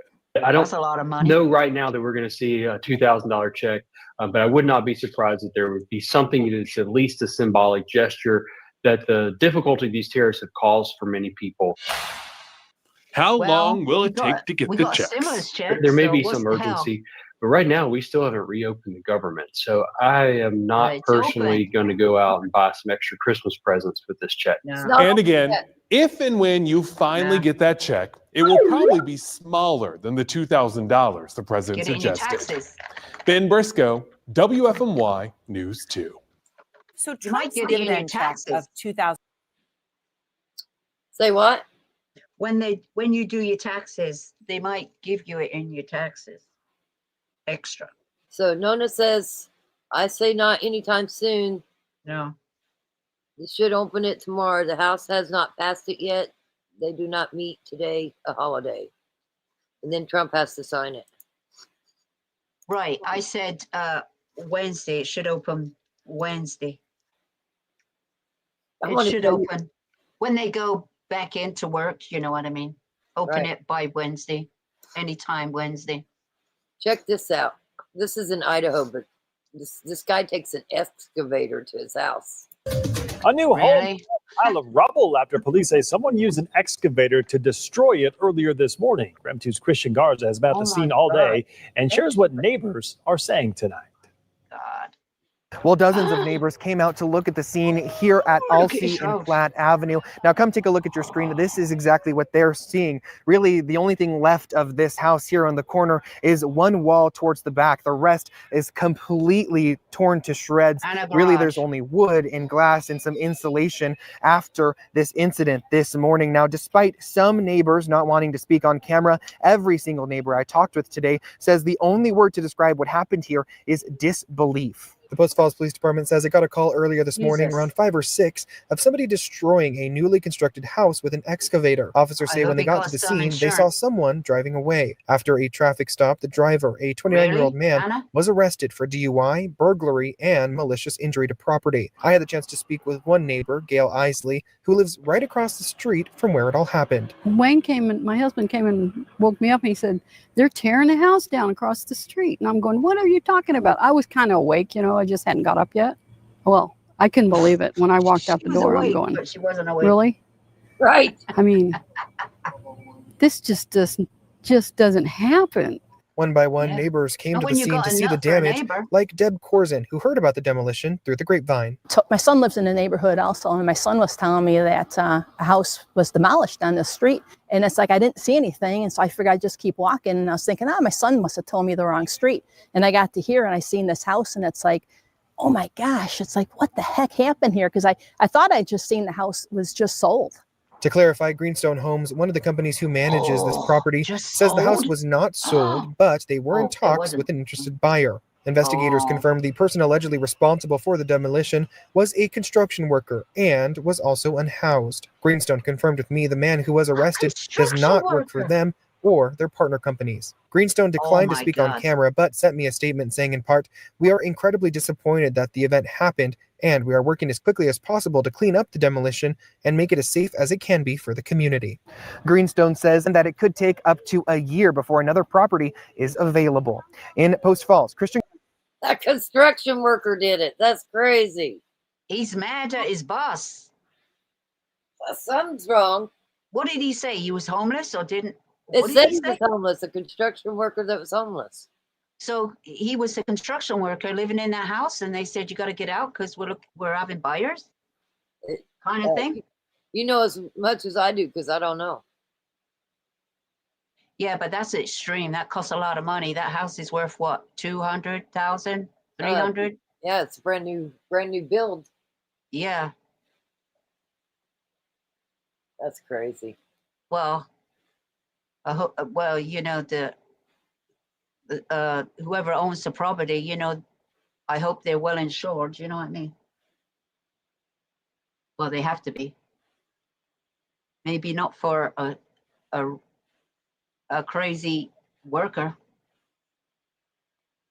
Yeah, it's crazy. Yeah, well, now he won't be homeless anymore. That's the good thing. This guy's got a spot in the jail, 3 hots and a cot. Yep, 3 square meals a day. I don't know about square, but yeah. Well, as the saying goes, we say 3 square meals a day. Some sandwiches, bologna. People Bologna. bitch about bad food in jail, but hey, they're not supposed to make it pleasant. No, and it's not a bloody restaurant. You get fed. That's the most important thing. You get fed. And that's the main thing. And you get your bellies full, whether you eat it or not. And they get money on their books, so they can eat somewhat better. I They guess can from the Yeah, they can order out now and get all these kind of foods coming in. But I says, but how is that? I mean, I don't think so. and I the think they can only get like chips and candy bars and soda from the no, commissary. you can order different food, but it's supposed to be like you can What are they different ordering food. Uber Eats in the fucking jails and shit? What? Well, Are you they do kidding? in some bloody jails, let me tell you. But what I'm saying is, if you're in jail, there's certain food that you can buy with your money, but it's all in the jail system, if you know what I mean, prepared. If you want to spend extra money on a meal, you could buy a meal.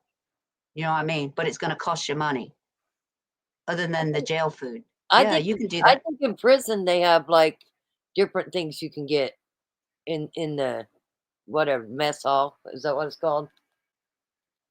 The mess hall. We're not in the military. It's like, Well, I don't know what to call it. What the hell did they call it? well, they don't go to the kitchen. Their food gets delivered to their No, a lot of prisons they have a mess hall. That's not the name of it, but that's the only thing that they go there.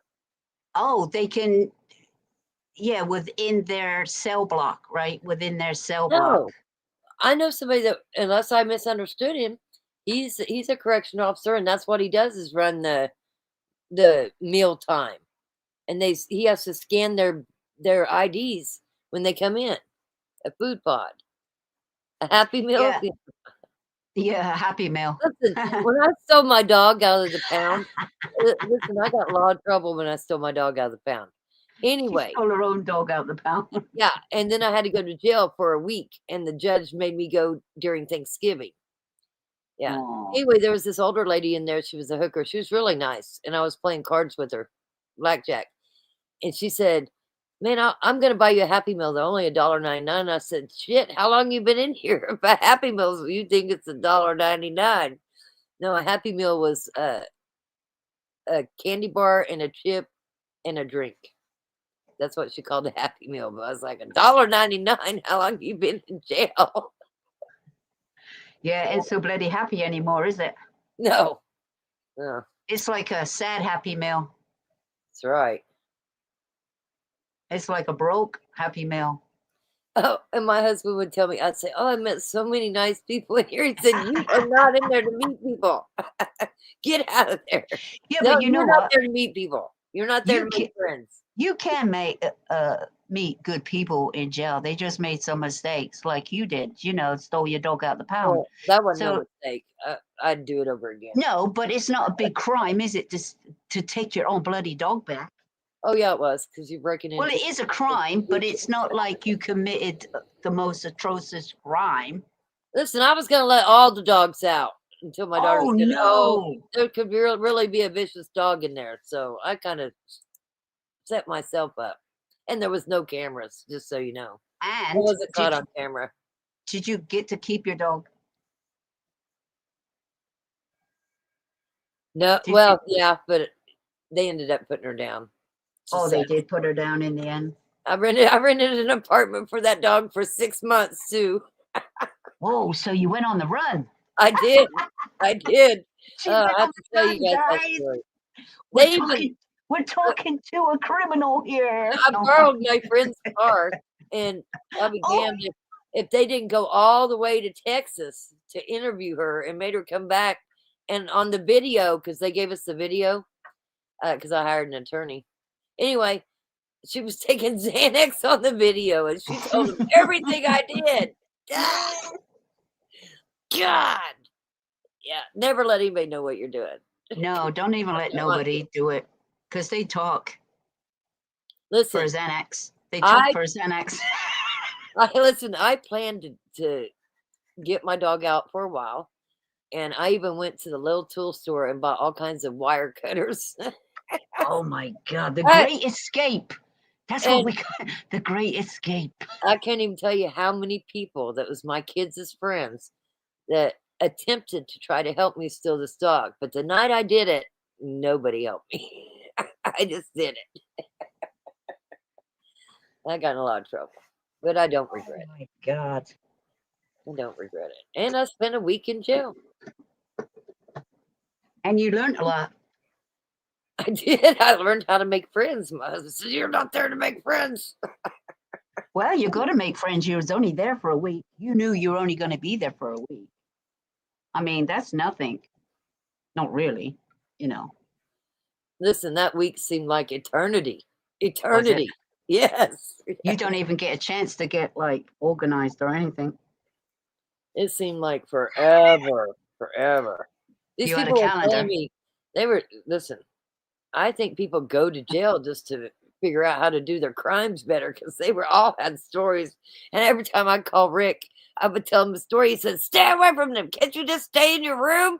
And I said, "Room? Do I have a room here?" You got a room now. He said you got a room. Yeah. Can't you just stay in your room? That's what he You kept can't saying. stay in your room. Sometimes they have to come out. No, in some jails, you have little pods, and they have little cots in a pod, don't they? Like cots. Was your separate room, or is it I with was lots in a of room with, beds? I had this crazy lady in my room that talked to herself. Jesus, I thought I was going to kill her, but I was already in jail. So, yeah, she was horrible. That was a long. Oh week. my God! Well, you did. Well, that wasn't nice for them to give you a roommate like that. I Ah, would have man. complained. Would have And complained. the food was nasty. Good job it was The only a only week, good, but the only good thing about it is my friend was the physician, so I was always in medical, and he was giving me Snickers and Coke. And then I had another good friend that was a homicide detective, and he'd come get me and say I was going to court, and we'd go outside so I could smoke cigarettes. Oh yeah. damn.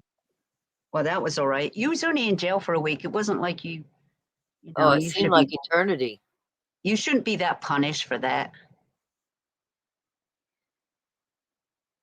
Look, notices I liberated 3 dogs that were not mine. The sheriff drove up the driveway, and I was in the yard with the dogs. He said, "Have you seen any dogs?" I said, "I don't see any dogs here," and he drove away. And there she is with the 3 dogs. Hmm. Yeah, it was so bad. Anyway, my neighbor's dog got in my yard, and when I looked out, it was a little Pomeranian. My dog had, her name was Electra, German Shepherd, had the dog in her mouth, rushed it to the emergency vet, spent all this money. The dog died, and I was friends with that neighbor, but after that, we was not friends. But their dog got in my yard. But anyway, I tracked down the mom to my dog, and they were fixing to put it down. We kept it, and it looked just like my dog. It was, so when we went to court, they couldn't tell which dog it was, but they still put the one down that they had in custody. And yeah, because they got it back. A week is a long time when you're in jail. Believe me, it's a long time. I got pretty good at cards, though. Let me tell you. Listen. I got a lot of people's commissaries from my cards. I was quite the hustler. Damn. She's a hustler, man. I was pretty good at cards. I was getting all You're a good talker, though. You talk some sense. They like that. Listen, everybody was nice to me. I was nice back. There was this girl in jail, and she said, I need you to call my mom when you get out. And I still remember her name. You ready for it? Yeah. Motherfucker Cindy Tucker. Her name was Cindy Tucker. Let me remember, motherfucker Cindy Tucker. Well, and I called her mom for it. And her mom said, "Leave that bitch there." That's what she said. I said, yeah, that's why your mother wasn't answering the phone. That's why your mother wasn't answering the phone. Yeah. She wasn't gonna put up with her shit no more. There was Don't call me. There was one lady that was in there that they said that she killed her stepdaughter. It was crazy. And then there was one lady that all she did is just scream in her room, bloody murder. Oh my God. The vet who was boarding them threatened to put all 3 dogs down because an elderly man went into the hospital and could not afford his bill. Went from 3 days to 3 weeks stay. I cannot stand that vet. I hear you. Well, if you ever need them stolen from the pound, I know somebody that's got experience. You got a friend, just saying. Yeah, that's right. I never regretted it. Still don't. I regretted that they eventually got her back and ended up putting her down, but it's crazy. 6 months I had an apartment clear on the other end of town. Now that is true love. Yeah. Well, it was my dog, my dad's dog. My dad had just passed away. It was a puppy. And so there was a lot of sentimental stuff. And I didn't feel like the dog did anything wrong. No, that dog got out, came into your yard, and your dog was guarding. Yeah, that's why you have a big dog like that. Why? What's the problem? That's the point. That's the point. If you secured your dog and they didn't secure theirs, that's on them. Get It this. wasn't like you were at the park and you let it go, is it? Listen, they came to get my dog, and I'd taken it somewhere. I told them that my friend shot it and the dog was gone. Well, they caught me in that lie, but anyway, I tried everything to keep that dog. Man, that's been a long time ago too. Holy cow. Wow. That's crazy. Yeah. Oh, and I had to go to classes. Okay, they made me go to class. The judge made me go to classes, and people were kidnapping people in their trunks and stuff. And I had to say that I stole my dog. And listen, the people in them classes didn't like me because they were there for real crimes. They said. That's what I'm saying. Yours wasn't a real crime. It was a crazy. crime of passion It was crazy. Oh, and man. sentimental and love, you know? Yep. There's things I'd do different now, man. I think I would have moved with that dog, moved clear across somewhere. Oh, and get this. So I stole the dog, did all that. My doctor that I'd had for over 20 years calls me one day. And listen, she knew everything. She even knew I was going to steal that damn dog. She calls me and says, I can't be your doctor no more. I said, what? She said, yeah, they just sent my husband down to, it was anger management. They just sent my husband down to, they just sent my husband down to take a statement from your friend in Texas. And I said, who is your husband? And I was thinking, I said, there is nobody with your last name. And then she said his name. I said, oh, I'm friends with him. She said, yeah. I told him if we ever had to live in that town, that he could no longer be an officer there. But they listen, they went to extremes over that dog. Wow. Big extremes. Yeah, well, Wow. it is what it is. Gosh, I was trying to even think how long that was ago. Damn, how long ago was it that I stole Electra? Rick don't even know. Well, how long has your dad been dead? Then you'll know. When did he die? 2004. Okay. You said a little bit before. Mm-hmm. After that. So it's quite a while ago. Yeah. That's quite a while ago. It's been a while. 20 years. It's been a while. 20 years. Sure has. It's been a while. Those were the days. I swear. That's right. Crime never pays, people. Crime never pays. Just remember that. Does it never pay? You're right, it didn't pay. Justice. Dog. Crime, but justice. The good old days. When crime was just a petty crime. Do you know what I mean? Now it's more serious. Right? Yeah. Now they've upped the game, you know? I don't know what would happen. I would probably freak out now. You never know how you're going to react, you know? You might just react the same way. If you have the same thoughts and everything and the reasons, you're at the same. Look what I'm going through just to save Wesson. Oh my gosh. Yeah. I didn't learn my lesson, did I? You're never going to learn your lesson. No. Justice is justice, you know? When you want to save something for whatever reason, that's how you're going to think. And you're going to do it no matter what. For sure. I'm a bad influence. Stay away from me. I am a bad influence. If you're easily led, people out there, stay away from rock. No. Did you have a trial or take a plea? We didn't have a trial. The judge just said what he was going to do. Yeah, but when you went to court, what did you plead? You say, I plead, I'm not guilty, Not Judge. guilty. Right. And they found you guilty anyway. The judge did. Yeah, they didn't give me they didn't listen. I didn't know my rights back then, I guess, because I didn't have a jury. I had a damn ass judge, a crooked judge at that. Oh, so you just had a trial by judge. Yeah. It was horrible. Because it's called, what is it? What was it? A misdemeanor of sorts or what? No, it was a felony. Oh, it was a real felony. Yep, for breaking into a government institute. The Listen, government. It was they- a government institute. Yeah, and then they God. didn't have anything for the dog, so it said planes, trains, or automobiles. That's a movie, isn't it? Yeah, but that's what it said: planes, trains, or automobiles. I stole a train, plane, or automobile. Oh, they made that shit up. What the hell? I said if I had stole a plane, I wouldn't be in Kansas. If I stole a train, I wouldn't be in Kansas. It was bad. It was bad. Oh well. Well, you did your time. I did. Is Did that my felony? time. Did that felony come off? It's still on you.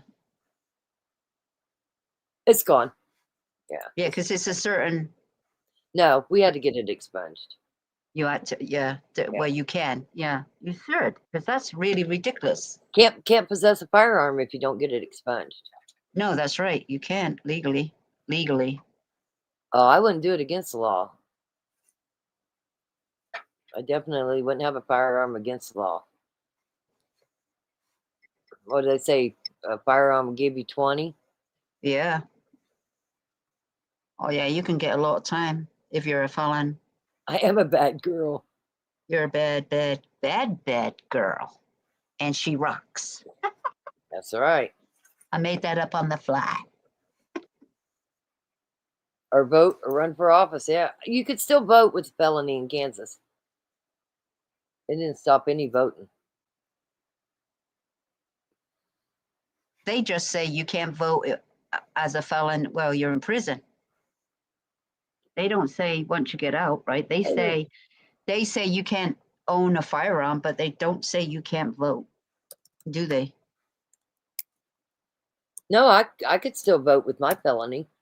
Yeah, that's right. They don't take that right away from you. Only while you're in prison they do. But you couldn't own a firearm weapon, yeah. Legally. Yeah. I keep saying that because those people come out and commit crimes and they're caught with a firearm. Happens all the time. Yeah. Even that Jake Harrow, he broke his probation that he had because he was caught with a firearm and he wasn't allowed it. See? That happens a lot. Mm. So that's why they put him back to finish up his sentence on that. And then, of course, he got sentenced for his. Needless to say, I made babies. a lot of new friends with felonies too. You are a felony collector. I was.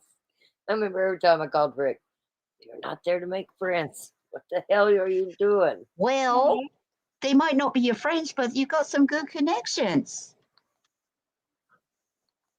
Yeah, I don't know that they. You were got so- friends in low places. I met a 70-year-old hooker. A 70-year-old. Yeah. Oh And my I God. did help her when she got out. I helped her get her Medicare, and I gave her rides places, and she would always take a taxi and show up where it was, no matter where it was. Yeah. You have to. One day I'll have Rick tell you about it. Her name was Pepper. Pepper? I felt sorry for Pepper. Yeah. Come to find out. So let me Pepper? tell you. Yeah, let me tell you Pepper's story. Her real name was Pat. Oh. Her hooker name was Pepper. But Pepper. they were headed out to Cheney Lake and somewhere with a train, and her whole family got killed with the train but her. And oh my God. yeah, so never try to judge people because, man, I actually felt sorry for that lady. Big time.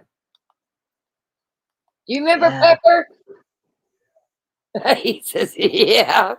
Remember where I met her? And she met a guy called You met her in Salt? jail? That's what he said. You met her in jail. Oh, get She this. met up with a There guy was, called there was Salt. this girl in jail, and she was crying the whole freaking time, okay? And anyway, this was so long ago, okay? And she was crying the whole time. I remember calling her dad for it, all this other shit, right?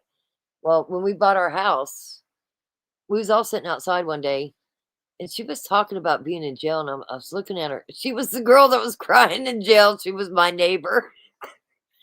Oh, she was your neighbor? She ended up being my neighbor, yes. Oh my God. So love thy neighbor. No, I wasn't a fan of theirs. I wasn't a fan of her. She was a drunk. But it took me a little bit to figure out that she was. I said, "You was in jail. I was in jail with you. Did you cry all the time?" She said it was Halloween. I miss my daughter. I do remember. Let's see. That explains a lot. In Connecticut, Thanksgiving. You cannot vote while incarcerated. Florida and Arizona, a judge can revoke your voting. In Kansas, you can vote as a felon. Yeah. Except when you're in prison, you can't vote. Well, I think it depends on your felony. You have to be out of prison to vote, don't you? Period. Yeah. Period.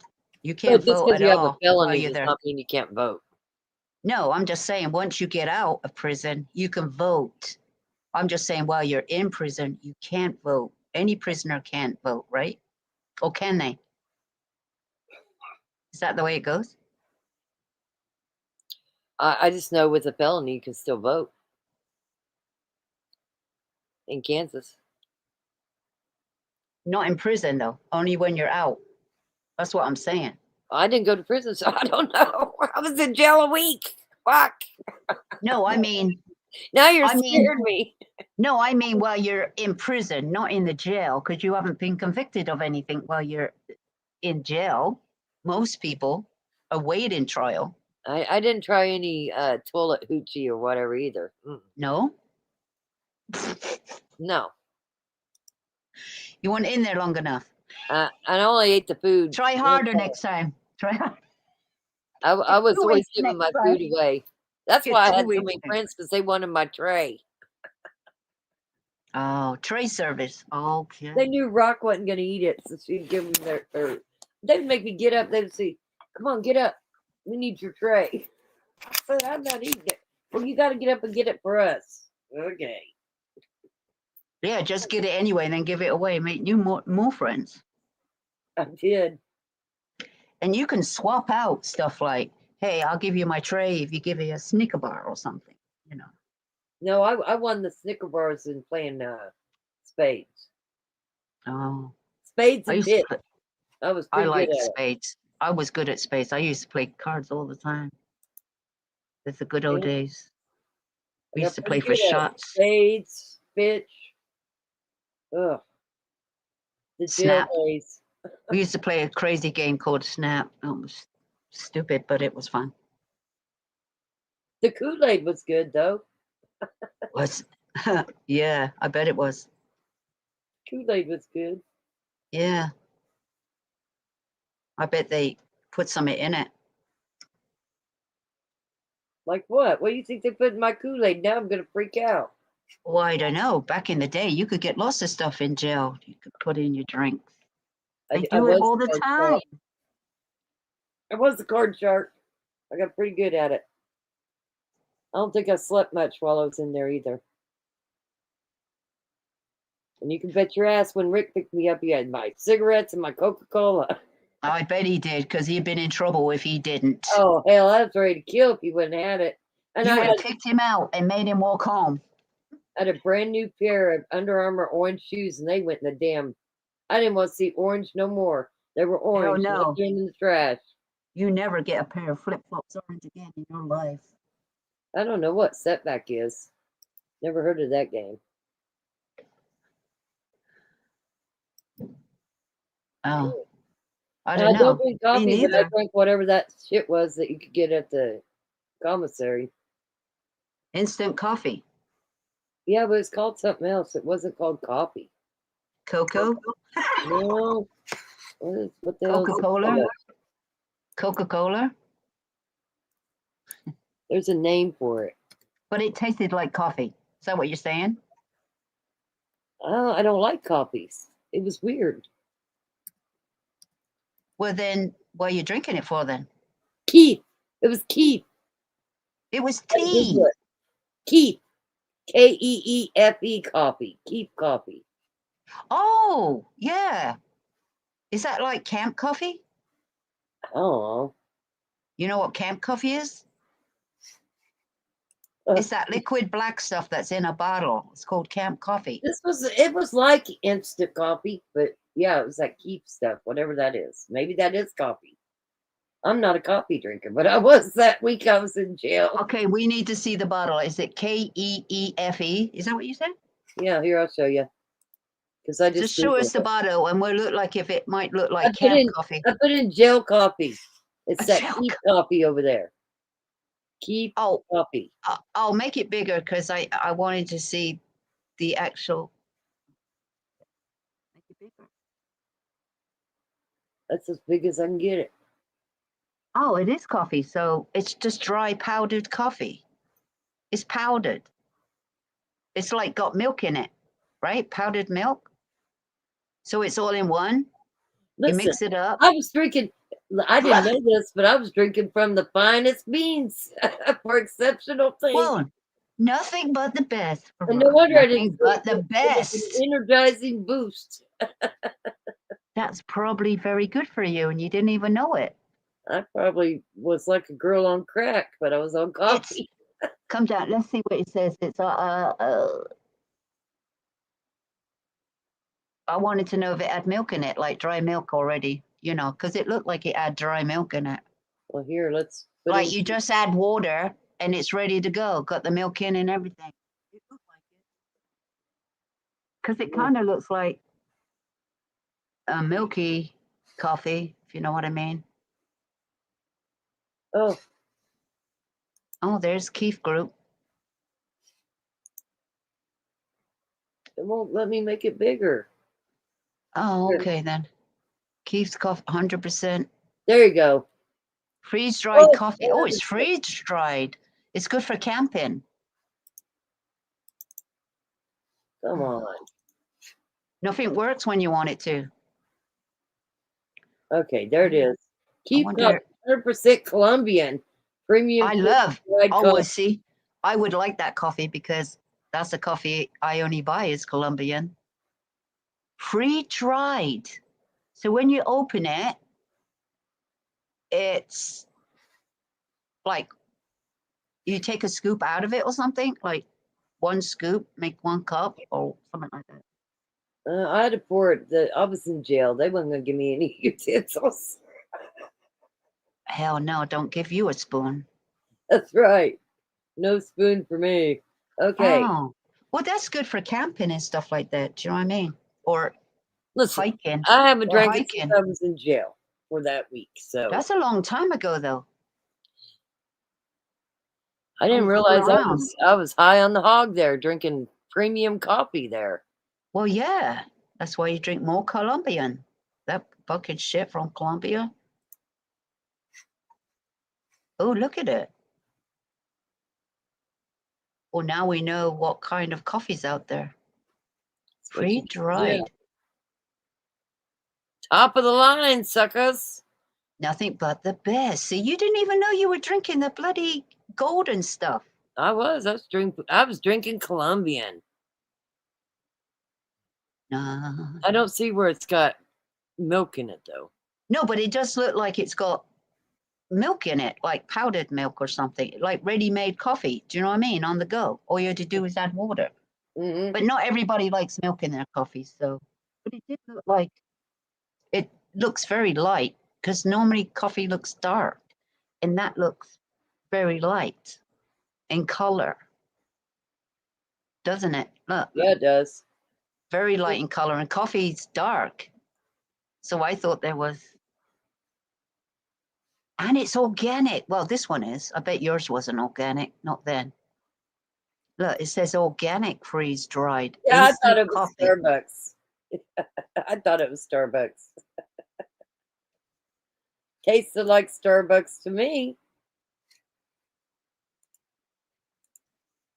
Well, I tell you what, you were wined and dined in there. You didn't even know it. I didn't. You're right. There's a place called Barney's here, and I remember I was getting something, some prescriptions, and I was gonna pick up something, and I saw they sold that Keith coffee in there. I did not get any. It reminded me of jail. Yeah, but you're not a coffee drinker, so you're not even gonna go for it. So then people in jail make all kinds of good food. They was making all kinds of shit. Yeah, I bet they were. Depends where you are and which state you're in and which county you're in, because they're all different. They were making good shit with their commissary stuff. You gotta live. You gotta be entertained and everything and make people happy while you're in jail and prison. So Right. Oh, I think prison would be so much better than jail. yeah, that's what a lot say, but you know, people prolong their trial hoping they'd do their sentence in the jail, and you'd be like, no, you should go to prison. You'd be a lot better off. You'll have I think they access do to a that lot more. closer to home. If you're going to go to prison anyway, get it over and done with. You'll be out sooner. Girl, do you not realize that your time in jail goes towards your prison if that's what they end up doing? Well, yeah, but they say prison's better to do your time than in the jail, I'm saying. So if you're going to have to do the time, get your case over with so you get your prison sentence over and you have a better time. There's more flexibility, you get out more. I mean, you get access to a lot more, you know, phone calls and all that. Very true. If that's what's going to happen. I mean, if you're not going to get a long sentence, why prolong it, you idiots? Because they can get away. You know why they like it more? Because they can just get away with more stuff in jail, more harassment, shit like that, because they haven't been convicted of anything yet. So they got more rights, if you know what I mean. That's why they like to stay in jail more. Because they haven't been convicted yet. So there's another reason. Once you're in prison, a lot of your rights is taken. You know, And have then you you- seen anything else on that David guy that his girlfriend was found in his car in that Tesla? Yeah, the singer. Yeah, they're saying there's No. not going to be any charges in that. Well, But- the last thing I heard about him was, you know, his security guard was the one that moved the car and everything. So did he put the body in there? And that singer, you know, David, whatever he wants to call his name, had no knowledge. He may have thought she went home or something. He didn't even know she was in the car because he's not even using it. Did he not know his car was missing? I mean, it got towed away. He was on tour somewhere. All right. So he might not have known a single thing about it, really, because they haven't arrested him. Yeah, some shows were canceled and everything, but they said his security guard or whoever was working for him or his boss, you know, whoever it is, moved the car and had the key. You know, the keyless car, You know that whatever it Tesla's runs got by. so many cameras on them too. Yeah, and it should be all recorded, right? It's all It should, yeah, definitely should.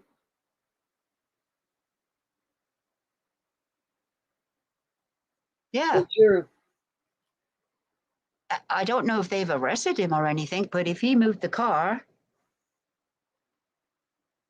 listen, if it had cameras on there, wouldn't it catch somebody being put in the car?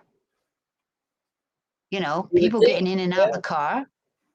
If you got in the car, they see you get in the car, but if you put somebody opened your trunk, they would see that too. I mean, wouldn't you? Because that was an expensive car. It wasn't cheap. It was a Tesla. Yeah, but it was a more of expensive Tesla. There's different price ones. They're all expensive. Yeah, they're all expensive, but I think some of them are over 100,000. Some of them are under. My son's got a Tesla. He bought one. I don't know what kind he's got, but he bought himself a Tesla. I said, oh my God. So you got snow up there? Yeah, southeast Wisconsin. It was a lake effect. It's near Michigan Lake. That's where they got most of the downfall. Illinois. We're close to Kenosha is close. Racine is close to Illinois border, and Illinois was getting whacked. You know, Michigan was getting a lot, and up north here and by the lake, like up by the Dalles Prairie. No, I think that was by Kenosha too. They had all the snow, the heavy snow. We had flurries. The snow was falling, but that was it. So it was all lake effect. That's terrible when it's lake effect. It drifts so bad and heavy. Well, Indiana got snow. Ohio got snow. Yeah, they all got it in the Midwest. Yeah. So that's the first snow of the season, shall I say? Not the year, but you know, for November. That came down. That came down fast, but that's how it is. Though then it goes away, and we don't get none for a little bit. That was it. No snow in Iowa. You didn't get it because it didn't come that. It didn't come that way. It never came out to us in Waukesha. We had flurries. That's it. And we're only in Waukesha, the next state across. I mean, the next county from Milwaukee. But it happened near Illinois border, like by Michigan Lake. That's where the snow came down. So they could have snow in Milwaukee and by the lake, and we don't have it up this way. And we're not that far away, 40 minutes. 40 minutes is a long time, though. Do you know what I mean? For weather. So, but we're going to get it, no doubt. We get a lot of snow. So it's just that time. But anyway, the kids liked it because they went skiing, they went on the hills, and they love it. Right? Yeah, and it wasn't like it was freezing cold. Do you know what I mean? Like below zero or anything. Just put their boots on, hats and gloves and everything, and off they go. They love it. Check this out. Let's see what this says. Let's see this here.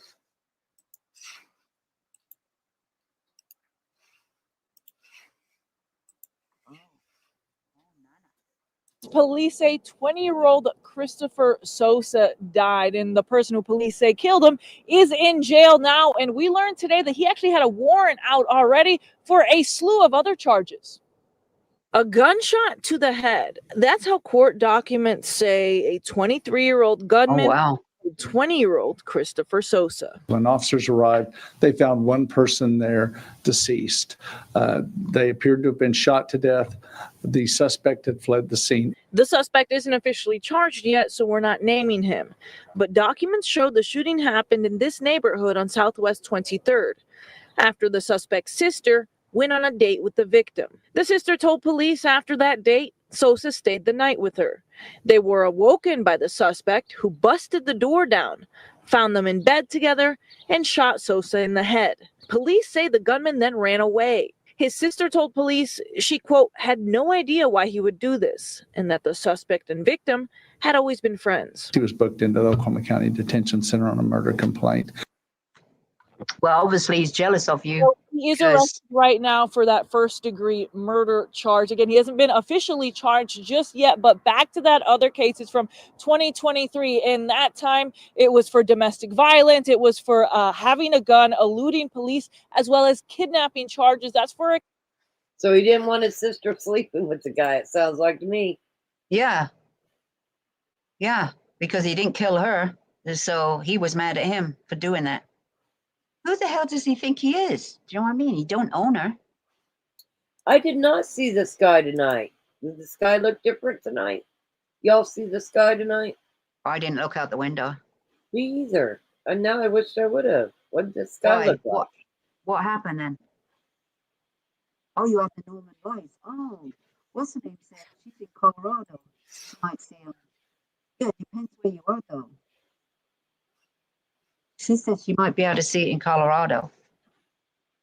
Where are the Northern Lights? Because if you have a good telescope, whatever Did it you is. send it to my phone? Let me look. Oh, okay. Sometimes in Wisconsin, we can see the Northern Lights. Has to be perfect, though. You know what I mean? Right.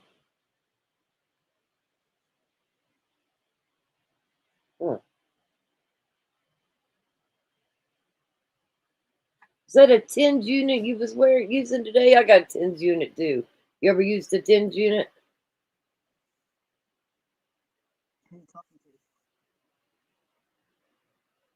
Hello? Hello? Have you ever used a TENS unit? A TENS unit? Yeah. That makes don't know what- your muscles, electrical muscle stimulation. No, I've never had that. Oh, no. Like sitting in a chair or something? A massage chair? No, it's little pads and it goes, you stretch them Oh, out. you sick on your skin? Yeah. Like, oh, no, I've never done nothing like that. Why? I'm trying to see. So, oh, crafty woman. I don't see a message, but Sometimes it delays. It doesn't come in right away. Yeah, I have a 10's unit too.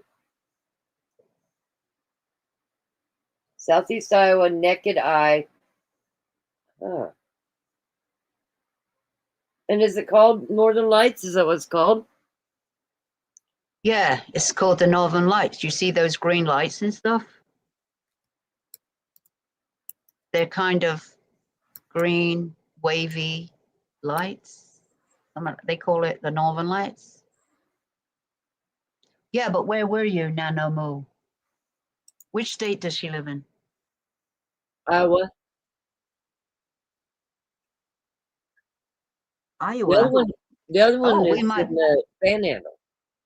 Oh, well, I'm in Wisconsin. I should have looked out my window. I might have seen something. I told you we could probably see them from Wisconsin sometimes. Hold on. Way to go, Rachel's mom. Hey, that's my name. What the hell? I was thinking he was calling me Rachel.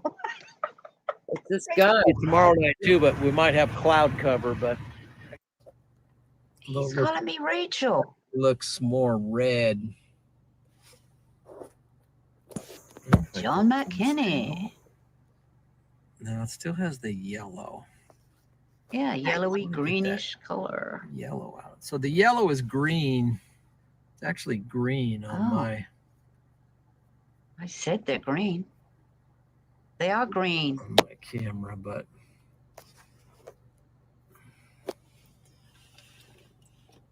Wow. Ooh. Oh, I see it now. Okay. Nebraska. This is from Nebraska. Yeah, the one from Oklahoma that she sent me is bright red. Pretty. Yeah. I guess depend which state you're in to which color they turn out to be.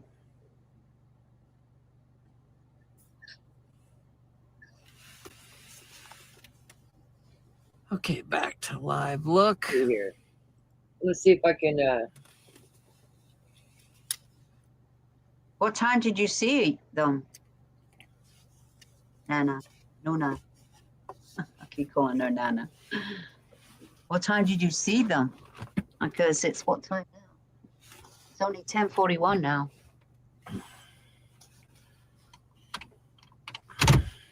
right. Hold on, I'm gonna add this picture so you guys can see it. Let's steer it off this way Oh. to the east so I can see. Okay, that was pretty early then. Ah. So they're gone now then, definitely. How long do they normally last then when you can see them for about half an hour or something? Oh, I'm not sure. I didn't know that. I would have went outside to see if I could see anything. I didn't know either. Oh, Okay. no, I didn't know. You got to know a certain time. Well, we were on. We were here at 7. Right? Here's Yeah. one from the Panhandle. There you go. Ew, this guy's red. Ew. That's red velvet. Yeah.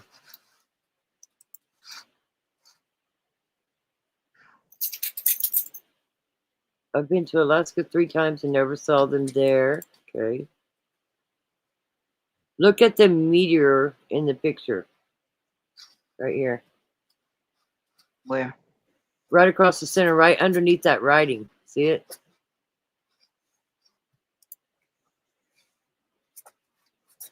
Around 7:30. Yeah, and we were Oh, look live out at for it 7. tomorrow, she says. Look out for it tomorrow. What time? Right, 7:30, like tonight. Same time? That was taken from the fairgrounds. Nice. It's a great picture. You got a good job getting the picture. Is yours in Iowa too? No, Panhandle, Oklahoma. Oh, from the. Oh, okay. That's Oklahoma. Oh, okay. You'll be Same live time. tomorrow filming it, won't you? Okay, same time, Rock. Look out for it. Same time. Here was an hour ago. Nick Bannon. Which Well, is it facing? what Noah is it is calling facing is it facing west? We gotta look west, right? West. North. Do you see this on the screen? This was Texas.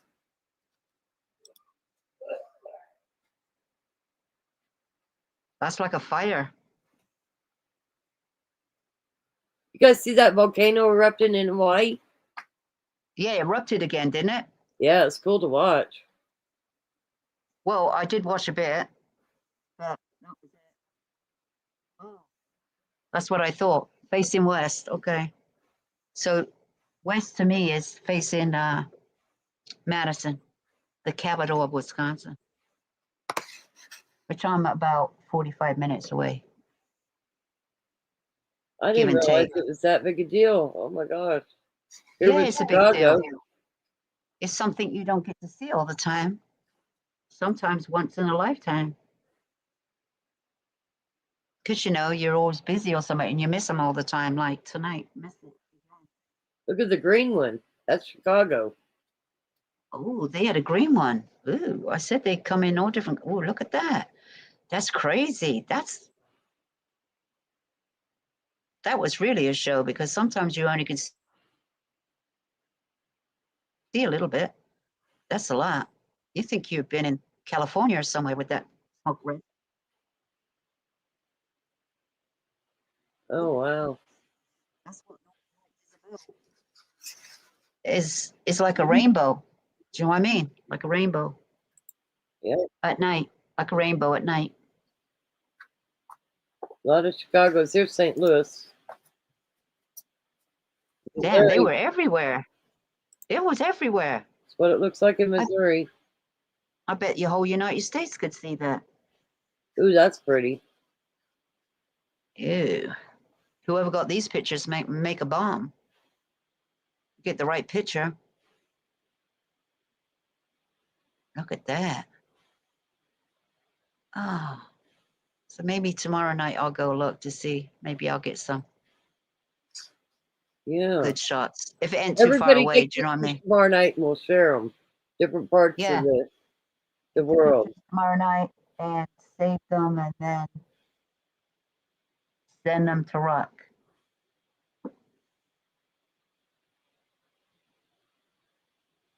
Oh, actually, yeah. Good idea. Well, or your email or something. No, everybody has your phone number. I forgot. Right, I keep that thing. Keep that lock and key, man. Yeah. How are we going to get the pictures to you then? Email or what? I think you can post them onto my community posts. I don't know.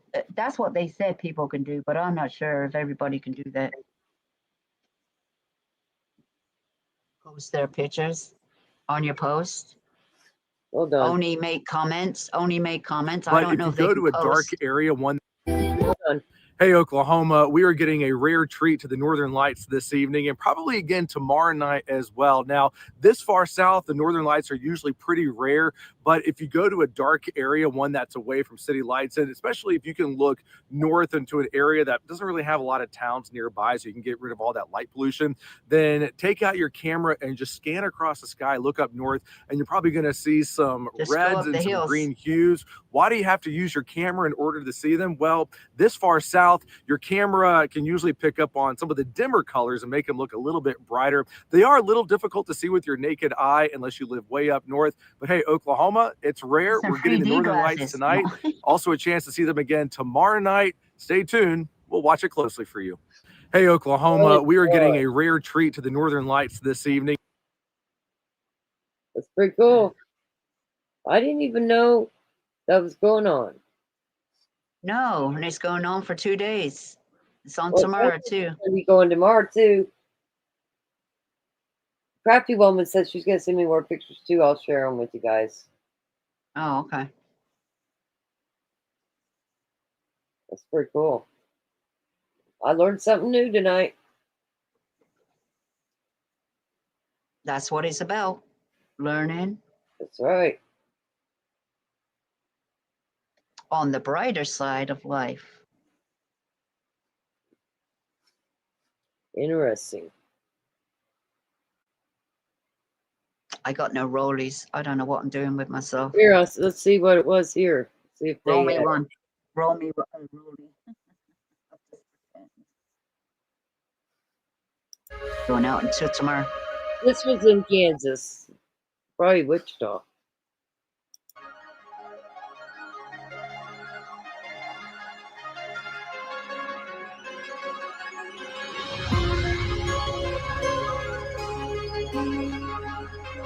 Let's see.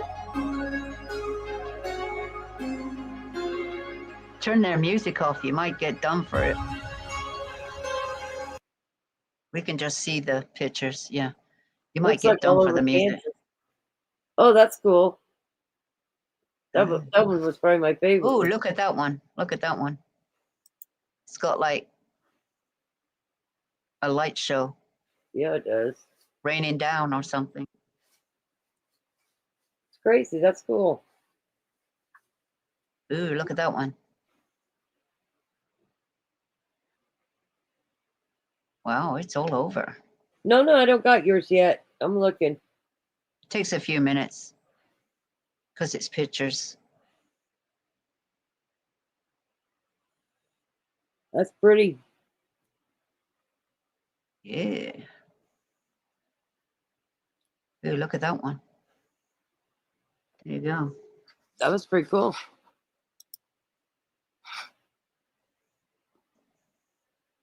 And there's some more. Oh, that's pretty. So pretty.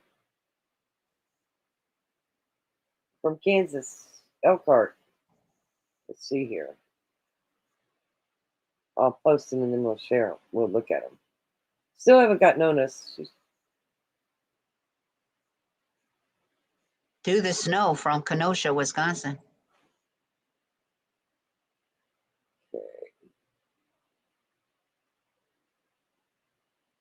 There we go.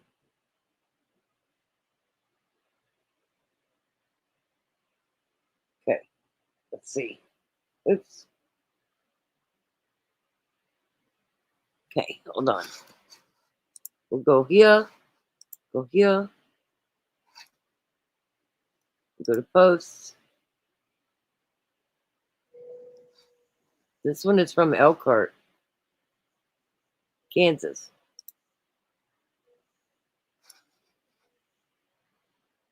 Oh, is that stars? What is going on there? It's pretty cool.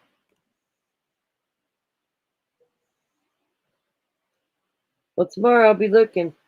I'll be checking it out. Let me see. Nope, I still don't got notice. Oh, did she post them on your post? Can you post the pictures? I thought Is she that- said she sent them to me. So, but this Oh, is a okay, post. so- Did you post it? Or did she post it? Oh, I don't know. I don't got it yet. Here's another one. This is from Guyman.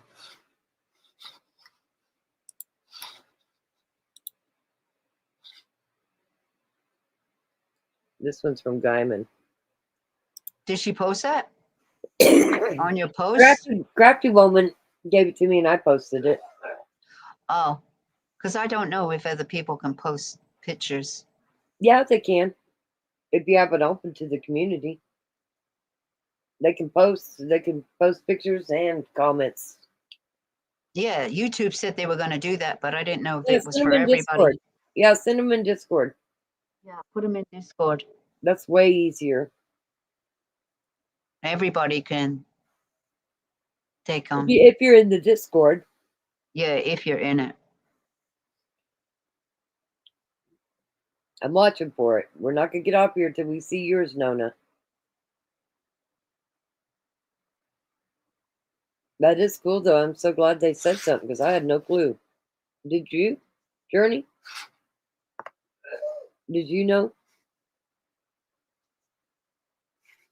Did I lose you? Journey. Hold on a minute. I was listening to Jules. You was listening to what? Jules, the channel Jules. Oh. At it. She's always on late at night. I mod for her channel. And I just went over there. What's the and I name was of it? like, Another Day in the Car. Another Day in the Crime Car. Chit Chat. We talk about all kinds of stuff like crime in the news, ghost stories, you know, requests, what you want to talk about. They have a little chit chat in their vehicle. They're in a car. Well, not a car, but they're in a motorhome. And they do lives from there. They're from Colorado. Another Day in the Car. Does Hawkeyes watch this too? Because I think she had me go to this. I think she might. I said, come on over when I mod for them. I don't got my glasses on, but that lady looks like Roseanne Barr. Yeah, she's Native Indian and she lives in Colorado. That's her high school sweetheart. And she used to do lives from her house on her computer, and she used to, you know, she likes lots of lipstick and makeup, different color hair, different style of hats and stuff. You know. Okay, got it. She's way out there. She's way out there. Cool. That way. She's kind of like that. Do you know what I mean? She likes that. She wear purple lipstick, stuff like that. Okay, here we go. This is Iowa.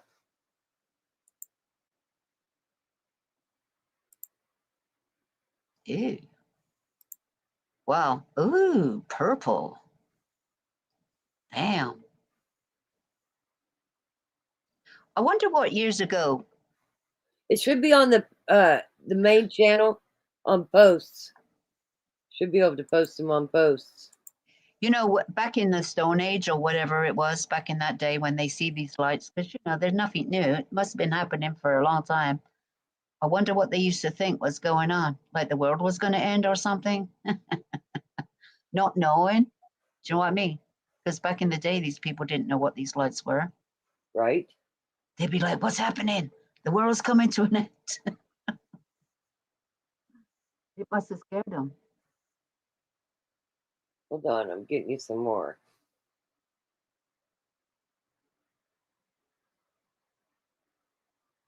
Okay, let me finish hers. You can't upload them on YouTube. I don't think you can post pictures on our posts. You should be able to. Well, go try. Go to our posts and see if you can upload photos on there. Because YouTube said that's what they were going to do, that people can post pictures now. Mind you, if you post pictures on somebody's posts, you never know what pictures they're going to upload. No, do you know what I mean? That's like giving people permission to put all crazy pictures up there. Yeah, it says you can post. Try it. See if you can upload a picture. Just like you do on your own posts, on your own channel. Yeah, I've got it open, so you should be able to post on there. Okay, let's see here. Oh, okay. So if you want people to do that, you got to go into your studio and change it, customize it, right? Is that what you're saying? Mine's open, yeah.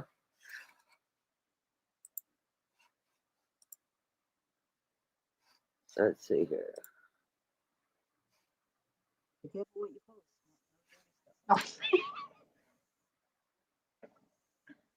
Okay, these are from Texas. Let me see what she said. I don't know. I'm fixing to tell you. Okay, this one is from New Mexico. New Mexico. Ooh. New Mexico. My God. There. And then these are from Texas. Oh, wow. I don't know if the East can see these or if it's just about the Midwest and the West can see these. Oh, I got one from Arkansas too, she sent. She got family everywhere. I like it. No, I don't think so. But yeah, I should be able to post them too. I've got it open where the community can post. You don't see the photo icon like you when we post, you know, it says press on the photo thing where you can upload. You don't see the icon.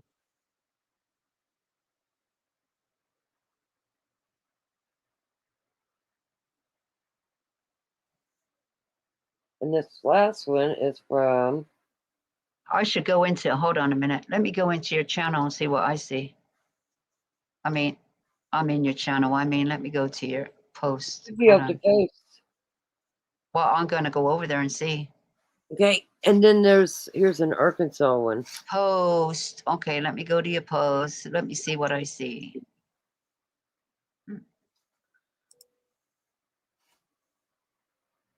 And this one's from Arkansas. I see comment. Can you post? No. Nope. I've got a set where you can Just post. comment. It just says there's only a thumbs up, thumbs down, an arrow to share, and a symbol that's a comment symbol. That's it. You can't. It says right here, it says who can post subscribers. Yeah, who can post? That means a comment. That doesn't mean a picture. That just said who can post. That means you can press on comment and post. All right, I pressed on comment. Nope. You only can comment. And you only can do like little smiley face, like an emo, but. Well, it's open. I don't know. No, that's what I mean. Well, I can anyway. So I know YouTube was talking about it, but I was thinking, oh my God, if people did that, then they could be posting all kinds of crazy pictures on your post. There's no photo icon? No. You know, like when we upload a picture, that's not what's there. It's only a comment or a comment or a like or a share. Share the picture. The arrow share. That's it. I just went and looked. Well, darn. Oh, years ago. I wonder if anybody can see them from New York now. I mean, this might be just a Midwest thing, and see the community settings. Half of United States can see this. Well, you never know. The whole United States might be able to see this. I don't know. Different times of the night, you know? There is no photo icon. That's right.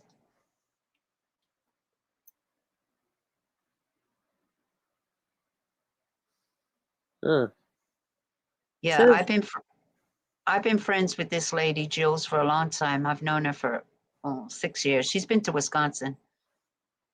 She got relatives here. Yeah, I've been friends with her for a long time.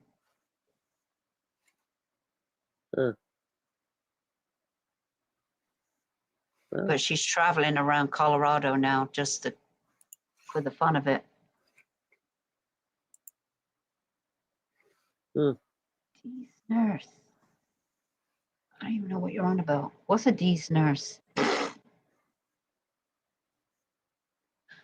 Come on, Eddie. Eddie. I'll tell you what, I think I'm ready to get off here. Thank you for all the pictures, guys. That was cool. Yeah, thanks a lot. How about showing Wisconsin snowfall before you leave? Yeah, where's it at? I don't know, on YouTube. Oh, okay. Sorry, I thought you sent me something. No, I can't send you nothing. Wow. Damn it. No, I mean, I can't even send you a link. Well, I could, I guess. Just put Southeast Wisconsin snow, Kenosha. That's where they had a lot of snow. And Prairie. They had a lot, or most was in the Prairie. They had the most. What did they have? 9? 15. 15 was the top one of the snowfall. I ain't got no smokes. I'm going crazy. Okay. Wisconsin snowfall? Last night, yeah. Kenosha.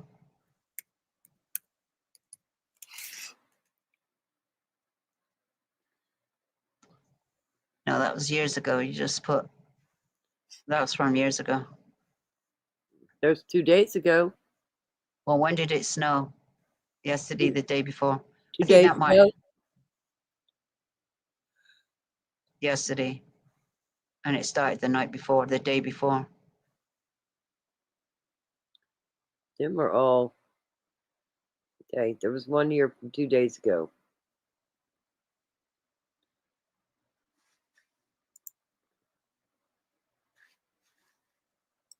Has been checking out the roads. She joins us live from Kenosha. Christina, where are you exactly? And tell us what you're seeing. You're out in our mobile unit tonight. Yeah, but that's before it happened. Hey, it's You gotta Madam wake Mary. up the We next are currently day in to the the city of snow. Kenosha downtown by Har. Do what?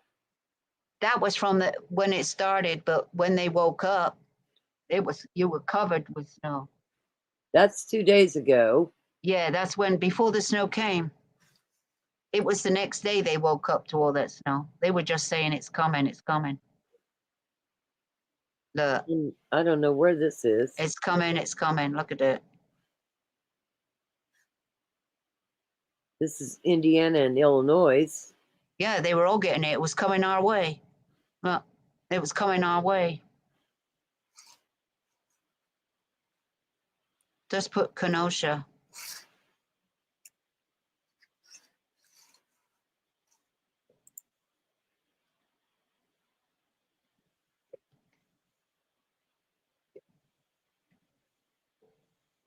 Montreal.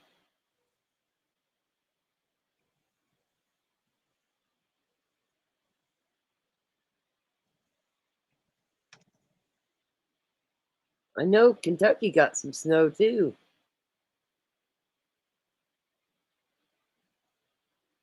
Just go to channel 12. Lake effect snow, blankets Racine, Kenosha. Yeah, they had some digging out to do, let me tell you. Poor things.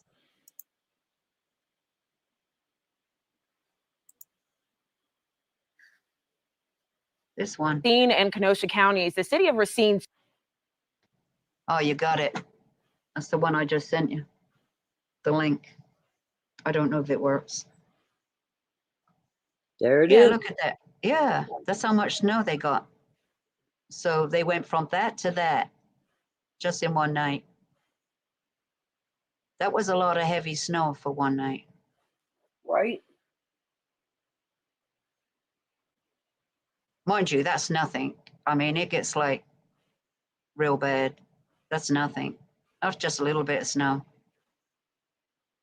Light snow. Yeah. I was looking. It was enough snow, but I mean, yeah, so that's what they woke up to. That's crazy. Yeah, Thanksgiving will look like Christmas. Thanksgiving will look like Christmas. Who wants to drive around in the snow at Christmas time? You know, Thanksgiving time. Right?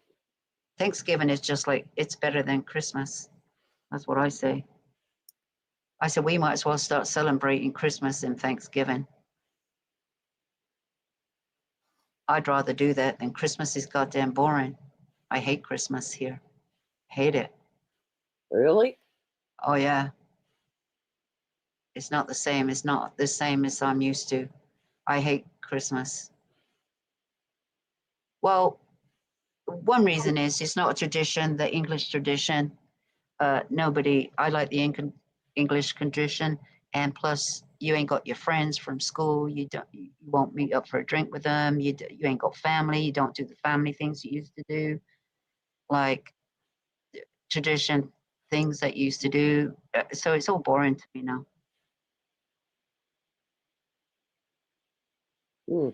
No, I'd rather have a Thanksgiving, Christmas. That's what I like best. And then nothing's on the TV. Everything's over in a day. Then Christmas is over. They want to watch sports and shit. I mean, nobody plays cards and play games. I mean, oh my God, and wear those stupid hats, cracker hats. Yeah. Yeah. I do. There are some things that I miss. that the Canadians do it. I mean, Canadians, they celebrate Christmas like we do. In Australia, kind of do the same things. You're going to try again. Yeah.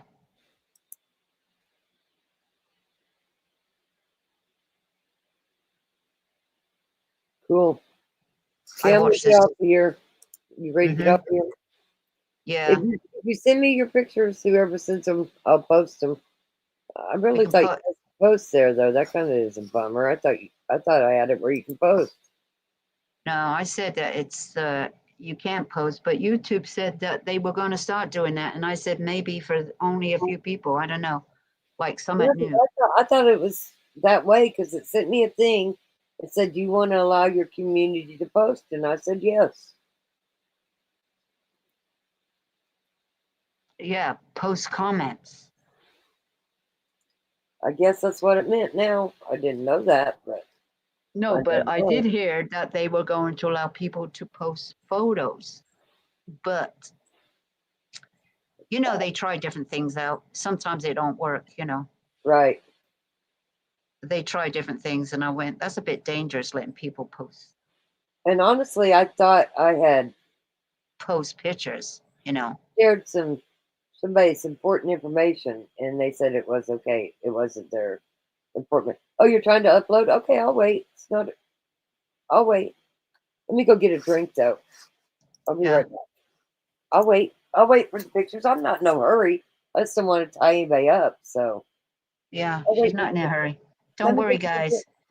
I'm gonna go get a drink. I'll be right back. She just want to keep everybody No, here, I but don't. I'll stay up here all night with you guys. yeah, she'll stay. Yeah, she's just worrying that, you know, that we're gonna wait for the pictures. You know.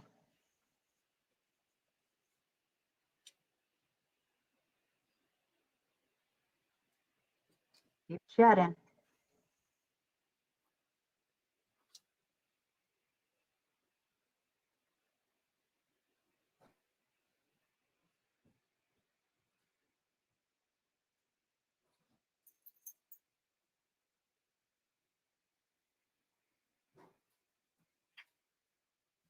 Okay, I'm back. I love sharing stuff like that people send. Yeah, it's interesting. We're here about anything.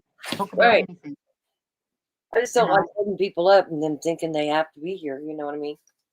Yeah, that's what I just said. Oh, I was getting a drink. Sorry.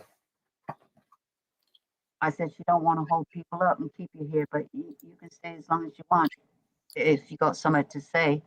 Absolutely. You know, chat about anything. You know. Yeah, I'm Because glad they told us about the Northern Lights. no, I didn't think it was happening. Well, mind you, I haven't watched no news. If you watch the news, you might have found out, but I haven't watched no news. I've been watching. Oh my God, I finished watching that trial today here in Wisconsin, in Waukesha. Well, last week he was convicted, guilty, and today, well, I'll say today, still today, he was sentencing day today. And he read out a statement and he called himself a victim, the victim. And he has been railroaded by the courts and the prosecutor and people like that. He's the one that killed his long-term girlfriend and hid her in the woods. You know, they're not the woods. They're just, it was some trees, right? Next to a trail and a golf course, you know, and next to a orthopedic, you know, where he's going for therapy for his leg.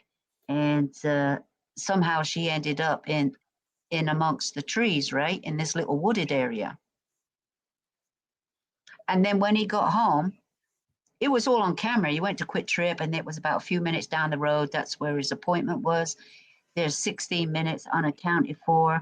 And then when he said he came out, she was gone. And one time he said she didn't have her phone with her. He left her at the house. And another time said, well, she had her phone on her. I mean, then when he got home, he started, maybe the next day, he left her there. He said she wasn't there when he got to the car, but you left her there, though. You left her there. I mean, where could she have gone? And you didn't even call her parents up to say, hey, did you come and pick her up? You know, because you live in Delafield. Did you just come pick her up? He didn't even inquire. And then he started looking up obituaries and stuff like that. All crazy stuff, right? Like, but you never called nobody and said, hey, I've got her bag, I got her cup, I've got her wallet, I've got her food share card, I've got her, I picked up her medication from her medication. And all crazy stuff. Well, anyway, then he called himself the victim. He called himself the victim. He didn't say nothing. Yeah, because he's the victim. And we found out that he is a suspect in another case, murder of a dealer in Milwaukee, and nothing happened there, but he is their number one suspect. I said, oh, another murder. I said, we know he's been in trouble before, in and out of prison and everything. But anyway, the judge let him have it and gave him a mandatory life sentence of life without the possibility of parole and a number of other charges, you know, for disposing of a corpse and stuff like that. He said, you let her rot in the woods. Exactly what he did. He let her rot in the woods. And they couldn't determine what caused her death, because this only happened up the road from me. This is only down the road from me, about less than 10 miles, about 7 miles away. I remember when they found that body. There's been a body found in Delafield. I was like, oh my God, what happened? But anyway, so yeah, he's gone away. I can't understand how those jury found me guilty. Phil, it was, how could I be guilty? I didn't do anything. There was so much evidence against him, though. So much. Okay, so lunatic.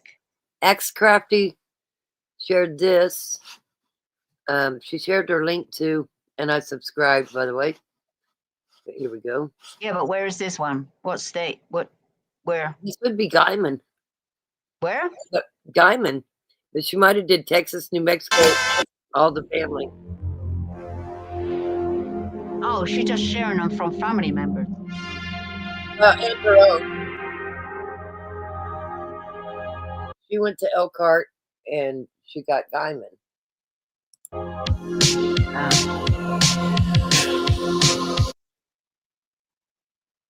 Yeah, that music. I don't care. I'm not monetizing it anyway. No, that don't matter, but you know, it's just certain music they don't like. I did a few minutes of a short, right? And they go, oh, you can't use that music. Well, why fucking not? It's a short. Everybody's using all kinds of music, but not for me. Can't do it for me. That happens to me too, girl. I'll say, damn, I see everybody else doing it. Using the same music, why can't I?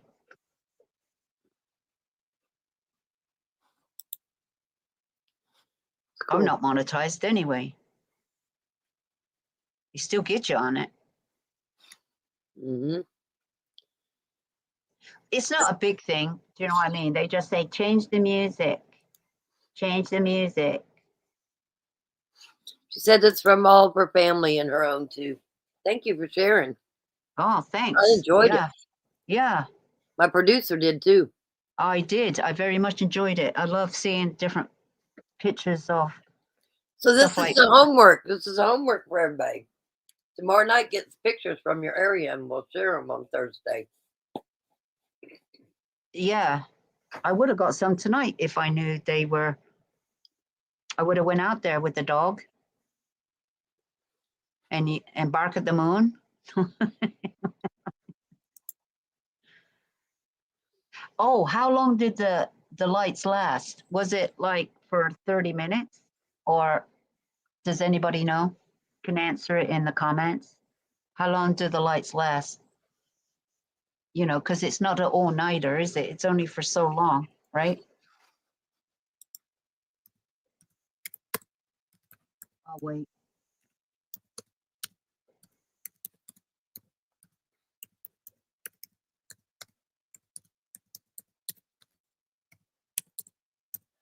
What are you doing? While I was typing, the Oh, northern lights can last anywhere from a few minutes to several hours, with displays of pulsating, fading, and reappearing throughout the night. Oh, okay. She said about, 40. Oh, so they can last. Displays can be very short, lasting only a few minutes, while others might continue for 15 to 30 minutes. Oh, okay. Hers is 45 minutes. Influenced by solar activity. Ah. So you really got to be ready out there. You got to be the sky watcher. Because they could come and it can go just like that. Oh, okay. So to those who are watching right now, this crafty mama, that's who made the crosses for Jillian and Veronica. I don't know if we'll be awake. Just set your clock at 2 a.m. So they could appear anytime, during the night, early morning.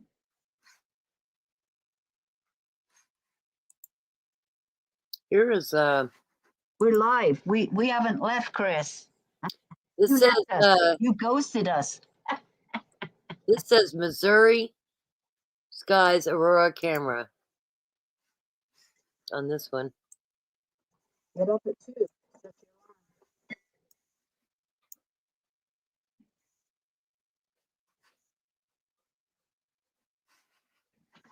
Yeah, but 2 o'clock, that could be in only certain areas, right?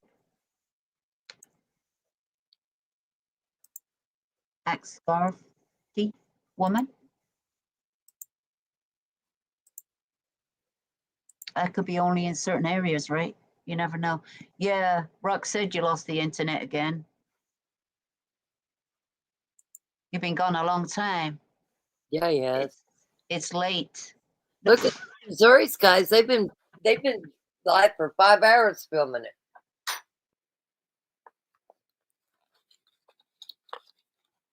Look at that picture. Oh, okay. Yes, okay.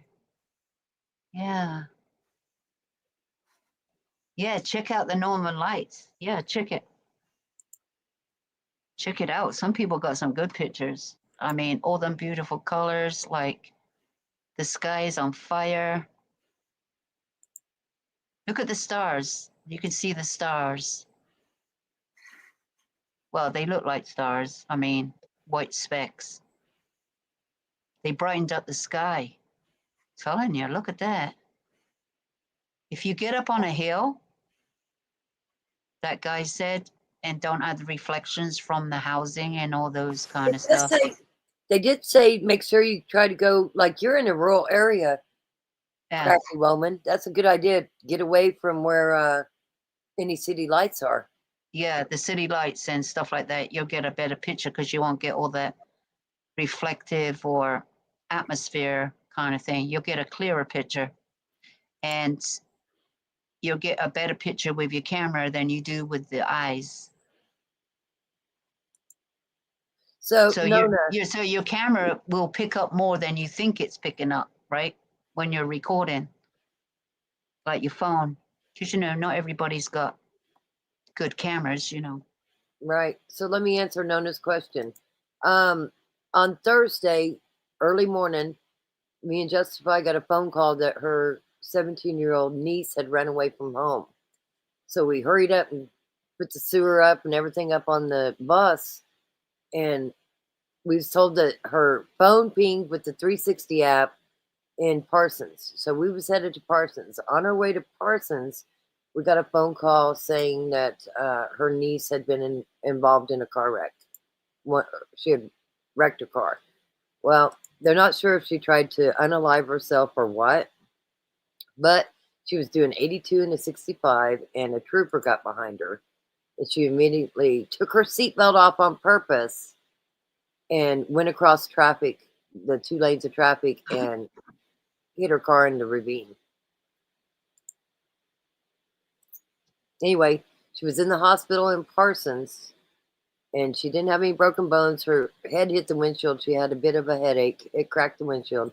But they sent her, there was no beds in Wichita, so she went to Kansas City under surveillance and getting her some counseling to work through things. So there's that. I just got home yesterday. You said you were leaving on Saturday, though, didn't you? Early morning. We was gonna leave, but we got that phone call Thursday morning. Was it Thursday morning?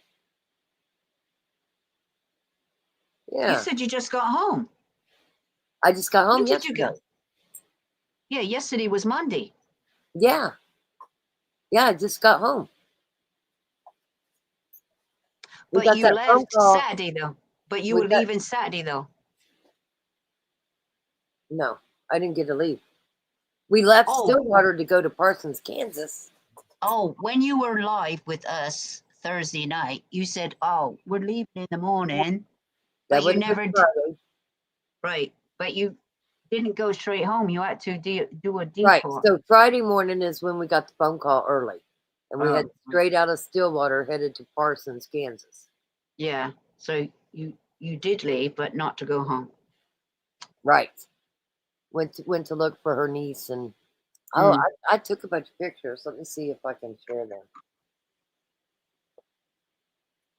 I can put them on there and erase them, I guess. I'll show you the pictures. Give me just a second. Of the car. Okay, here we go. Well, it was good that they didn't have that thing on Saturday because you wouldn't have made it anyway, would you? You No, would have family had to comes left. first. Family definitely comes first. Mhm. And it was Justified's family, so. Yeah, so Okay, you wouldn't have hold on. made it there if they did have one. And it didn't look that bad to me. And I mean, the car only had liability, so her brother-in-law just wanted it cleaned out, and he signed the title over, giving it to the tow truck driver. He just basically gave the car away. He didn't want to deal with it. No. They're having another one this weekend on Saturday. Yeah, at the Capitol in Oklahoma City. Yeah, Okay, let me show, Oklahoma City. I'll show you this car. And they're going to have representation, with some clout, more clout. Yeah, the legislators. Yeah, the ones that are up there. Here's this car. Whose fault was it? It was just her, so it was her fault. Oh, it was just her involved, nobody else. It was just her involved. Oh, okay. No other cars involved or anything. This is where her head hit the windshield. She didn't have her seatbelt on. She took it off. As Oh, soon she as the took it trooper off. got behind her, she said she took it off. Oh, she took her seatbelt off as soon as he got behind her? Damn. Oh, she got a few leaves on the window. Only 17. It'll be 18 December 5th. What did she hit? A tree? Did you not listen to me? Oh, I'm half asleep, I think. It's okay. No, I don't listen to nothing you say. She was running. She ran away. And Yeah. And why she was at Parsons, still 2 hours from Wichita. 17-year-old girl, fixing to be 18. Yeah, I got that. Okay. She was doing 82 in a 65. A trooper got behind her. She undid her seatbelt and immediately just cranked the wheel, went across the traffic, almost hit a car, went through into a ravine, and that's what happened. Oh, she went into the ravine. Mm-hmm. Okay. Yeah, I heard everything you said except that part, the ravine. And I deleted it. I showed it to you guys, but I deleted it because it has the tag number, and I don't want somebody chasing her down or something. Yeah, blur it out.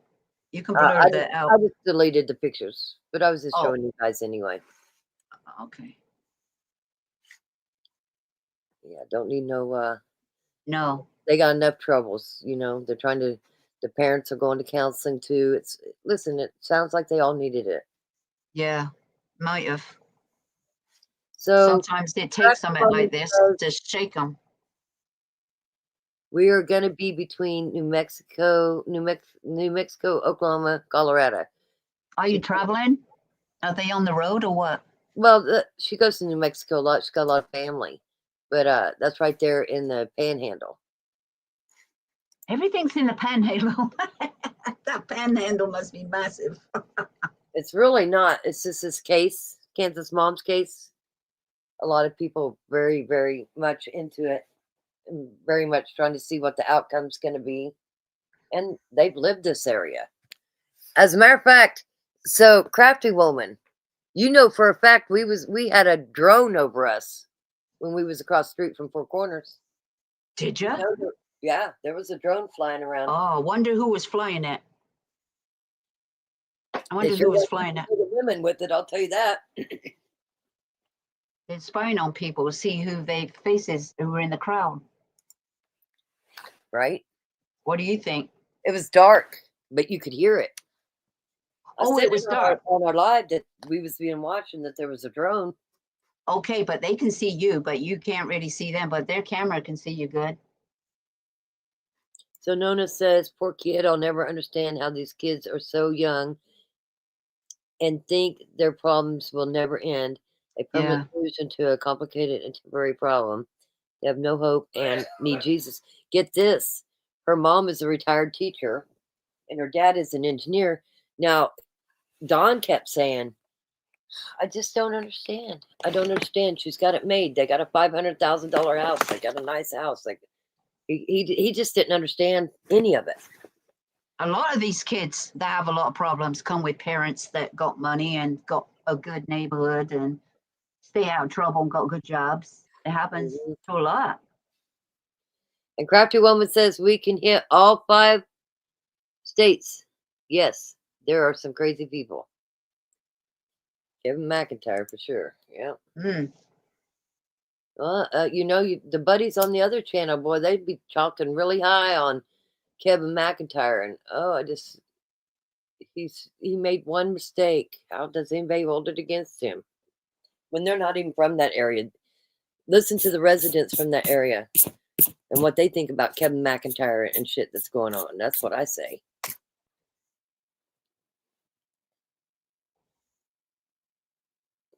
He never did anything wrong. I mean, he made one mistake. He's a good guy now.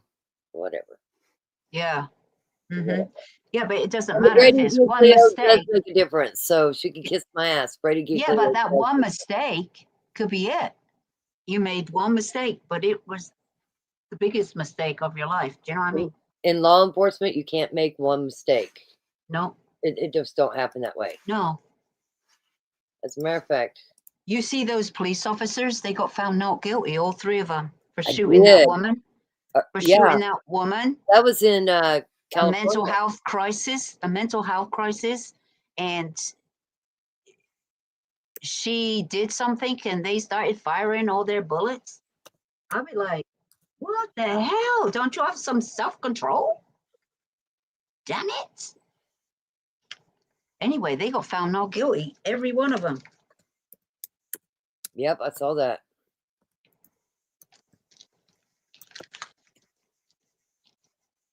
Okay. Did they have to fire like that? Could they have backed away? Could they have, done something different? Probably. So here's the Brady Giglio that I shared the other day. This is from 11 years ago. 11 years ago. Hold on. Why is nothing playing? Thank you all for being here this afternoon. We were going to do a press conference about something else, but obviously with the attention that the Brady Giglio issue has taken in the media in the last couple of days, thought it was important for the acting chief of police, John Spear, the sheriff, Jeff Easter, and myself to appear before the cameras and the media today to say a few things.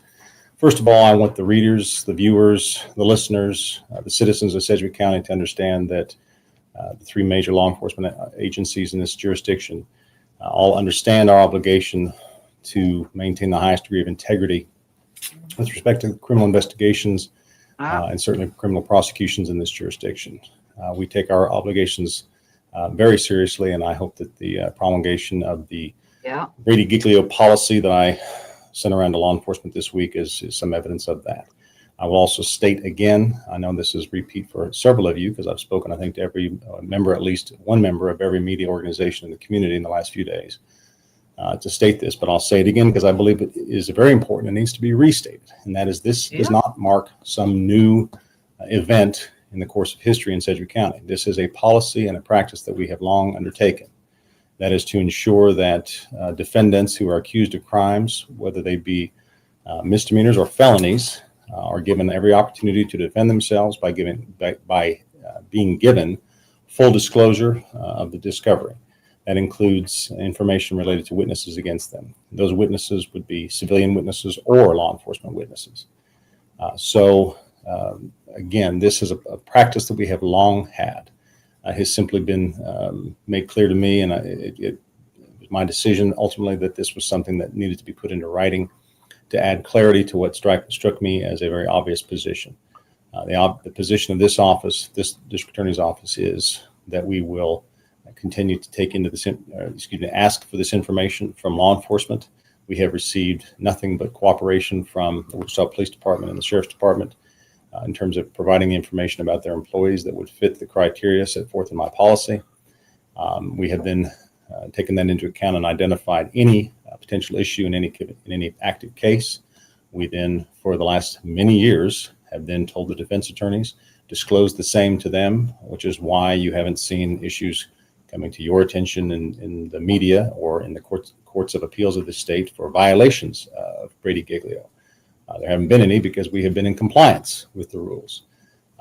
I simply made a determination that it was time to put this into writing and give it to all the law enforcement agents in the state. I would tell you, in the jurisdiction.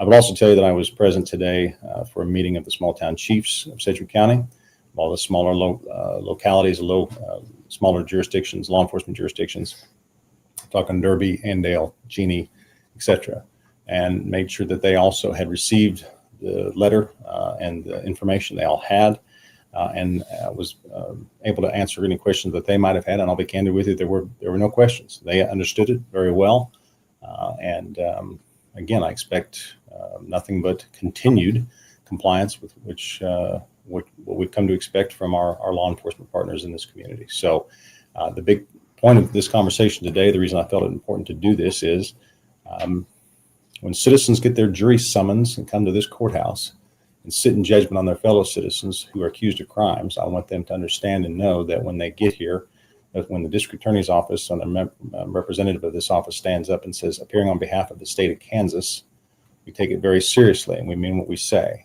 And that when they come and listen to evidence, they can know it's been properly vetted, that all obligations under the Constitution have been complied with.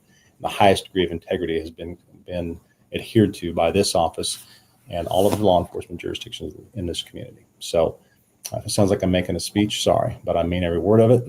And this is very important, and it's worth having this conversation today. I'll defer to either the acting chief Spear or Sheriff Easter. Jeff, you're on my right. I'll let you go first if you'd prefer. I know Jeff Easter. I knew his brother. His brother was a sheriff officer, and his brother got killed in the line of duty. The sheriff that's fixing to talk.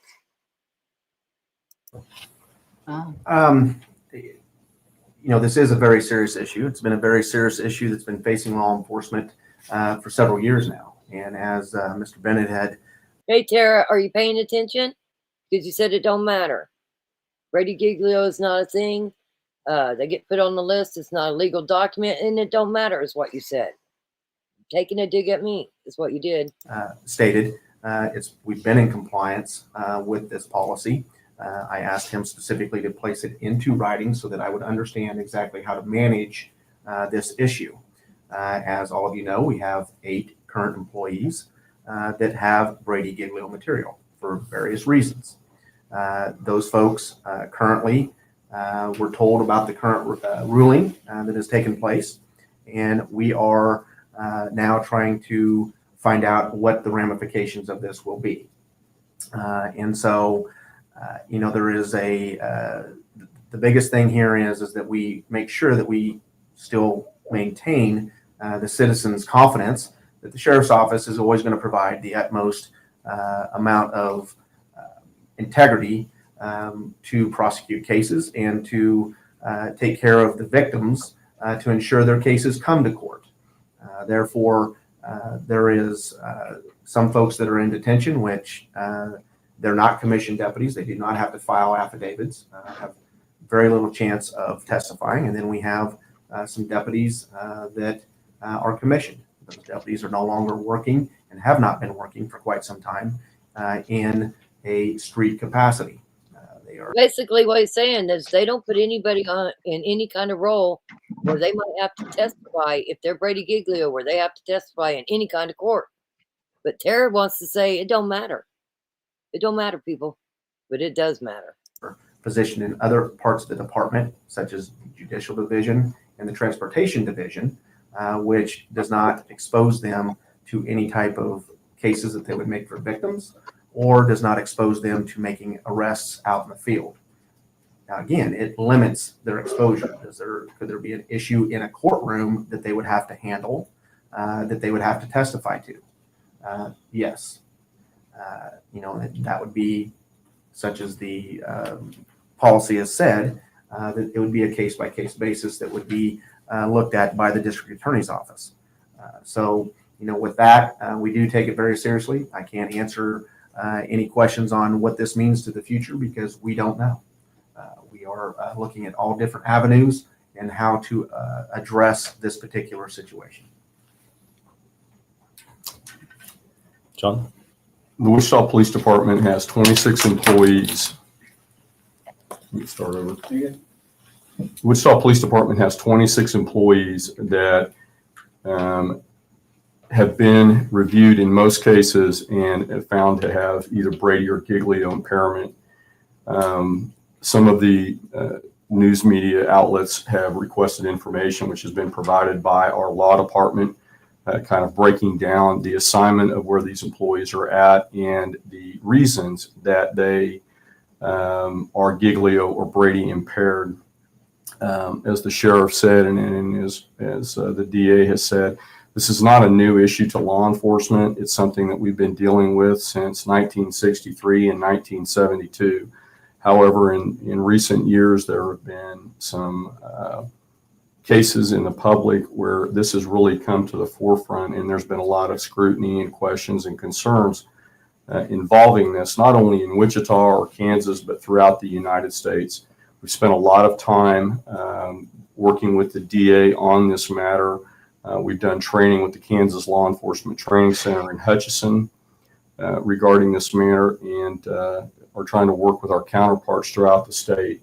As you know, Wichita is the largest police department in the state of Kansas. We have well over 800 employees. Journey, I typed something in the back chat for you. Not all of them commissioned. There we have support staff, administrative staff that are non-commissioned that are also Brady and Giglio impaired. And at that point, I will, I guess, open it up for questions. John, when you look at this list, it talks about two. What list? Which one? The Brady Giglio. It talks about 2 felony convictions. Can you address that? I'll merely say that the 2 felony convictions are not commissioned police officers. And I'll. Can you say if they're in the distant past? I'm sorry. Can you say if they're in the distant past when they occurred?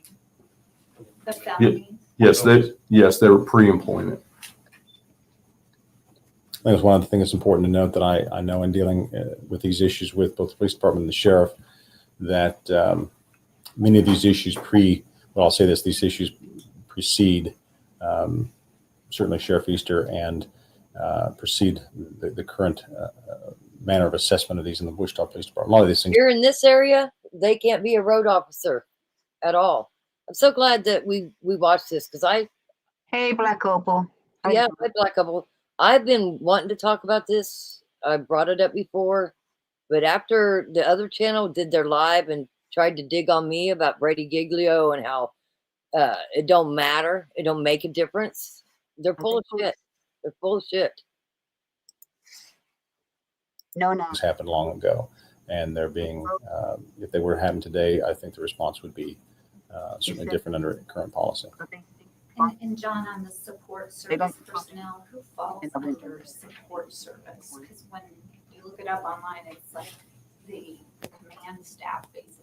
The long explanation is field services falls under Deputy Chief Mosley, and support services falls under me, and investigations falls under Deputy Chief Ramza.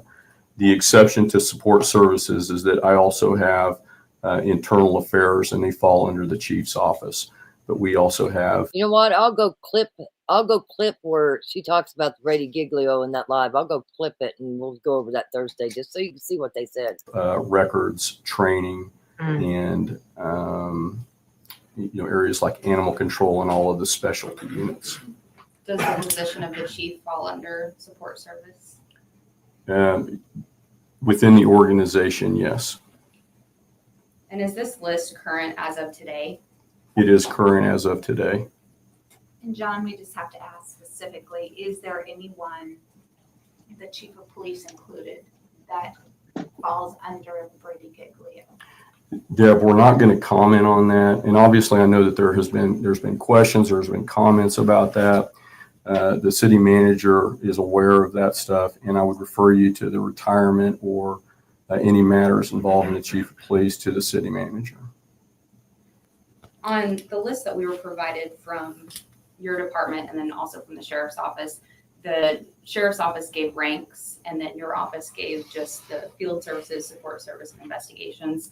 And it looks like what we're being told is that to give ranks would be not open records. Can you tell us why it's different from your department versus the sheriff's office? I'm going to step in at this point. If you want to ask these questions to the city and on the city's time, that's fine. I think this meeting here is of a larger. Let's put it this way: we're here to talk about some of the larger issues with regard to Giglio. I'm not going to. It's appropriate, obviously, to ask that question. I just think here in this context, the sheriff and I guess I'd appreciate it if we have questions that were more directed toward the policy and the manner in which these issues are going to be attended to by the various agencies. You can understand why I think it's appropriate. These are questions that are more appropriately sent to maybe the manager or to city spokesman. What does it mean to be Brady Giglio impaired? Again, you can look at I've got a copy of, if you don't have it already, the policy itself talks about anyone, and this again is a policy that I put it into a policy, but the truth is it's a status that's established in our case law, the United States Supreme Court, that talks about any person who has something in their past that would allow the defense to ask them questions of an impeaching nature. So I'm trying to put this in not so much legalese. If I can ask you questions about your past that help me undermine your credibility, that helps me defend myself. If there's something about your past that would allow me to do that, that's impeachment information. If I, as a district attorney, as a prosecutor, know that this witness has impeachment information in the past, I got to tell it to the defense attorney so they can use it.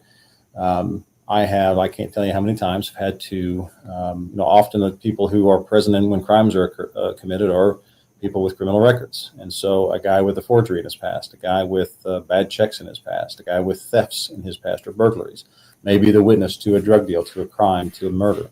That doesn't mean they can't testify, but it means that I cannot put them on without disclosing to the defense attorney what the nature of this guy's history is so that he can adequately defend his client. All this policy discusses, all these laws that are referenced in my policy point out is that police officers, sheriff's department deputies, anybody who would testify is not exempted from that. The policy applies to all witnesses. The one thing that's unique about law enforcement officers is they do bring affidavits to the office. The average citizen does not. So that's one point of distinction.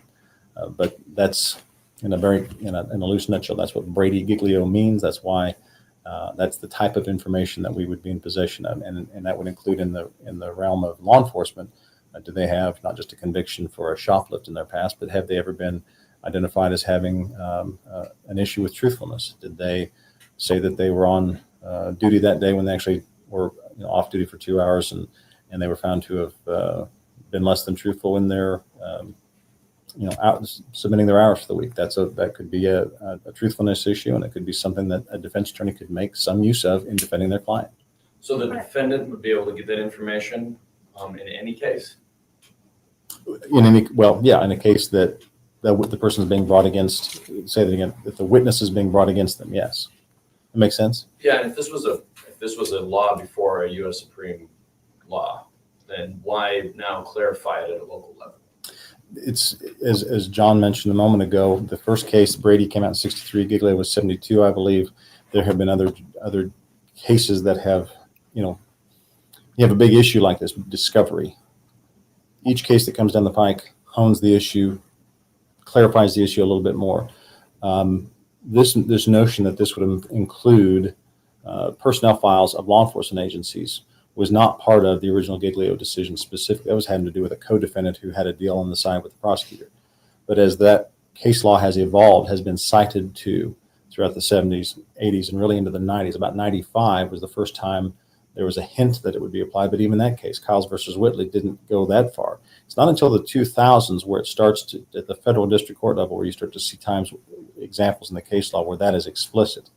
And then in the last few years, last 5 years roughly, the DOJ, Eric Holder, his department has issued orders to the U.S. attorney's offices concerning Brady Giglio and the manner in which they'll handle that information and seek it from law enforcement agents, which has caused sort of a ripple effect across state agencies across the United States. This is something, if you look into it, you'll find it from Washington State to Florida, Maine to California. This is not at all unique to Wichita, Kansas, or Kansas in particular.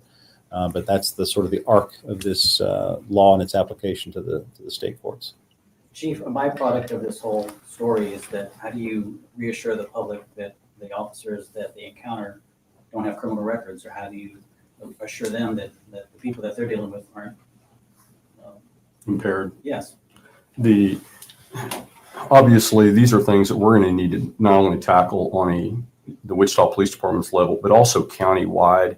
Law enforcement has struggled with this coast to coast, border to border, as Mark has said. These are things that what we want to do is be in unison with the other agencies around here. And these are going to be things that we're going to work with the Sheriff Department and the other chiefs throughout the 18th Judicial District on these matters and how we're going to go about handling these employees. We're also, ours is a little different because we also have the Fraternal Order of Police. We're going to bring them in and also work with them on this issue. So this thing is evolving currently, and we're looking at everything and have a lot of work to do in the future on this. Mark, you spoke with a colleague of mine yesterday. You said that we're not talking about cops who've been stealing evidence from the property and evidence section, or who have gone out and committed robberies and thefts, things like that. If there's somebody in law enforcement who's done that, they're fired. You said we're talking mostly about minor personnel violations. Given the list that's been disclosed to us today, the fact that there are 2 felonies and several misdemeanors, do we know for certain that there aren't officers on that list who were stealing evidence or things like that? Yeah, I mean, again, that's what was the point I made earlier. These are, I remember who asked the question of John a moment ago. Most of those are historical issues. If an officer under the current policy, both the Sheriff's Department and the Police Department, as I understand it, if an employee were to commit crimes like a crime, they'd be gone.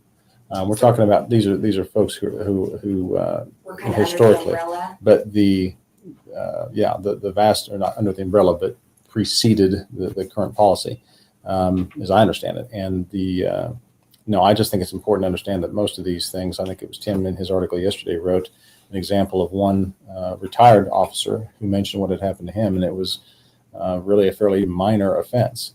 But we don't have a sliding scale of offenses here. I don't say, well, that's not a big deal, I'm not going to disclose that. Or that was 30 years ago. They got a shoplift when they were in high school 30 years ago. Who cares at this point, right? There's no sunset. There's no sliding scale. We have an obligation to disclose the information, and it may not even be admissible, but that doesn't decide the issue. We have an obligation to disclose the information, and then the defense has the opportunity to defend themselves in light of all the information, not just what I think they should have. So we will likely not find out what those felony convictions were, or any of those misdemeanors. I can't speak to that. That wasn't a request made to this office. I'm answering your question directly in terms of how this affects cases moving forward. Jeff, you were going to say something? Yeah, to clarify a little bit of what you're asking about is, there is a time that law enforcement would hire individuals that when they were 14, 15 received a shoplift conviction, which was a minor crime. You went through their backgrounds, a lot of distance in between those things, and we would hire individuals that had that minor offense. Due to the Brady Giglio material, we no longer hire people like that. And so, when you're talking about that, that means that our pool is even littler now because people do make mistakes, and they make a lot of them when they're teenagers. And now in law enforcement, you're not ever going to be forgiven for that. And so I'm not saying that's good, bad, or indifferent. But what I'm saying is that within the sheriff's office, when you see, if there's folks on there that have misdemeanor convictions, those type of things, that's how it happened. It didn't happen while they were employed. And so, you also have to understand from a government is different than private. In the private industry, they can walk into you right now and say, thank you for your service, and you're gone. In the government, the Wichita Police Department deals with the union. We deal with the Civil Service Board. And so what that means is those deputies and officers have due process. And then a Civil Service Board rules whether or not I can actually terminate. And the FOP, through a grievance procedure, the grievance procedure rules whether or not they can be terminated.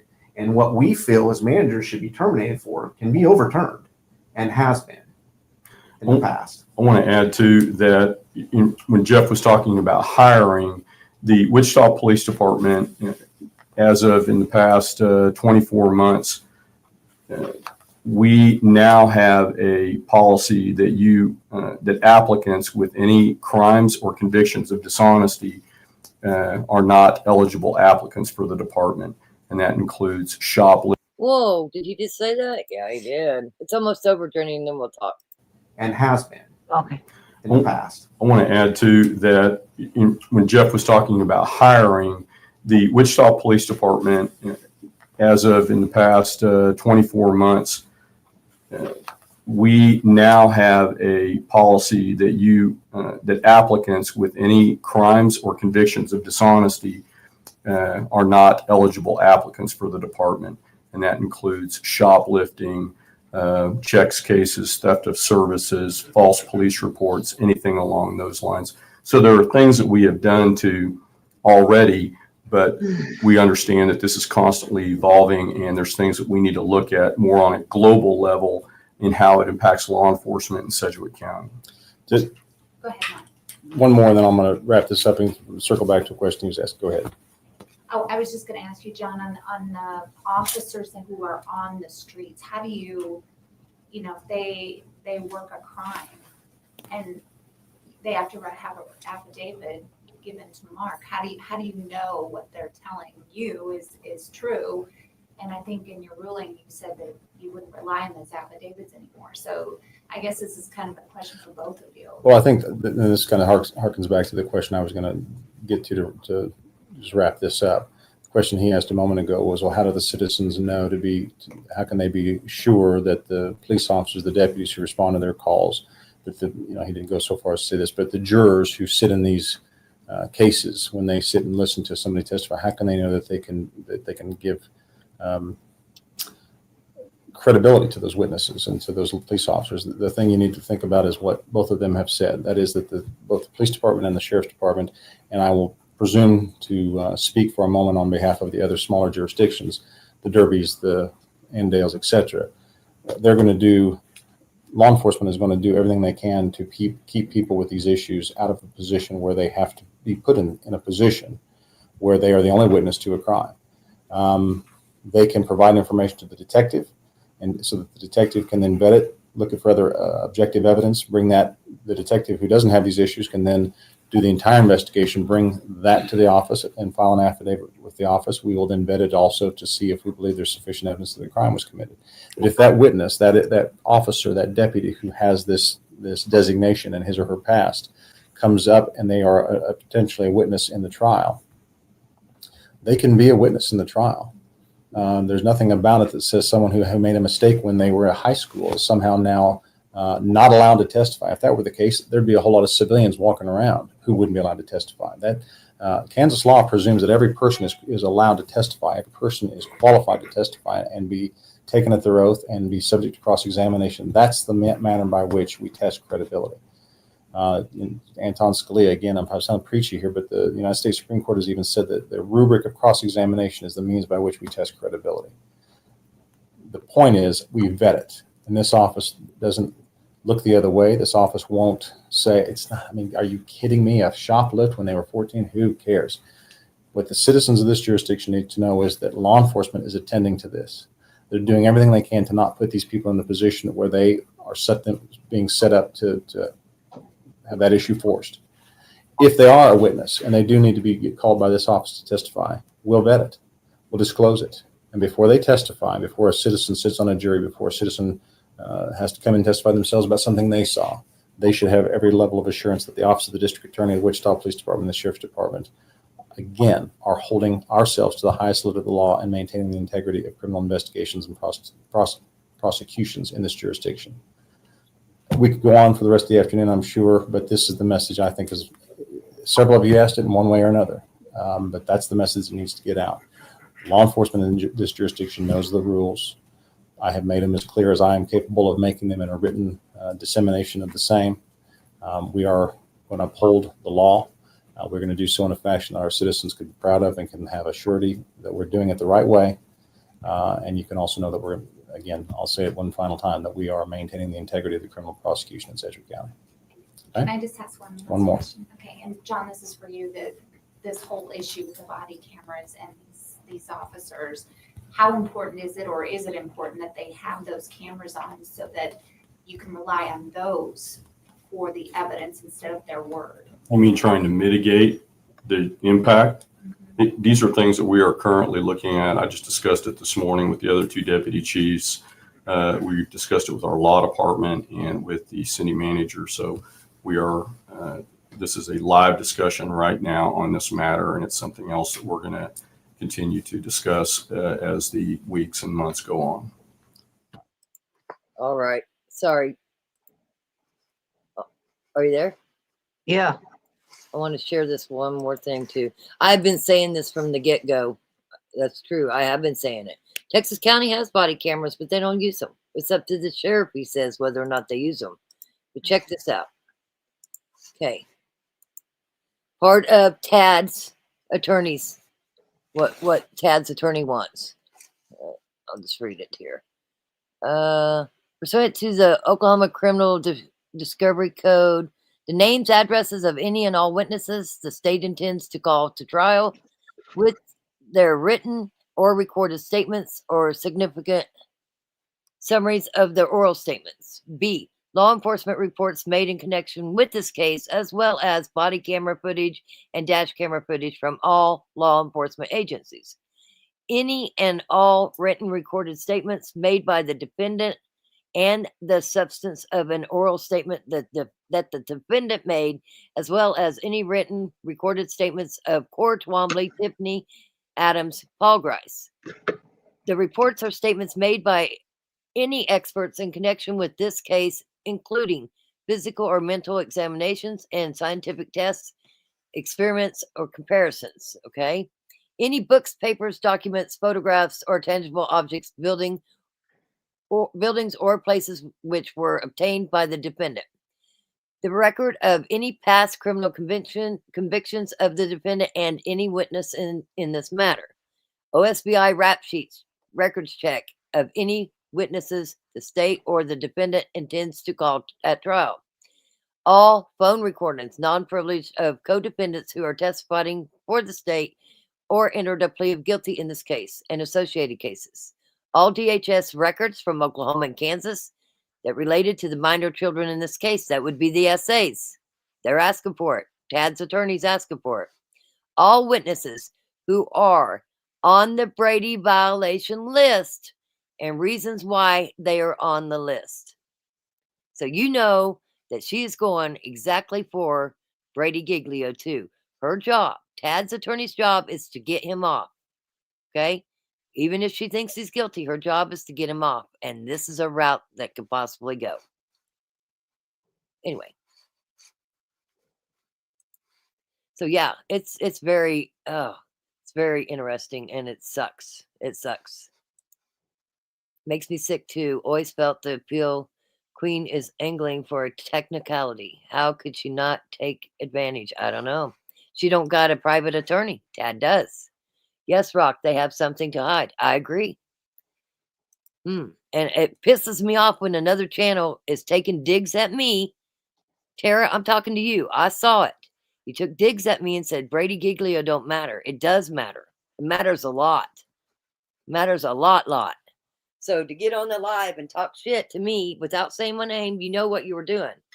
You need to really check into it more. Because that's going to be Tad's attorney, is to get him off at whatever it takes. Yep. Whatever it takes. And there's a reason why she's asking for the Brady Giglio. So, I mean, you can sit there on your high horse that you think you're on there in Derby and say whatever you want, but you're not always saying the truth. You need to do some more investigating on that. Yeah, if you're paying good money for a lawyer, they're going to try everything that they can bring in. Yeah, They're going to try it.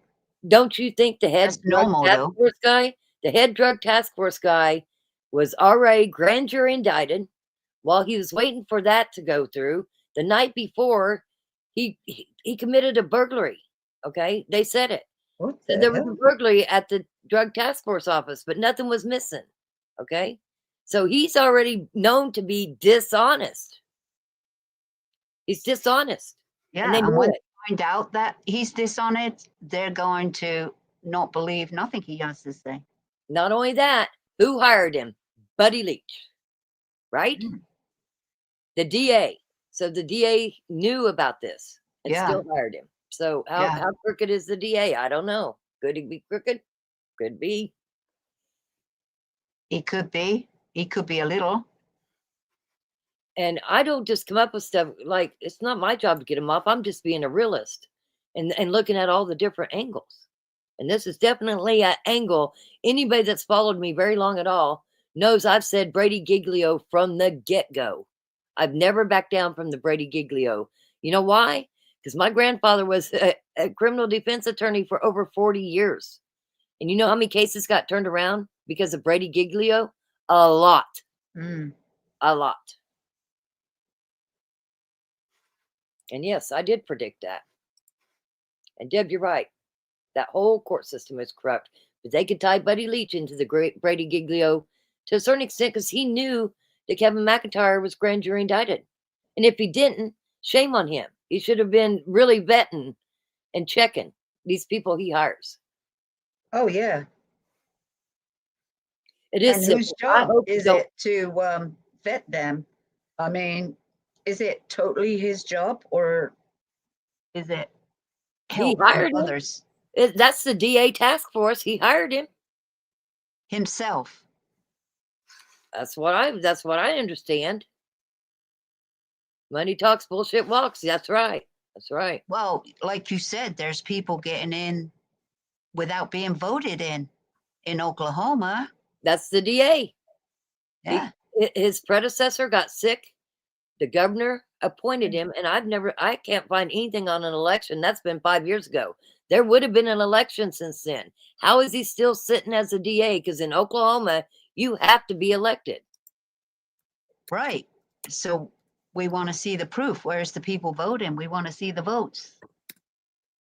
There has not been one. Right. So how is that legal? People in Oklahoma?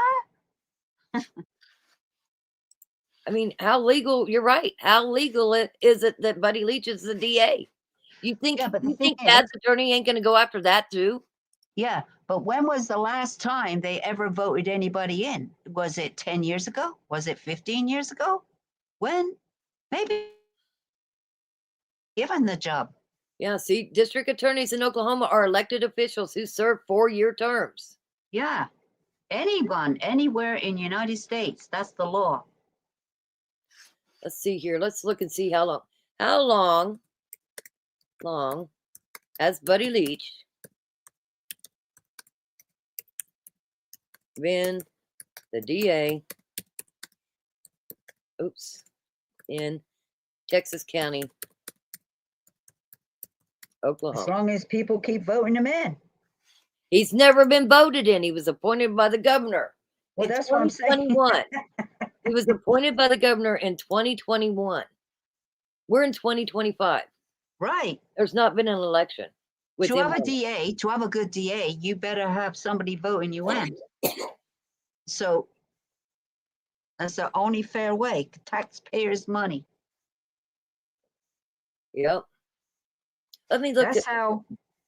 That's how your county gets corrupt. Is by doing things like this. That's crazy.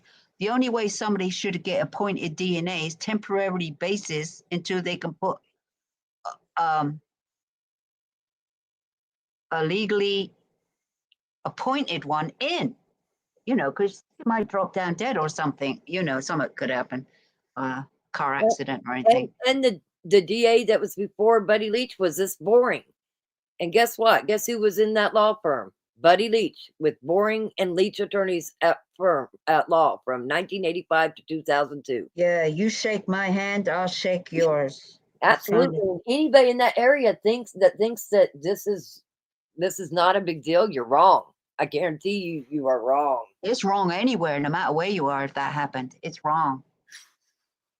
Let's see here when the last. That's why judges are appointed, lawyers, DAs, they're appointed. Anybody that's appointed, the mayor or whatever, you're voting these people in to do a job for you, to make sure crimes are dealt with in the right way and prosecuted and things like that. That's why we have them. What's the point? Just let them go. They're breaking the law. They're supposed to be serving to abide the law, and they're breaking the law. Breaking the law. Breaking the law. Put that song on. Breaking. Lock them up. Got that song Lock in mind. them up. Lock them up. Lock them up. You're breaking the law. You're breaking the law. Lock them up. Lock them up. Let's see here.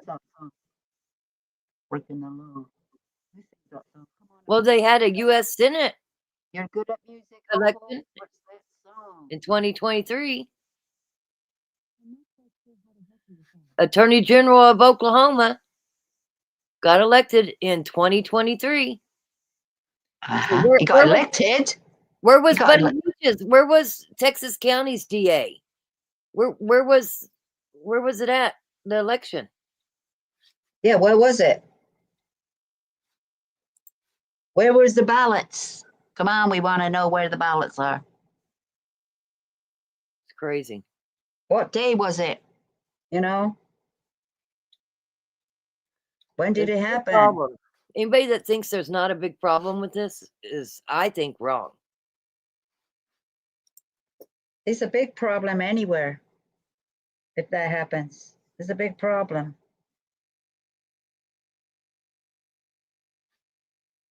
Yeah. Just because you know somebody, hey, I know a friend, be good for the job. It don't work like that. You got to work your way up and get a vote in and work your community. Earn it.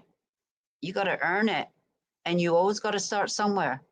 Yeah, and get the, underneath somebody, and you work your way up. When the job's available, you go for it. You know what I mean? not only that, I believe it's Sateo Smith. His parents are the only bail bondsman in Guyman. And he's the first assistant district attorney. How does that happen? I bet his parents are making all kinds of money being the only bail bondsman there. And who sets bail? DA. The DA sets bail. At least they do here. I can't hear you. Get closer to your mic. Cinderella. Cinderella. It's past midnight. Cinderella. Mm-hmm. It is sick. And yes, bullseye. You got it. Not only that, there's been a lawsuit. It's been against it's got Boley on it. And it would have to have the DA on it too, because of the fines at the jail. Overcharging them fines or making people pay extra fines. That was a big deal in Guyman area. The DA was fucking Tiffany back in the day, exactly, and knows her that should be a conflict of interest right there. They shouldn't have taken this to a different court. They should have taken it to a different court out of the county. I've said that from the get-go. They still could take it out of there. Well, somebody's got to make a fuss about it. I've been making a fuss since I was boots on the ground. No, Buddy Leach wasn't her divorce attorney. The judge was. The judge hearing the case now was Tiffany's divorce attorney. It was the actual judge that was Tiffany's divorce attorney. Yeah, but that's a conflict of interest. Tad tried to get him removed. I'm telling you, her attorney has did everything to try to get this, get the judge removed. That was pushed to the side. Well, something like this, they definitely should have done something because. And Boring was the DA before Buddy Leach, but they also was in law practice together. They had a firm together. But yeah, but what do they owe Tiffany? I mean, who the hell is she? What do they owe her? It's all the good buddy system. They all just know each other. It's a big problem. Oh, that's okay, Black Opal. It's easy to mix it up. So But that yeah, judge, definitely. yeah, they've just done her a favor. I can pull some strings for you.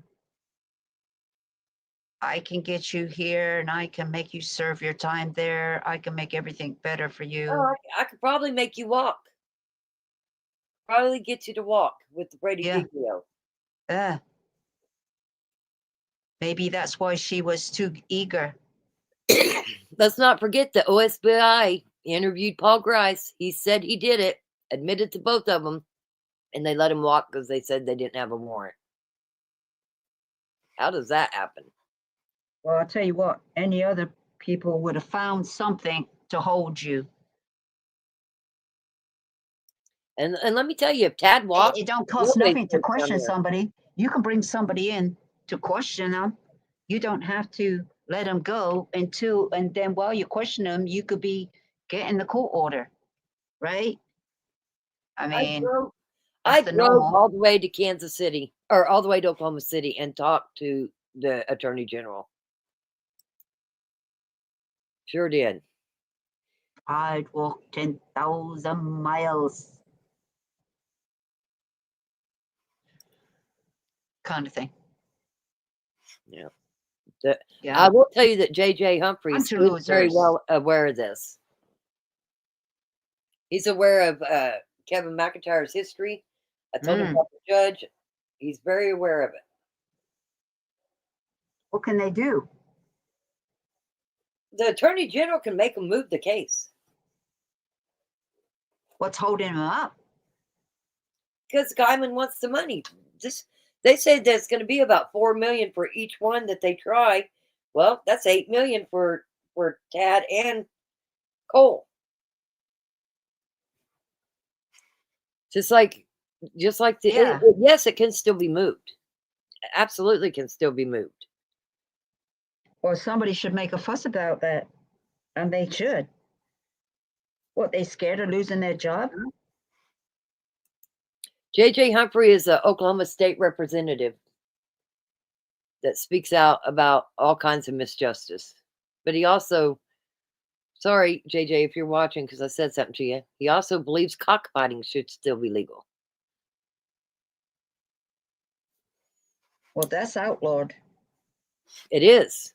It is, but Shark had pictures of him at cockfights. I showed it to you guys. Yeah, well, should be in jail. Absolutely. I mean, the law's the law. Do you know what I mean? The law's the law. Anybody else caught, they're going to jail. So should you. That's just like Absolutely. drunk driving and stuff. I don't care who you are. Like that judge who was pissing on the ground. She got arrested. I don't know what the hell she was doing. I mean, you crazy judge. You've lost your job now. You had to step down. Well, she stepped down pretty fast. And she knew what was best. Got a problem, woman. You better go work on it. Absolutely. And that judge here in Milwaukee, she thought she was okay with breaking the law. Well, they indicted her and taken her to trial. So she's probably this month, I think. Yeah, she should step down and lose her job for breaking the law. Obstructing justice, letting them out the back door, illegal, and an abused man, abuser that abused women and already kicked out the country. And she had, well, beat up the girlfriend or something, but even so, that's what he was in court for. And she let a criminal abuser go through the back door. Not And only that, if everybody remembers about the ticket scandal. that's Well, wrong. that has Buddy Leach under investigation too. As Kevin McIntyre, he was the one that was running this whole ticket scandal. That's dishonesty. That's integrity's gone. And that's who's going to prosecute this trial. That's who's going to, and the other guy's going to testify in this trial. And nobody seems to think there's a problem. Well, I'm telling you, when it comes to appeals, that's when you're going to have the problem. And they're going to walk. They could walk after an expensive trial. They could walk. Not only that, why has there not been a DA election since 2021? Well, we got to ask the community, what the hell's going on? Because usually the community is hushed up in that area. Get to the town hall and demand it. Who's in charge? That's why I smoke too, girl. I can't smoke. I don't smoke, but only rollies. I got no tobacco. I'm not going out neither. I'll just have to suffer. But you do smoke. Yeah, rollies. Yeah, but I haven't got no tobacco. Supposedly Buddy Leach and the whole group is being investigated because of the ticket scandal. Because with CDLs, you can't just pay a fine and get the ticket gone. And I'm really surprised because the DA of Oklahoma has really been hitting the CDL drivers hard, real hard, especially over immigration. But yeah, CDLs, it's really picky to have a CDL. Like you have to pass drug tests. Rick has a CDL. He's had it since he was 20 years old. Yeah. If you got any blood pressure problems, a diabetic, you got to have medical checkups every, 6 months and stuff. They come in and do random piss tests. You can't even have marijuana in your system. No. Oh. If you're working for somebody, yeah. But you shouldn't anyway. If you're working for yourself, you shouldn't be. You put a lot of people's lives on risk. So Black Opal asked me who JJ Humphreys is. He is a representative. He's very outspoken. He's over by the Tulsa area. But he told me that he started digging into the Kansas Moms case. And he got a couple bomb threats, and he went into the Attorney General's office to talk to him about certain things that was brought online, Brady Giglio and other things. And the Attorney General told J.J. Humphreys, you need to keep your nose out of this. That's what he told me anyway. That's what J.J. Humphreys told me. Yeah, well, that's a threat, isn't it? It is. But here, let me play this. This is from when we did the rally. This is J.J. Humphreys so that Black Opal can see who he is. Hello, Oklahoma. Representative J.J. Humphrey back here in Stillwater. Just going to give you an update. Our rally went really well Wednesday. We were able to get about 250 volunteers, I believe, to agree that when we get our petition together, that they're going to carry that with us and make sure that we get the appropriate number of signatures. We're meeting with some citizens today to make sure that we get people on the actual petition, getting that petition ready to go. Hopefully we'll have that in about a week. I'll keep you updated. Guys, there's a lot of politicians talking about what they're going to do. Hey, I'm out here trying to get it done. We're going to get this petition, and we're going to call out the people who have stopped these investigations. We're going to call out the court system that are letting abusers walk the streets and that are locking up the people who are reporting the abuse. It's time to call DHS, time to call the court system, and time to call our Oklahoma government into accountability. So y'all stay tuned. I'll keep you updated. So the other thing is, if you saw when I was just reading that, also Tad's attorney is asking for all DHS reports. Now, the way I know I seen the one with the brother, okay? And it also says in that one that he was already found guilty in a prior one. Now, the one I saw was with his brother. And then the one, it says in there, also another substantiated with his niece and nephew. But there's a third one in Oklahoma. So that tells me why they're asking for the DHS reports too. Because you're going to see they say substantiated. Did you see the clipping on the Bose in New Mexico, Clayton PD shooting wrongfully a dog? No, I didn't. You know, I used to run a big organization with dogs shot by police. That was my passion for a very, very long time. I wish Girly Girl was still in here. Oh my gosh.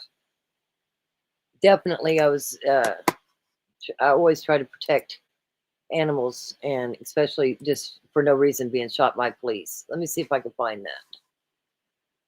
New Mexico. I did. Listen, if you think for a minute I feel good that I predicted it, because I really don't. I really don't feel good that it could go this way. It's scary. I'm scared. I'm scared for the family. Definitely scared for the family. We had a case in Hayesville, Kansas, where Hayesville PD, 2 pit bulls got out. The neighbor put them back. His name was Petey, the one. The neighbor put him back in the fence. The Hayesville police came and killed both dogs in their backyard, and they were dragging them to the front when the family came home. They had a huge lawsuit. Well, the guy was already going through court for DUI. And they told him, if you drop the case about your dog, we'll drop the DUI. And it happened that way. But he never got justice for his dog, Petey. Right, they always try to find something that they can use. Absolutely. I used to travel everywhere over dogs shot by police. It's Clayton County. Let's see here. I was looking this up. Gonna hit my heartstrings, because I'll tell you what, I care more about animals than I do people. And I know that's horrible. I know it's horrible, but that's just, I do. Woof, woof. Woof, woof. Woof, woof. You're looking at a girl who you're looking at a girl who stole her dog out of the pound. I know. We got a jailbird in here. You're right. Jailbird got a felony out of it. She's talking from experience. Hold on, I want to play this. Okay, this could be a trigger warning. Let's see here. Well, I Here, wonder how- here, Black Opal. Here, here. Right.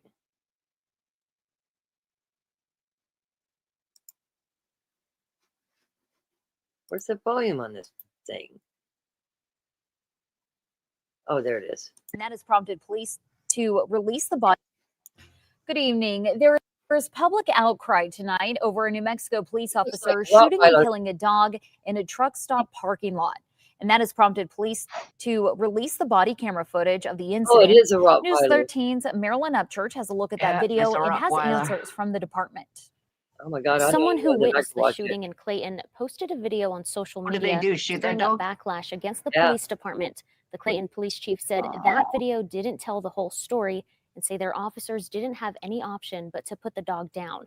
We want to warn you, the video You mean might be kill hard it. for some viewers to watch. They Yeah. didn't put it down, There's but taking dangers it to the involved with vet, dogs. vets. I mean, my officers put themselves in harm's way to help retrieve a Well, they dog from shouldn't. private property. Remember, this is on private. This is at Love's gas station. Private property, You guarding can't the just leave property. dog there. The I don't- Clayton police chief. I don't know that I could watch this either.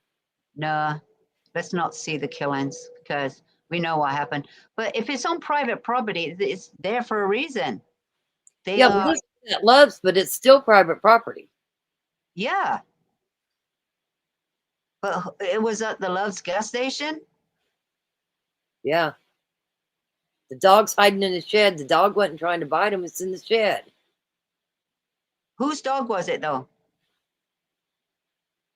I mean, whose dog was it? I don't know. Let me read the thing. I don't know whose dog. I thought it was some private property, but it's at a gas station, so it must have been somebody's dog. Okay. There is public outcry over a New Mexico police officer shooting and killing a dog in a truck stop parking lot.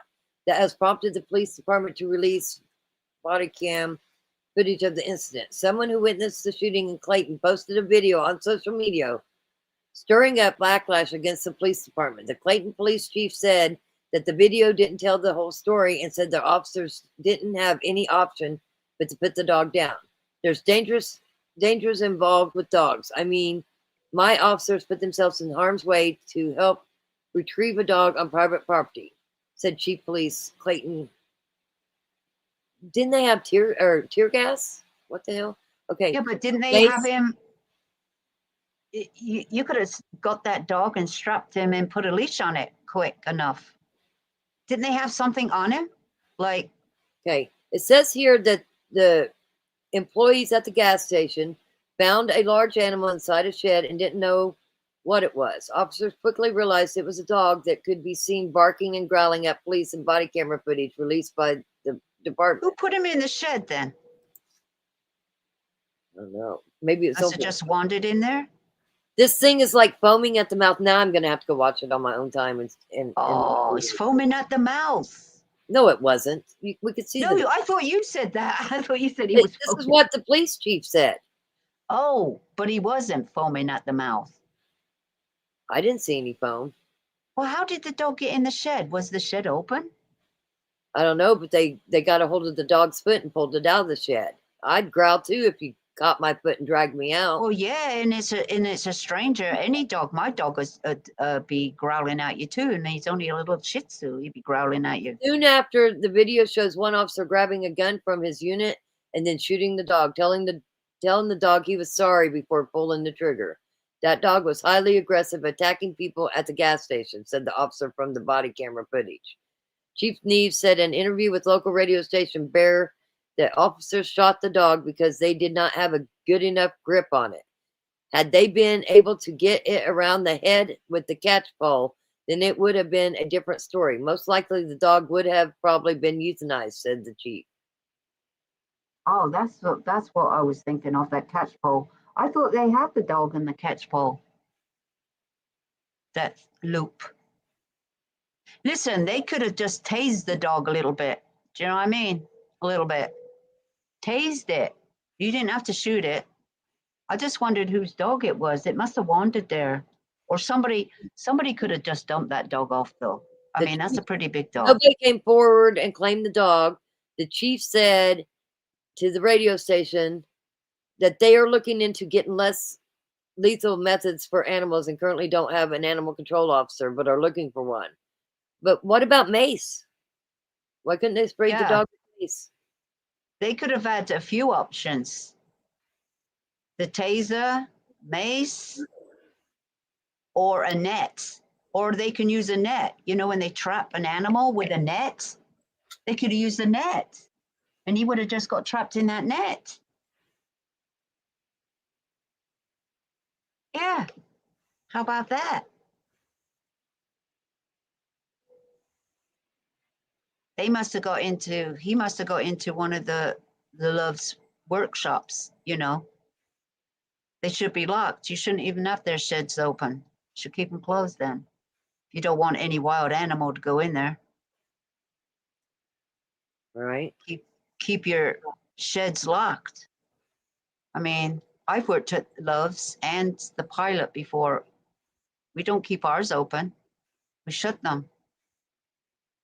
I mean, we keep shit in there. What do you think? You want everybody to go in there and start stealing your shit? Or what? Because you know they will. That's crazy. Absolutely crazy. Mind you, when we worked there, we used to get a lot of free stuff from the truckers. Oh my God. The stuff they give away in the freezers. Because, Oh, yeah. Yeah, because, you know, when the order's wrong, they don't accept it.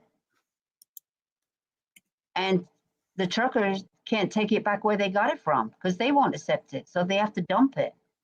One time they had blocks of cheese. Another time they had chicken, so much chicken.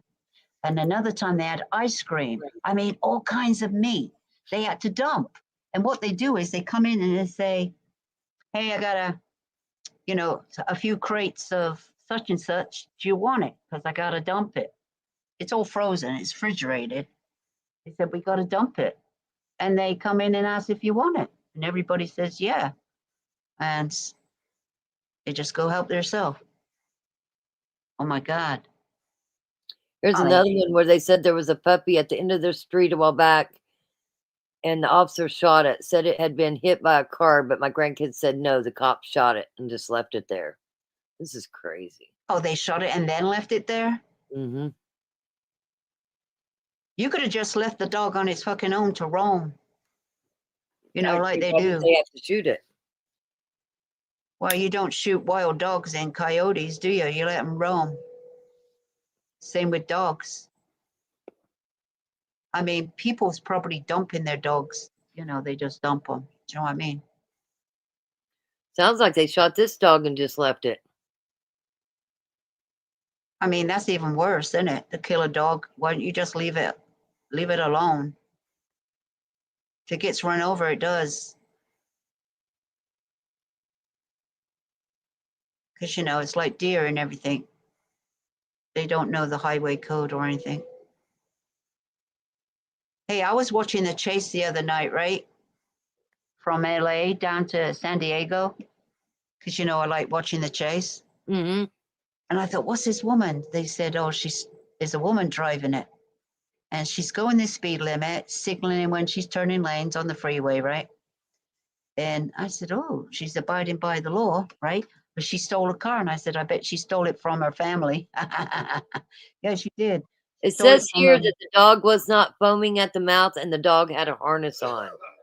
Clearly was somebody's pet. Y'all didn't even try to see if she belonged to anyone either. This Oh my screams God. animal cruelty. Yeah, somebody's pet. It just got out. I bet it was a trucker's. He didn't realize his dog was gone.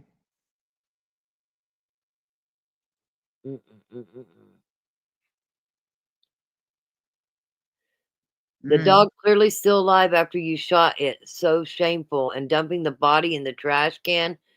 They threw the dog in the trash can? What the fuck? Seriously? What, just like dropping a dead human in there, right? You can't you can't dispose of animals like that or a human. How many times do you see your postal guy? They'll try to mace a dog before they try to get somebody to shoot it. Right. I mean, look at our postmans. They have to go from house to house every freaking day. And they're not just shooting dogs, but you get a cop with a gun and they just can shoot a dog?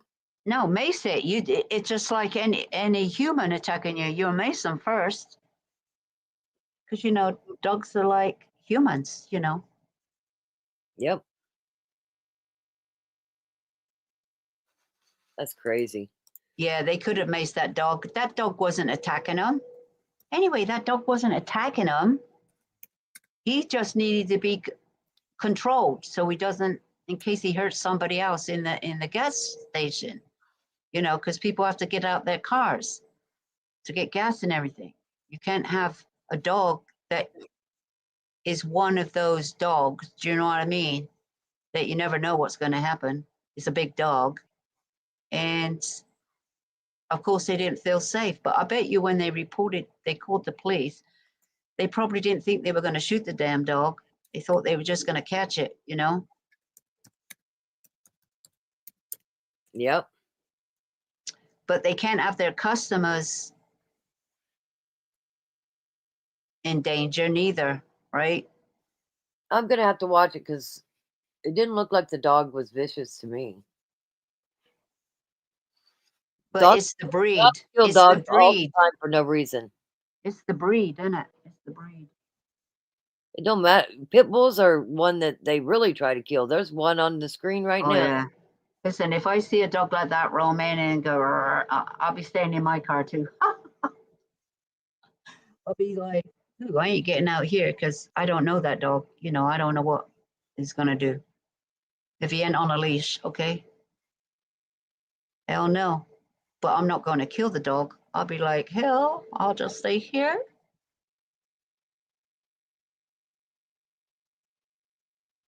It's crazy. Yeah, I used to do dogs shot by police. Ask Girly Girl. I used to be so into that. It was rough. It's hard to watch though, isn't it? Things like that. Mm-hmm. I mean, if you put it live and it's a bit hard to watch. I mean, I'll be like, hell no. I mean, you're seeing an actual killing. Do you know what I mean? Live. It doesn't matter if it's a dog or a human. You know what I mean? It's not like I like watching animals. I watch those Listen, videos. any dog can be mean. Hell, probably the worst bite I've ever gotten was from a little fucking chihuahua across the street. Well, That bit me right in the those ass.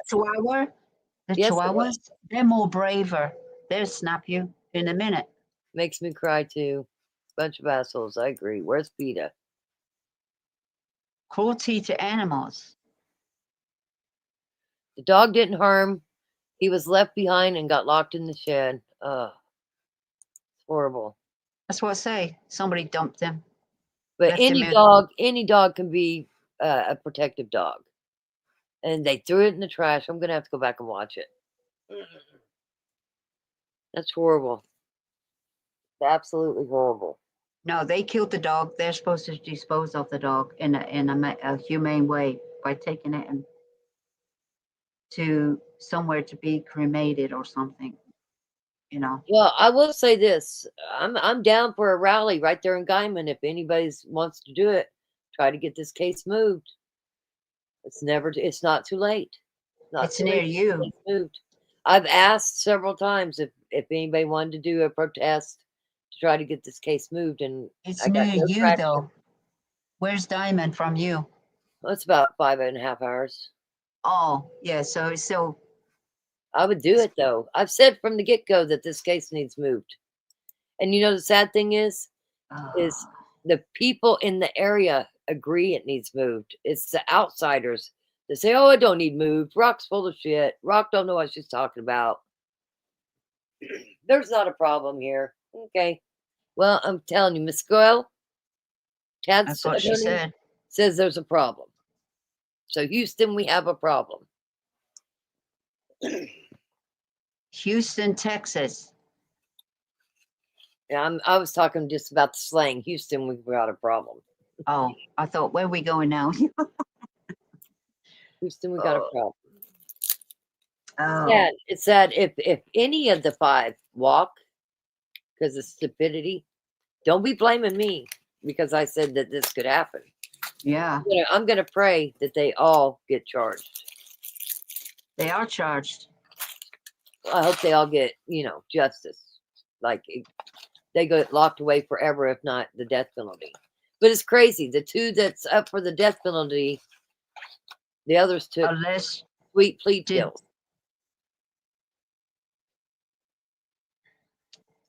Well, they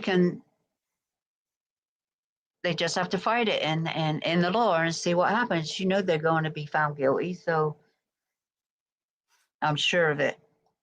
I'm sure of it. We got to look at the evidence that comes out.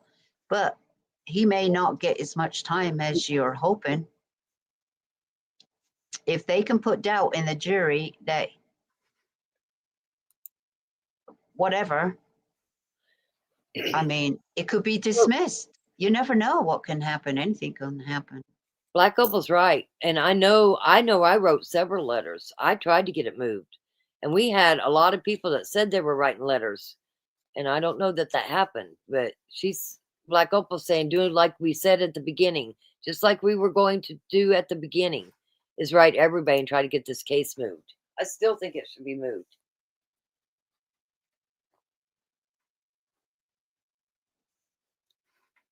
I agree.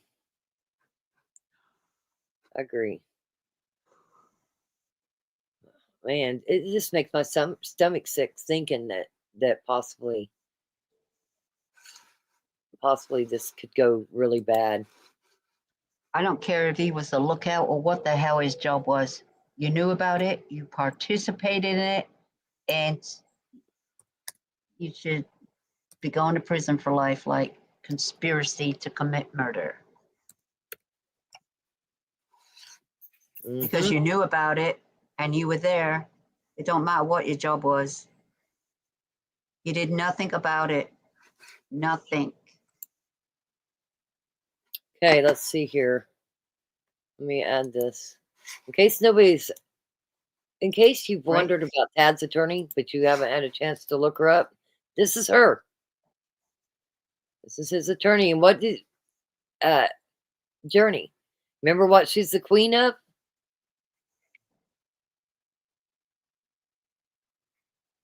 You put it. She's the queen of what? You put it in chat one day. You said she's a queen. She's a queen of appeals, they say. A queen of appeals? Yeah. When we were talking about Tad's attorney, you put the queen. So you must have looked up an article that said she was the queen.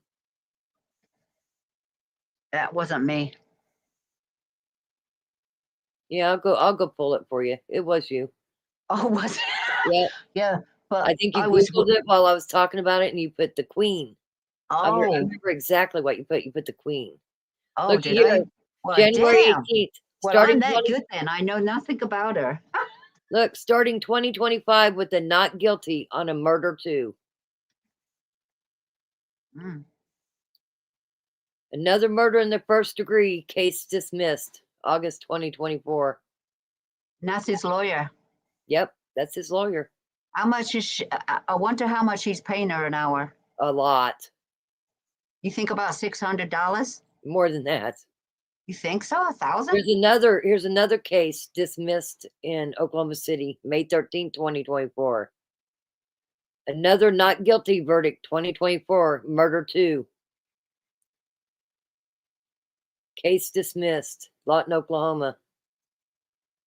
Case dismissed. That's what I'm saying.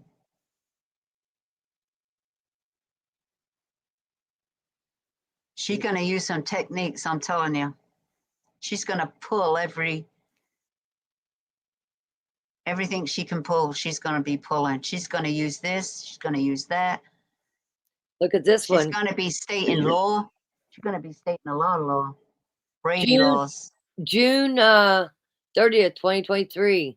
Our office has had another not guilty at jury trial, along with 2 dismissals at trial and 4 felony dismissals. How much money has this man got? Well, they sold all of his stuff, so another case dismissed. Perhaps she's going to work for him for drain all his money, and then another not guilty. See, she's wow. Case in dismissed. these big cases, she finds something She's got connections. What's this saying here? The Oklahoma Court of Criminal Appeals reversed a first-degree murder conviction Yeah. and life Loopholes, sentence yeah. this week after taking a closer look at a decade-old drug deal in northwest Oklahoma City that turned deadly. Oklahoma Court of Criminal Appeals overturns OKC man's murder conviction, grants a new trial. Well, by the time he's done with this lawyer, he ain't gonna have no money. But he won't be in prison either, and he won't be put to sleep. Well, he might be in prison with no money. Doesn't mean she's gonna get him off. But I think she's gonna do a good job, enough job that he don't serve a lot of time. She's maybe going to, the charges. She's probably gonna say lesser, only this, only that. Okay, let's see this real quick. How's she gonna get, what is the death penalty? How is she gonna get it dropped? Down from the death penalty, down from life, first degree, second degree. Hold on. How is she gonna get it down? Hold on. Oklahoma Court of Criminal Appeals overturns OKC man's murder conviction, grants new trial. Oklahoma Court of Criminal Appeals overturns OKC man's murder conviction, gets new trial. The Oklahoma Court of Appeals, Criminal Appeals, reversed their first-degree murder conviction and life sentence this week after taking a closer look at a decade-old drug deal in northwest Oklahoma City that turned deadly.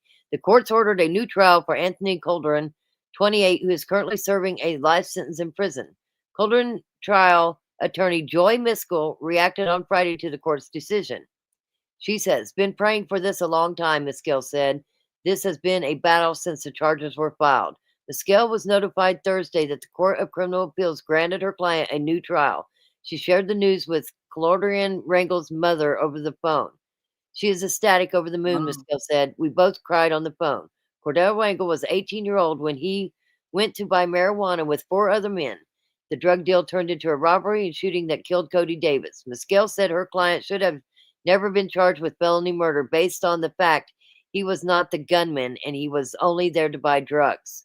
In 2020, a judge vacated the jury's guilty verdict against Rangel, a decision that devastated the victim's family. Her son is dead and has been dead since 2012. A friend of the Davis family said he cannot come back and fight for his damn life.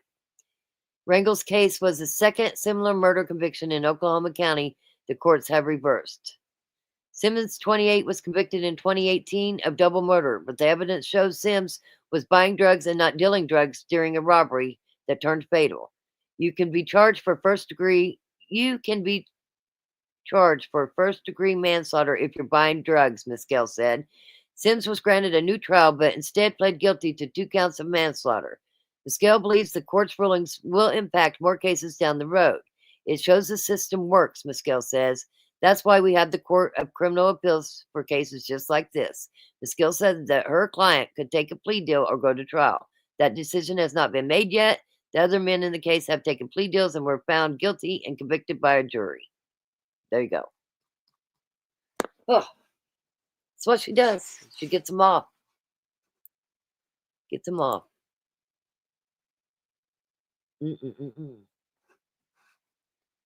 They're all crooked. His mother has money. That's correct. Are you there? She knows the case law. Hell yeah, she knows the case law. That's scary. That's what she did. That's her job. That's her career. Yeah, they were selling everything. When I went by there, like everything was gone. Empty. And I didn't go by there on purpose. We were cruising. In the tracks. Out in the tracks. Yeah, she does know the case law and she wins a lot. Scary. Journey probably went to heat up her coffee. But you can go to her Facebook page and it's this case after case. Dismissed. Last week, our firm got a not guilty on a first-degree murder in Oklahoma County.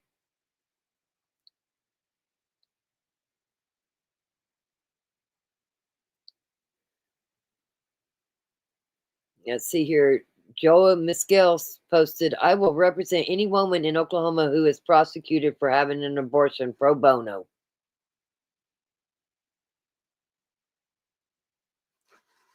Oh my gosh. She was named the, I'll just show you. How he got this lady, I don't know.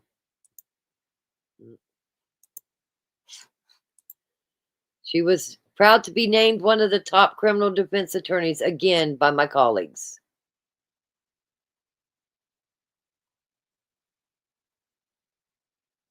Got an acquittal, first-degree murder, second-degree murder, manslaughter. Got an acquittal. It's crazy. She's good. Case dismissed. Oklahoma County judge sets aside murder conviction. Major win. What was this one about?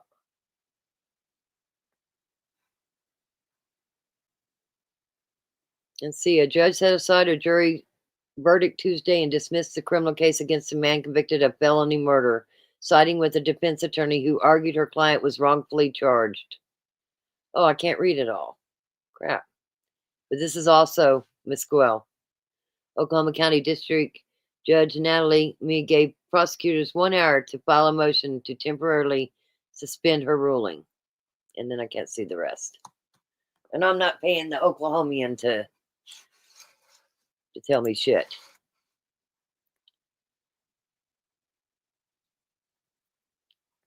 It's crazy. Murder 1 dismissed.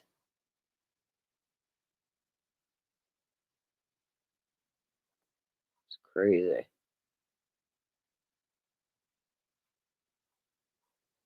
And I don't know how much he's, oh my gosh, she does get a lot off. Murder in the first degree. That's what Tad and Cole's looking at. 2 murder trials in the last month and 2 not guilty verdicts. 2019. She does. That's her job, to find the technicalities, to find the Brady Giglios that don't matter, okay?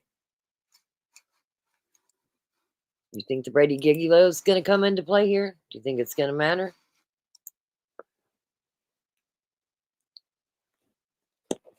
Well, I hope it don't matter, but it seems like it's going to.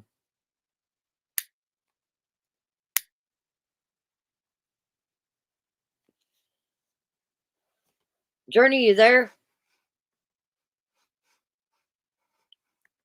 She must have went to eat up her coffee. Listen, I wish I was wrong. But you see where his attorney's asking for that. We knew it was going to go this way. Yeah, we did. We talked about it from the beginning. We've talked about it. Throwing it out there. They got another channel sitting there just dogging rock. It's not going to matter. It's not going to matter. Fuck yes, it will. I agree. I agree it's going to matter. I agree. I don't want it to matter. Like, I think it's horrible.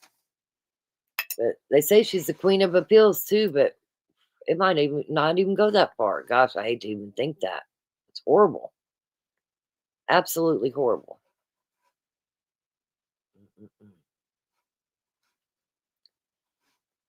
Not good.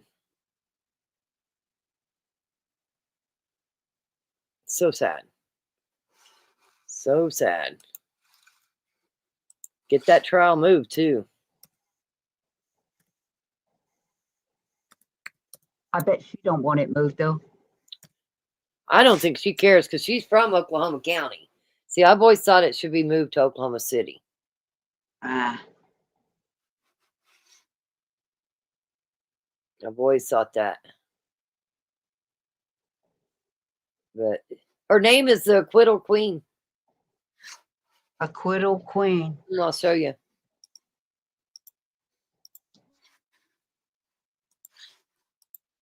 Right here. Acquittal Queen. Joey E. Maskell Law. Joe E. Maskell is an award-winning trial attorney who will fight for you. And the title's Acquittal Queen.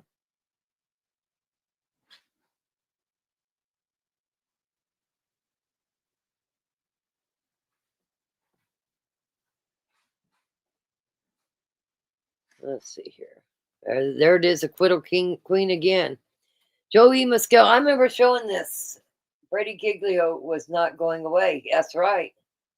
It's not going away.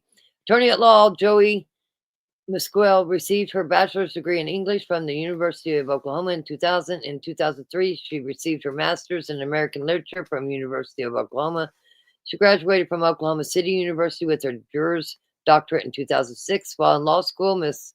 McLennan was a class officer from 2002 to 2006, a member of Phi Alpha Delta, American Trial Lawyers Association, Native American Lawyers Association, as well as vice president of the school's National Women's Law Student Association and president of the National Women's Law Student Association.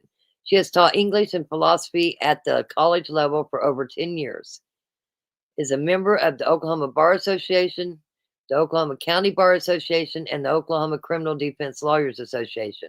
After graduation from law school, she was an assistant public defender before opening her own practice, focusing on criminal and family law and litigating numerous juries and bench trials. And there's some of the stuff.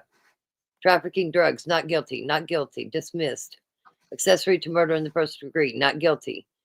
Look at all them not guilties. Murder in the first degree. Look at all these murder in the first degree. Not guilty, not guilty, not guilty, not guilty, not guilty, not guilty, dismissed, dismissed. You know what she does? She's probably good at putting doubt in the jury's minds. Well, you can bet she knows what Brady Giglio is. That's for fucking sure. Yeah, she knows something. They're going to fuck around and get it. That's my new saying, by the way. Fuck around and get it instead of fuck around and find out. Fuck around and get it. Go ahead and fuck around and get it. Yeah, wishful thinking. Well, this might be one she might lose. See, I think the opposite. I think she's got everything going towards that it could get turned around, get dropped. Okay, it was Black Opal that said appeal queen. Okay, it was you. Yeah. I thought it was Journey. I'm sorry, Journey. I really thought it was you, but it was Black told you, Opal. she didn't believe me, and I said it wasn't me. I don't remember nothing. It was Black Opal. Sorry. I knew it would be Black Opal. She's the one that said it. She's the queen of appeals. Mm-hmm. Well, see, when we was all in Discord, we went over every bit of this, and we got all the representatives, and several people were writing, trying to get the case moved. But listen, I'm just going to pray that they all get charged. I do not want to be right.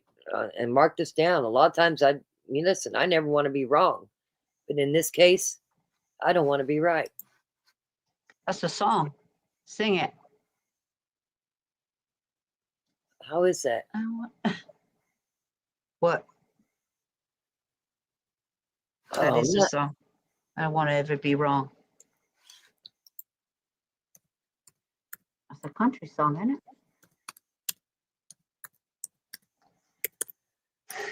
Hold on, I'm looking.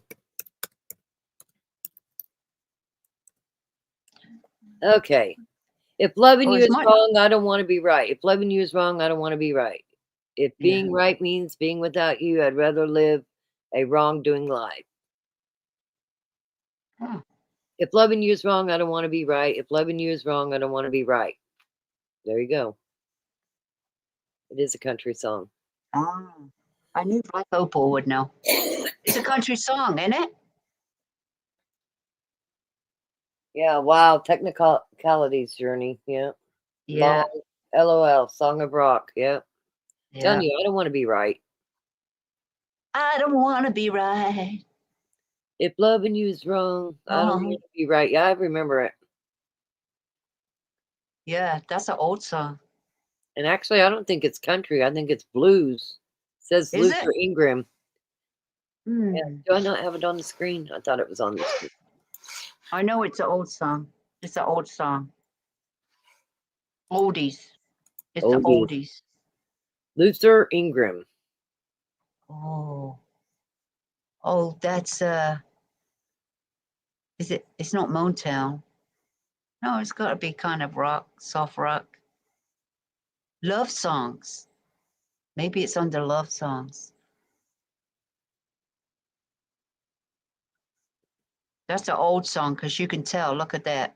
It says it's a unpopular rap song. It's not. That song's way before damn rap. You know, they could do remixes of a song, but that one is. Well, we're gonna stay on top of this. It's case. a love Soft rock, song. okay, yeah. I could see where it could be all of them, all of the soft rock. Could be any of it. Mm.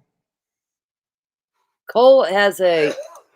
Hold on, let me pull it. Cole has a court appointed, but a lot of times the court appointed. Hudson, Wisconsin. Oh my God! Somebody's put on Facebook about these pictures of the Northern Lights in Hudson, Wisconsin. Oh my God! It's fantastic. Oh my God! Somebody must have had a good camera or in a good spot in Hudson, Wisconsin. Oh my God! They got some fantastic pictures. I'm looking it up, Black Opal. We'll look up his attorney. I have not looked up his attorney. Let's see here.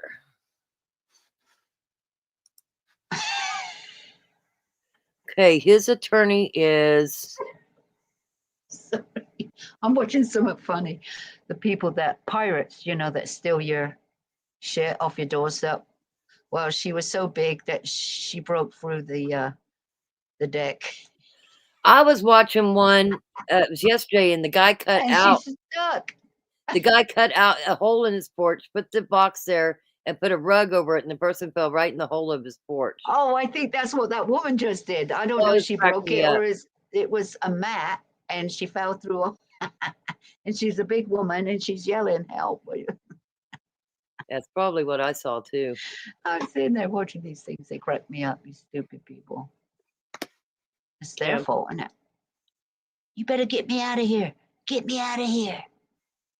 Mind you, I don't know if I'd cut a hole in my porch just to stop the pirates stealing your parcels, because that's crazy, because don't forget the delivery man has to deliver your parcels at some point.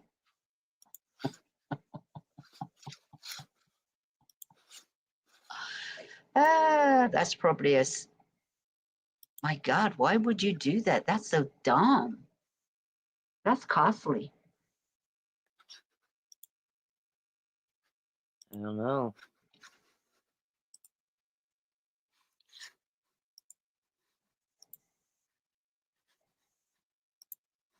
Oh my God, this. Okay.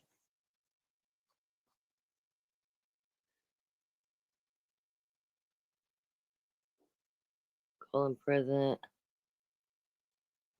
Twombly. Okay. Tessa Martin. Tessa Martin. Let's look up Tessa Martin.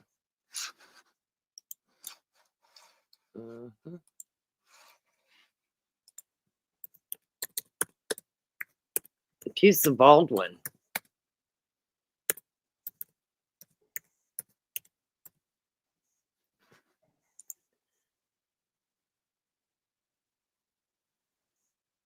Okay.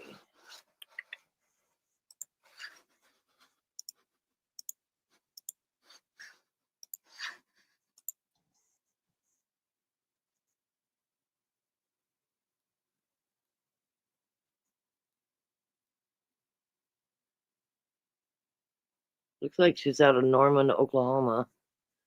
This one says more. That's Oklahoma City.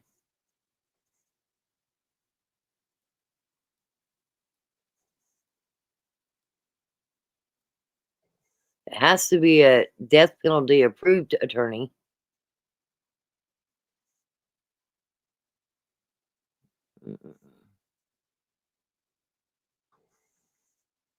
Here's one that she did.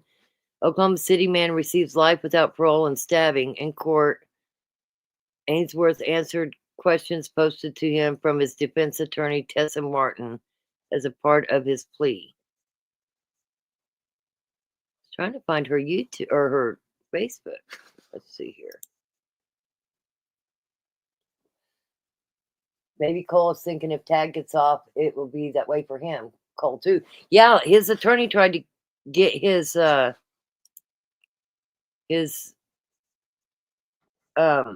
his trial to 2027, and the judge said no. His attorney did try to postpone it. Okay, yeah, this is her. She must have had cancer or something because she had her hair shaved. Did she? She did, yes.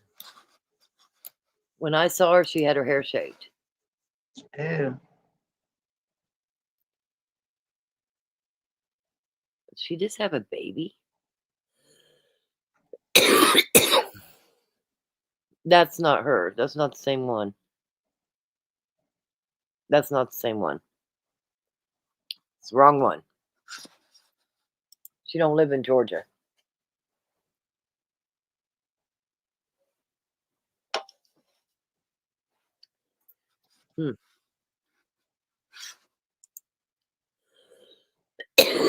Excuse me. Starting to get an itch in my throat. Okay.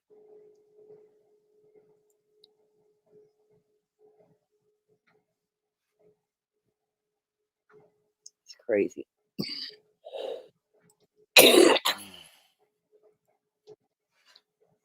But it has to be a death penalty approval. Yeah, she has to be. Absolutely. Let me see if I can. They all have to be death penalty qualified. Otherwise, they can't be their lawyer. That'd be stupid.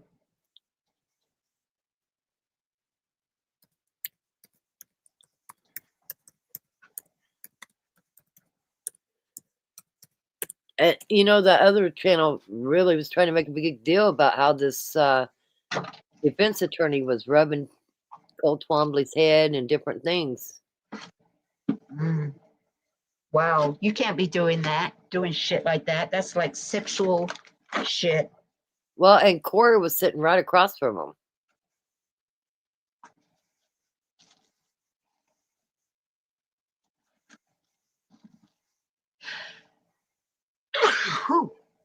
Bless you. Thank you. I was trying to find more info on Cole's Dogs right attorney. next to me. Oh my God.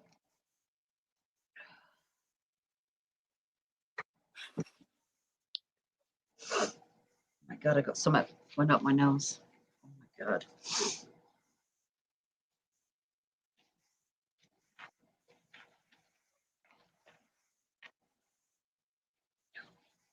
Let's see here. I had not seen this, but I'm gonna play it. I'm gonna look at it. This is where this is what Christopher was really upset about here. Where you can see, I don't know if you guys can see it. Let me make sure that I'm sharing the screen. Nope. It skipped me to a different screen, so hold on. Right here. Julia Thatcher, December 19, 2024. I talked to the DA this afternoon. Cole Twombly has not entered into a plea agreement. He said Cole's attorney previously discussed a plea deal. Life with all but 30 years suspended. That is the same deal that Cora made and what is written on the waiver of prelim. However, as of this afternoon, the DA said he had not spoken to Cole's attorney. Christopher probably didn't see this. I'll have to remember to send this to him. Actually, I can share right now. There you go, Christopher. You'll get it. Are you going to go down for this trial? Or are you just going to not I'm bother? definitely going down. Yep. What's the good chances that you'll get into the court? Good or not? Okay, for one, I won't go in that courtroom. Oh, you're just going to go there. No, Christopher's going to go in. Oh, he's going to go in and you're just going to. I'll go film outside. I'm not going in that courtroom. All right, just film outside and get the feel and ask questions. I bet I wonder who would be there though. You know, like. Well, they're reporters only or YouTubers or something. I think they're only allowing 5 seats for media. That's for media. YouTube is considered media. Yeah, because they all got media passes, you know, everybody's a reporter these days.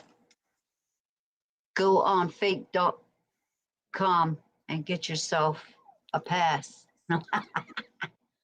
Right? So what's it gonna be like? Is it gonna be first come, first served?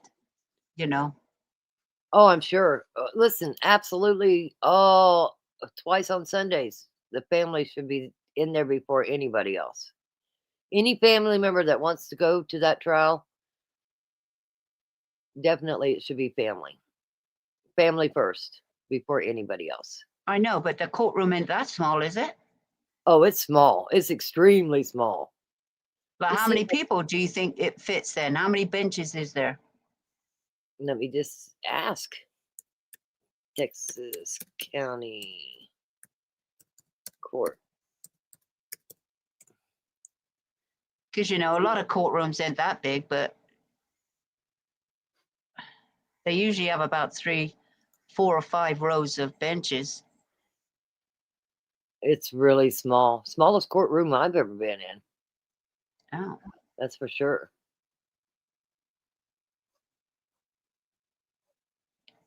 They got to put an extension on then.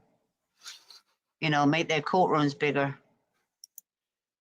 Texas County. That's Actually, what I they're think doing here. Louis City's courtroom's way bigger than Texas County. Well, because our courtroom down in Waukesha, they're building onto that old courtroom because, you know, they need there's a lot more big cases coming and things are changing, so they have to make them bigger. Okay. The number of people at a Texas County courtroom can handle varies depending on the specific courtroom, but a typical one seats at least 30. Did you hear that? 30. 30? 30. What's saying? It's saying 30. It'll seat 30.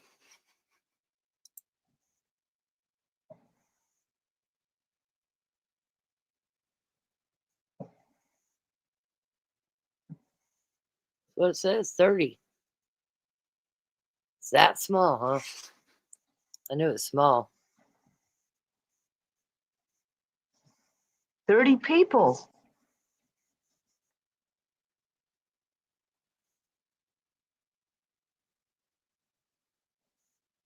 So Christopher, that was Christopher responding to me because I sent him that clip. You guys can see it. It says he has court-appointed attorney playing hardball, got guts, and knows he's overcharged for sure. It's very possible. Very possible. Yeah, it's very small. It's so small. So small. Yes, she had a shaved head. Where's everybody else gone to? It's 1:17 in the morning.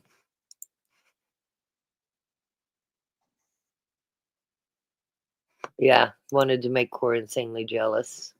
But do you really want to do that? Because I think it's her choice whether she decides to testify, right? How does that work when it's a spousal privilege? Was it Cora's choice not to testify against her husband? Or does it go both ways? I don't know.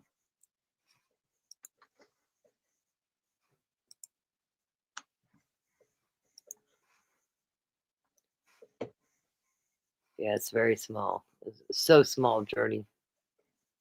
Yeah. For us. Christopher, come up. Talk to Journey. She wants to talk to you. Come on up. Yeah, what's up? Christopher says, you guys are still live? Are you kidding me? No, again, is he saying that again? No, he's just in the chat because I had messaged him on Messenger. Oh, yeah. Well, things came up and we got more to say. Right? Yeah, we started looking into the cases that Tad's attorney wins. Oh my God, she's a acquittal queen for sure. There's Christopher. He's back again. Yeah, I had to do the old late night, take my dog out. That is what Black Opal's doing right now. So I sent just you got my that. dog ready. I gave him a wash and put his diaper on. Yeah, and your questions or I should say the answer to the spousal thing is that's something that they can't. That's in your Fifth Amendment, I think it is, that you don't have to testify against your loved ones or your it's your husband, and I think it's your mother. I Is think the it's other one. spousal. A lot of times you don't have to. I know it's spousal for sure, but I think there's another one. It's like your mother. You don't have to testify against either. I think that's the way that I don't know. I was. But okay, you don't have to. But right. Can you? Who decides whether you do or not?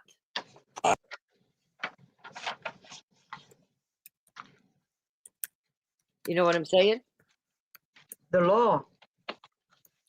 No, I don't think it's the law. Because I've seen where spouses have actually testified. Yes, they have for a deal. And they testified against them. Okay, here we go. If they're involved with the crime. The Fifth Amendment right against self-incrimination is distinct from spousal privilege, which is a legal rule that protects certain communications and testimony within a marriage. Spousal privilege includes the right to prevent a spouse from testifying against you in a criminal case, testimonial privilege, and the right to keep confidential communications between spouses, private communications privilege. However, there are important exceptions, and some jurisdictions have placed limitations on these privileges. Yeah. What is it? The right of a defendant in a criminal case to prevent their spouse from testifying against them. Limitations. In many jurisdictions, the witness spouse alone can choose. The witness spouse alone can choose to testify if they are willing to testify. The defendant cannot prevent it. That's what I was asking. So if he pissed her off, she could have testified against him. So that attorney rubbing his head or whatever they said he was doing is a bad idea if you're going to piss off a woman. Okay, here's this. It could be good, it could be bad for you. This privilege generally does not apply if one spouse is charged with a crime against the other, such as domestic violence or against a child or either spouse. Yeah. But that was my question: does Cora decide whether she wants to testify against Cole or not? Sounds like it's her decision, not his. It's her decision. Because she's the one that's got to testify. So it's up to her whether she testifies. So it's her decision, not his. Unless they can subpoena people to be a witness if they don't want to. That's up to her. She's like, how long has she taken? 40 years. So they never see each other again.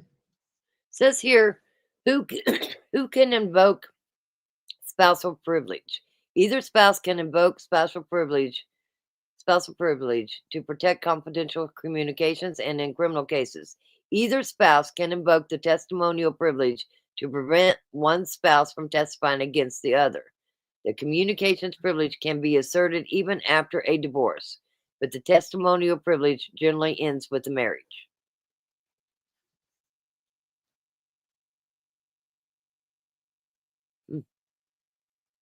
Well, he don't want her to testify, does he? Hell no. Hell no. But you never know what might happen.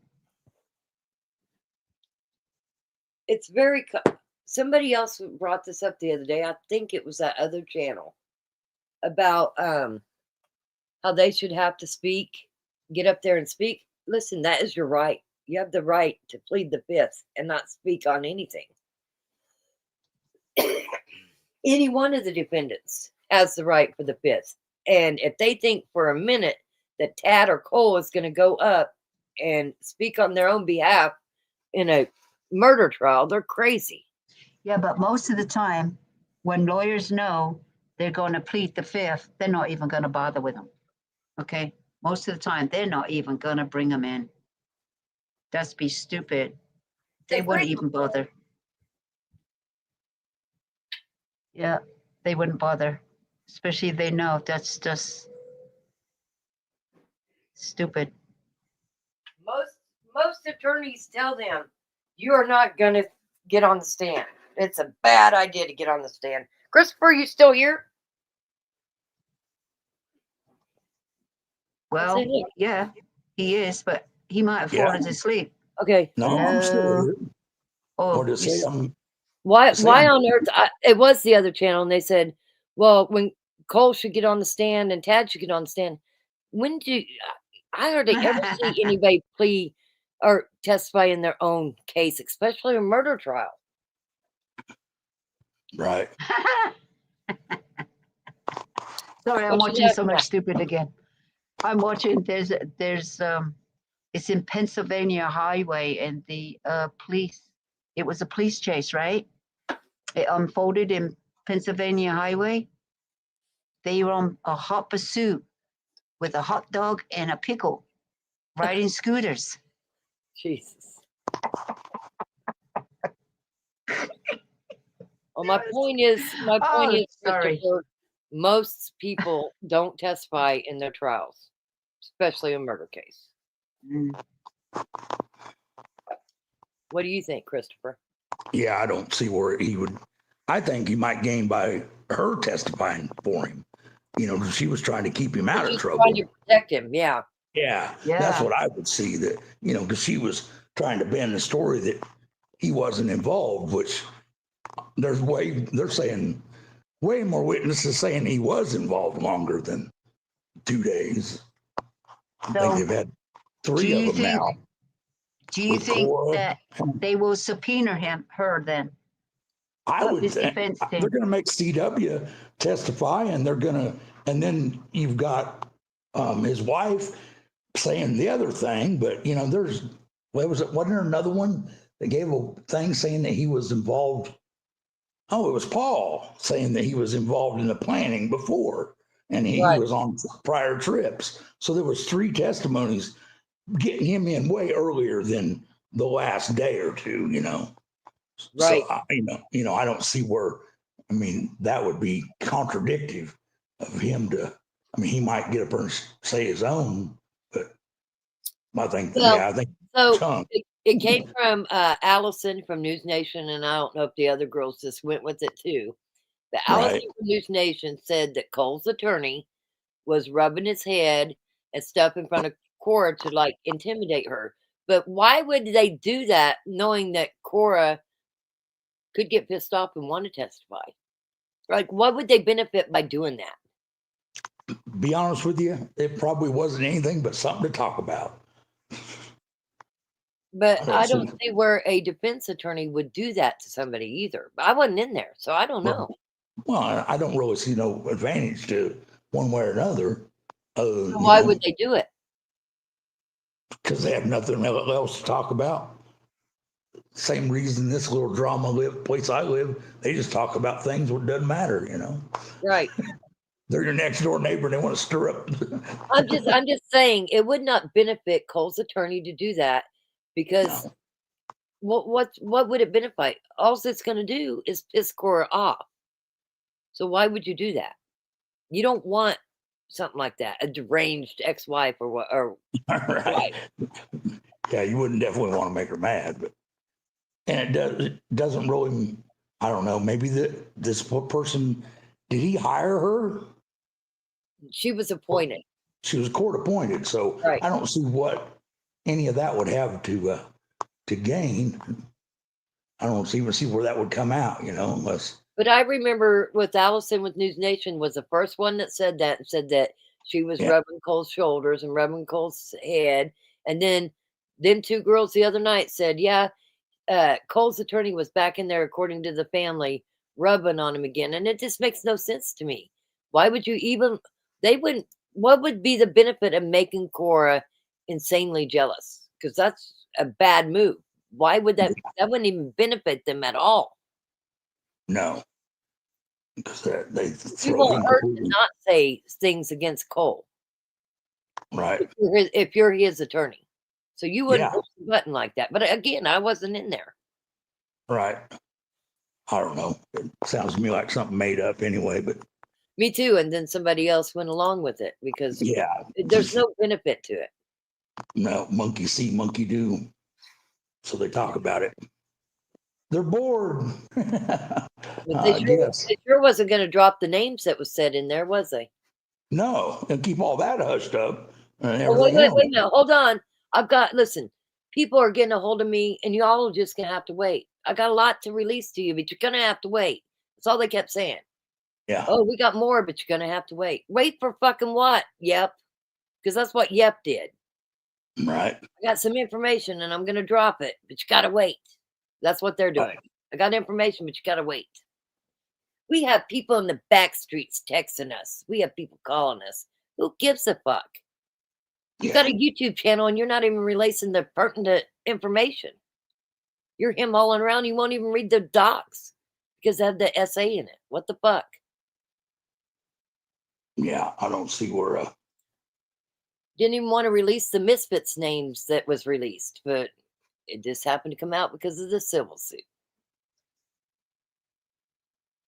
Yep, they got everything out now, unfortunately. But it's really crazy that he hasn't jumped on some type of deal trying to get out of there, unless that lawyer really must think that he's got a way to get the charges reduced on him.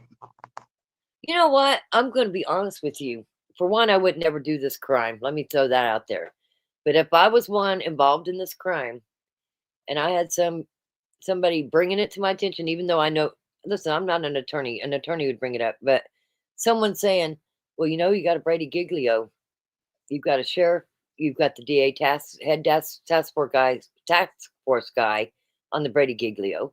You got the DA being investigated by the FBI for a traffic scandal for CDLs.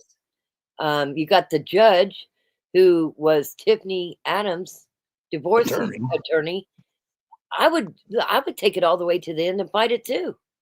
Yeah, I mean, they say he's probably got many ways out of it, or many plea bargaining points. That's the thing. So yeah, I mean, that's for sure.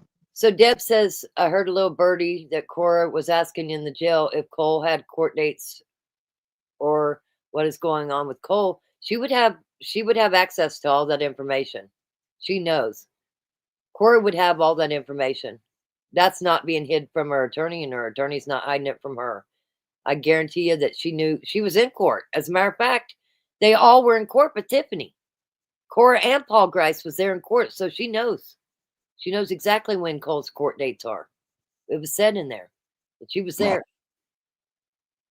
All four of them was there. Tiffany was gone. And SA is part of the story.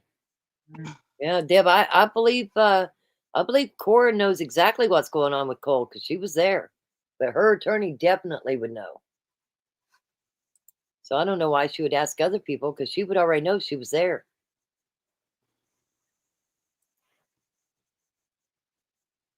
Remember they said all four of them was there? Yeah. Everybody but her, yeah. Because they're already doing pre-sentence investigation on her. Right. That's all they're waiting on. PSI, then we can sentence this hag. And then they'll have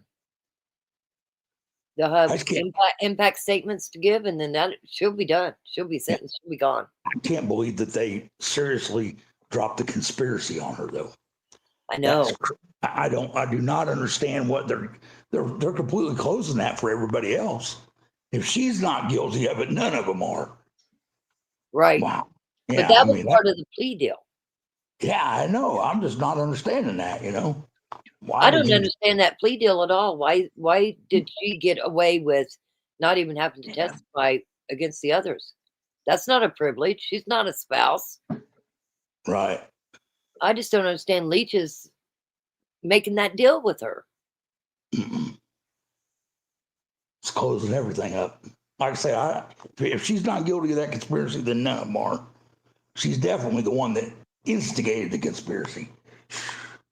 So with her being off, that's going to take everybody.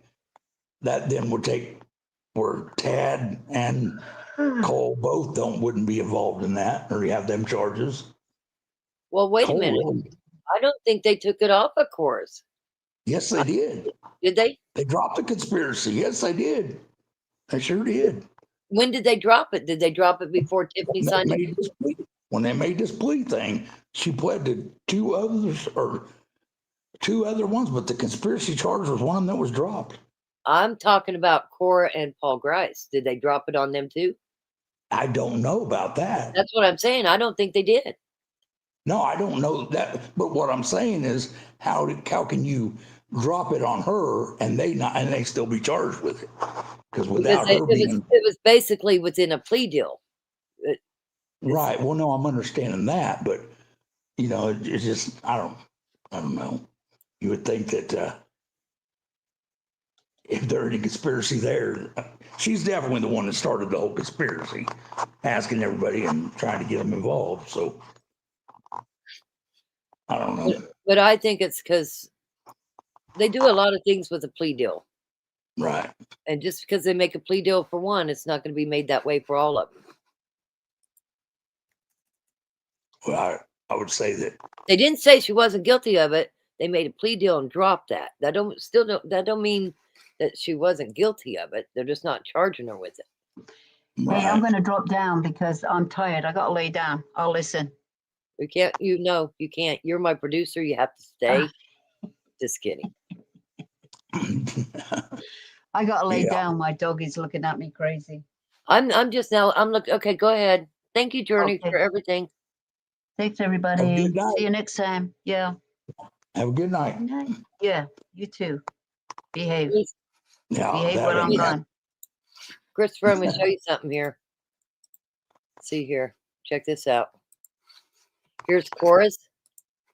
Here's Cora's. Counts. She's still got conspiracy. Murder in the first degree. Yeah. Hold on. We'll look up Tiffany's and see if that's off of there now. Because we know that's the deal she made.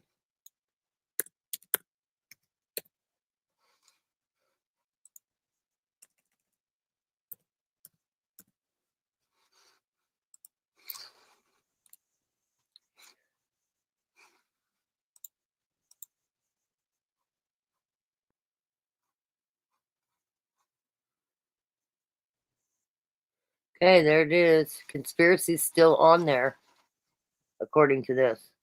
Really? Yeah. Is it not showing? Yeah, no, I'm. Murder in the first degree, conspiracy, unlawful removal of dead body, unlawful discretion of human corpse ×2, and child neglect ×2. Well, they dropped the child neglect and they dropped the conspiracy on Tiffany. But we don't really know what the plea deal was. We only heard what Paul said his was and what Cora said hers was. We ain't seen no paperwork on it. Right. We really don't know what the plea deals are, do we? I thought that can change. I thought they said that they dropped that on her, but I don't know. They said they dropped it on Tiffany, but it's still showing on the file here. Right. You're right. They dropped the child endangerment. Child neglect. Sure. You're right. They dropped both or all three. Mm-hmm. So we hear. That's what we heard. We have no paperwork actually saying that yet. Right. On any of them. We don't know Paul's plea deal. We don't know Cora's. We only know what they testified when they were asked what their plea deal was. Okay, seriously, if she's being allowed to enter a no contest, why would they drop anything?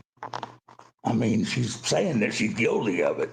I think that's what really upset the family too, that they did drop that stuff. Yeah. I mean, that would be the most, it's like, could you imagine being a loved one of these two women and even think like I would hate Rock Chalk. I really would. How dare her talk about Brady Giglio and stuff? But when they really think about it, it's got to be scary as hell. The possibilities. And listen, anything's possible in any trial. Yeah. I mean, I don't determine the outcome of any of them. I just was passing along what I thought. Well, and seriously, Kevin had his hand in this case from the very beginning. Oh yeah, he used to go to court with Tiffany for custody of the kids. Yeah, but you know what I'm Oh, he saying, though. heard- He was basically the lead investigator at first, type of thing, wasn't it? So it's been You know- tainted since the day he stuck his hand in there. Well, rumor has it that he was on the scene of that car. Mm-hmm. I don't think any of us really know who did what, but you could see that Tad's attorney wants to know who was at the crime scene, who gave statements, who's going to testify. They're asking all of it. Yeah. That's what they're coming at. And who the hell hired Kevin McIntyre after he got a grand jury indictment? Who the fuck hired him? Yeah. Buddy Yeah. Leach. Definitely wasn't approved there, was it? Nobody else would have ever hired him after being grand jury indicted. There's no way. No way. Why did Buddy Leach hire him? Well, the way I understand it, Kevin McIntyre's wife's family is from that area. He's got ties to that area. He came clear across from a different part of Oklahoma just to come be in the Panhandle. You think somebody gave him a heads up? Hey, when your 3 years is up, we're going to give you this DA job, same job that you just got grand jury indicted for and lost, but we're going to give it to you in the Panhandle. And nobody will ever know. Nobody will ever. You know how many people told me that, oh, that's not the same guy? No, that's not him. Yeah. Yeah, they definitely got him.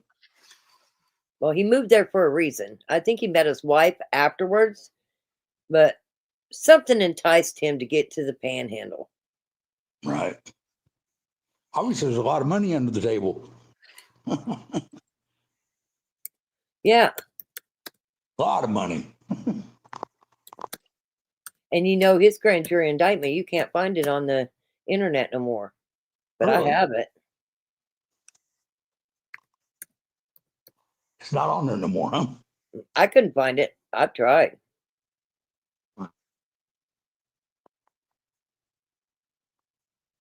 How do you clean that up?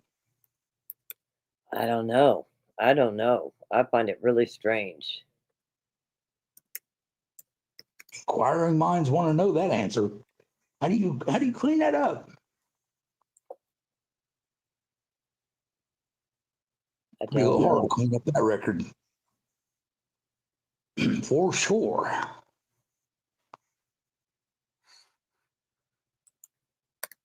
Yeah. Yeah, I don't know where he's from. I don't think he's from Keys, Oklahoma, though. Because he was in Edmond, I think, is where the grand jury. Yeah, I think that's where it was. Something took him to. You don't just end up in the Panhandle, okay? That's not a place you just end up. And I could see you ending up in Oklahoma City or Kansas City. You don't just end up in Guyman or Keys, Oklahoma. He lives in Keys. His house is in Keys. A person don't just end up in Keys, Oklahoma. Something took him there.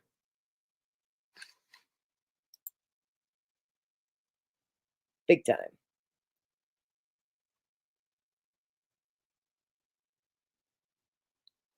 It's probably originally from Edmond or whatever. Ardmore, yes. Thanks, Deb. Ardmore, Oklahoma. He's probably from Ardmore. That's where he was grand jury indicted. Did I lose you? Yeah, I'm taking the around the world trips again. That's okay. Yeah, something had to be a good buddy deal there to lure him. Mhm. Come on in with that planning. Yeah. I got a job for you. Come on down. You got to be as crooked as you can be, because we're going to be. Yeah, that's what I was assuming, that he met his wife after he moved to Keys, because his wife Right. is from Keys and she was in high school. They're saying he got her pregnant while she was in high school, and I heard that from several. Wow. That's how young his wife is. Oh yeah. Wow. Oh, wow. That's crazy. Yeah, I don't know what the age difference is. Obviously a lot. I think so. But that's just a guess. He So must have a lot of money embezzled. That's all I can say. He was supplying the riding into of that deal for a while, huh? I'm gonna look and see how much does a DA task force agent in Oklahoma make. Okay. As of October 31st, 2025, the average annual pay for a drug task force agent in Oklahoma is $66,104 a year. Just in case you need a simple salary calculator, that works out to be approximately $31.78 an hour.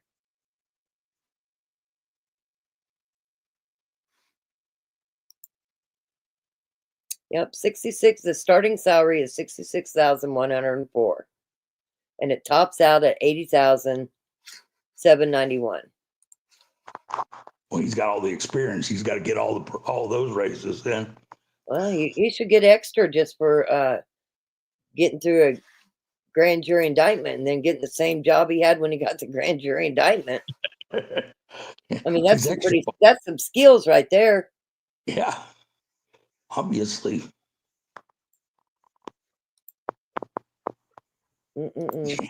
Yeah, right there it says 66,104. That's just the base salary, and then it tops out at 80,791. But you know, he has previous experience. Yeah, that's what I'm saying. He's got to get all that money. Yeah, that's what it amounts to. It's crazy. It's crazy. Pretty good money to be crooked in a county. Absolutely. And like I say, how much of that traffic infrastructure there was he getting his hands on? Right. How much was he getting off them tickets? Yeah, that's what I'm. There was a lot of money they didn't account for. Yeah. Deb dug real deep into that. Deb knows. Yep. Got money backed up on money. We don't even have a clue how much money they collected. I thought they said it was over $2 million that they got in them, or had said they proved or something. But I just remember that reading in one of the articles that was printed. Well, let me just look up the Texas ticket scandal, because it said.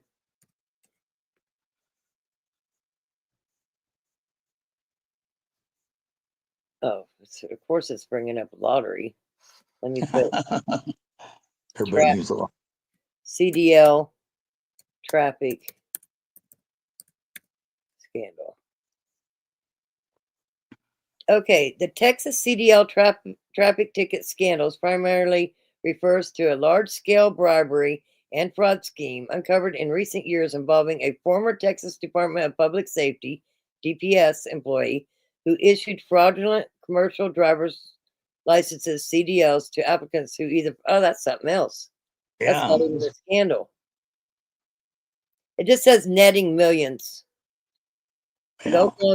Oklahoman, Texas County OKDA netting millions in traffic ticket scheme.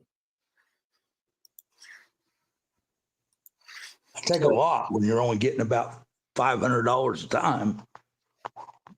Take a while to get that many, wouldn't it? It's a lot. He was over his 40s when she was in high school. Okay, so Kevin McIntyre's name was listed in this ticket scheme. That's who they talked to.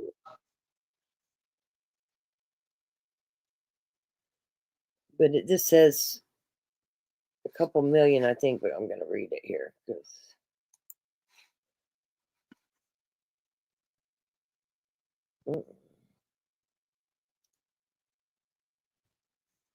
There it is.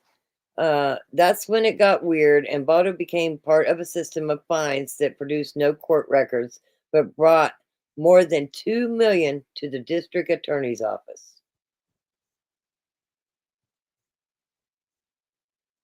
So they're saying $2 million. Yeah. Probably have no way to track it anyway. No.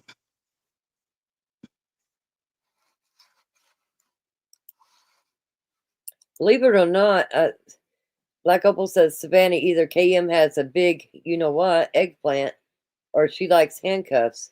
A lot of people like officers and likes the power of their husband having that power, I think. It's probably all nice and good at first, but then it's like,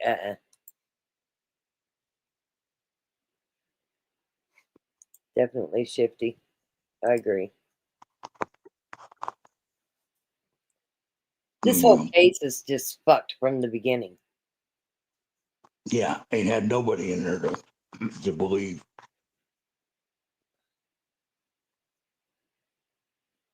I'll never understand why they didn't move it to Oklahoma City. They still could.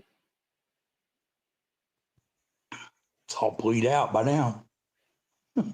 Right, but when they hold it, for example, BK, the Brian Koberger case, that case cost millions, but also they want to keep it in the town so the money goes to that area. Does that make sense? Yeah. That's what I think anyway. Again, I'm not real sure. I don't know how that really works, but I think that's why they would fight hard not to move it. Right. Because you would think that if they was to move it, they definitely would get a new judge, but they would get a new DA too, I would think, in whatever county they moved it to. Because that would be the point of moving it too. Yeah, different prosecutor for sure. Different prosecutor, different jury pool. Well, here, answer this one, Christopher. Can you see it? Okay, Black Opal says, will Derek have to produce them photos? Oh, yeah. Yeah, no doubt. Because his attorney was asking for that too. Anybody that took crime scene photos. Yeah, he did ask for it. And it said anybody.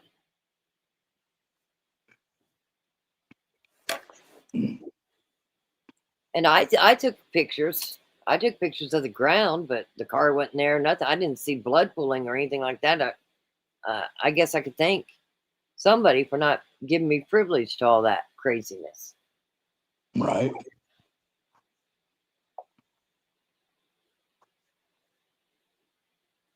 I still got the video where they said they saw it. The crime scene photos. Still got it. Yeah. It's going to be interesting. Yeah. Well, I better take myself to bed too. Yep, I'm off of here too. Yep. All right. You want to say a prayer before we go? Say, Father God, we need you to step in and put your hand on the things that are going on. We're still at awe at everything that's going and everything that's happening. And we're hoping that you're still guiding things because we're a little worried about the direction it's headed. And we got some definite health problems and we got some definite problems with some children involved in not in the case, but in our families. Need special prayers for the lady that just had the car wreck and make she come out of everything and be willing to live again. Give her that spark. We thank you for everything you do, Father God. Amen. Amen. All right, Christopher, I'll talk to you soon. See you guys Thursday. We're out of here. Much love to everyone.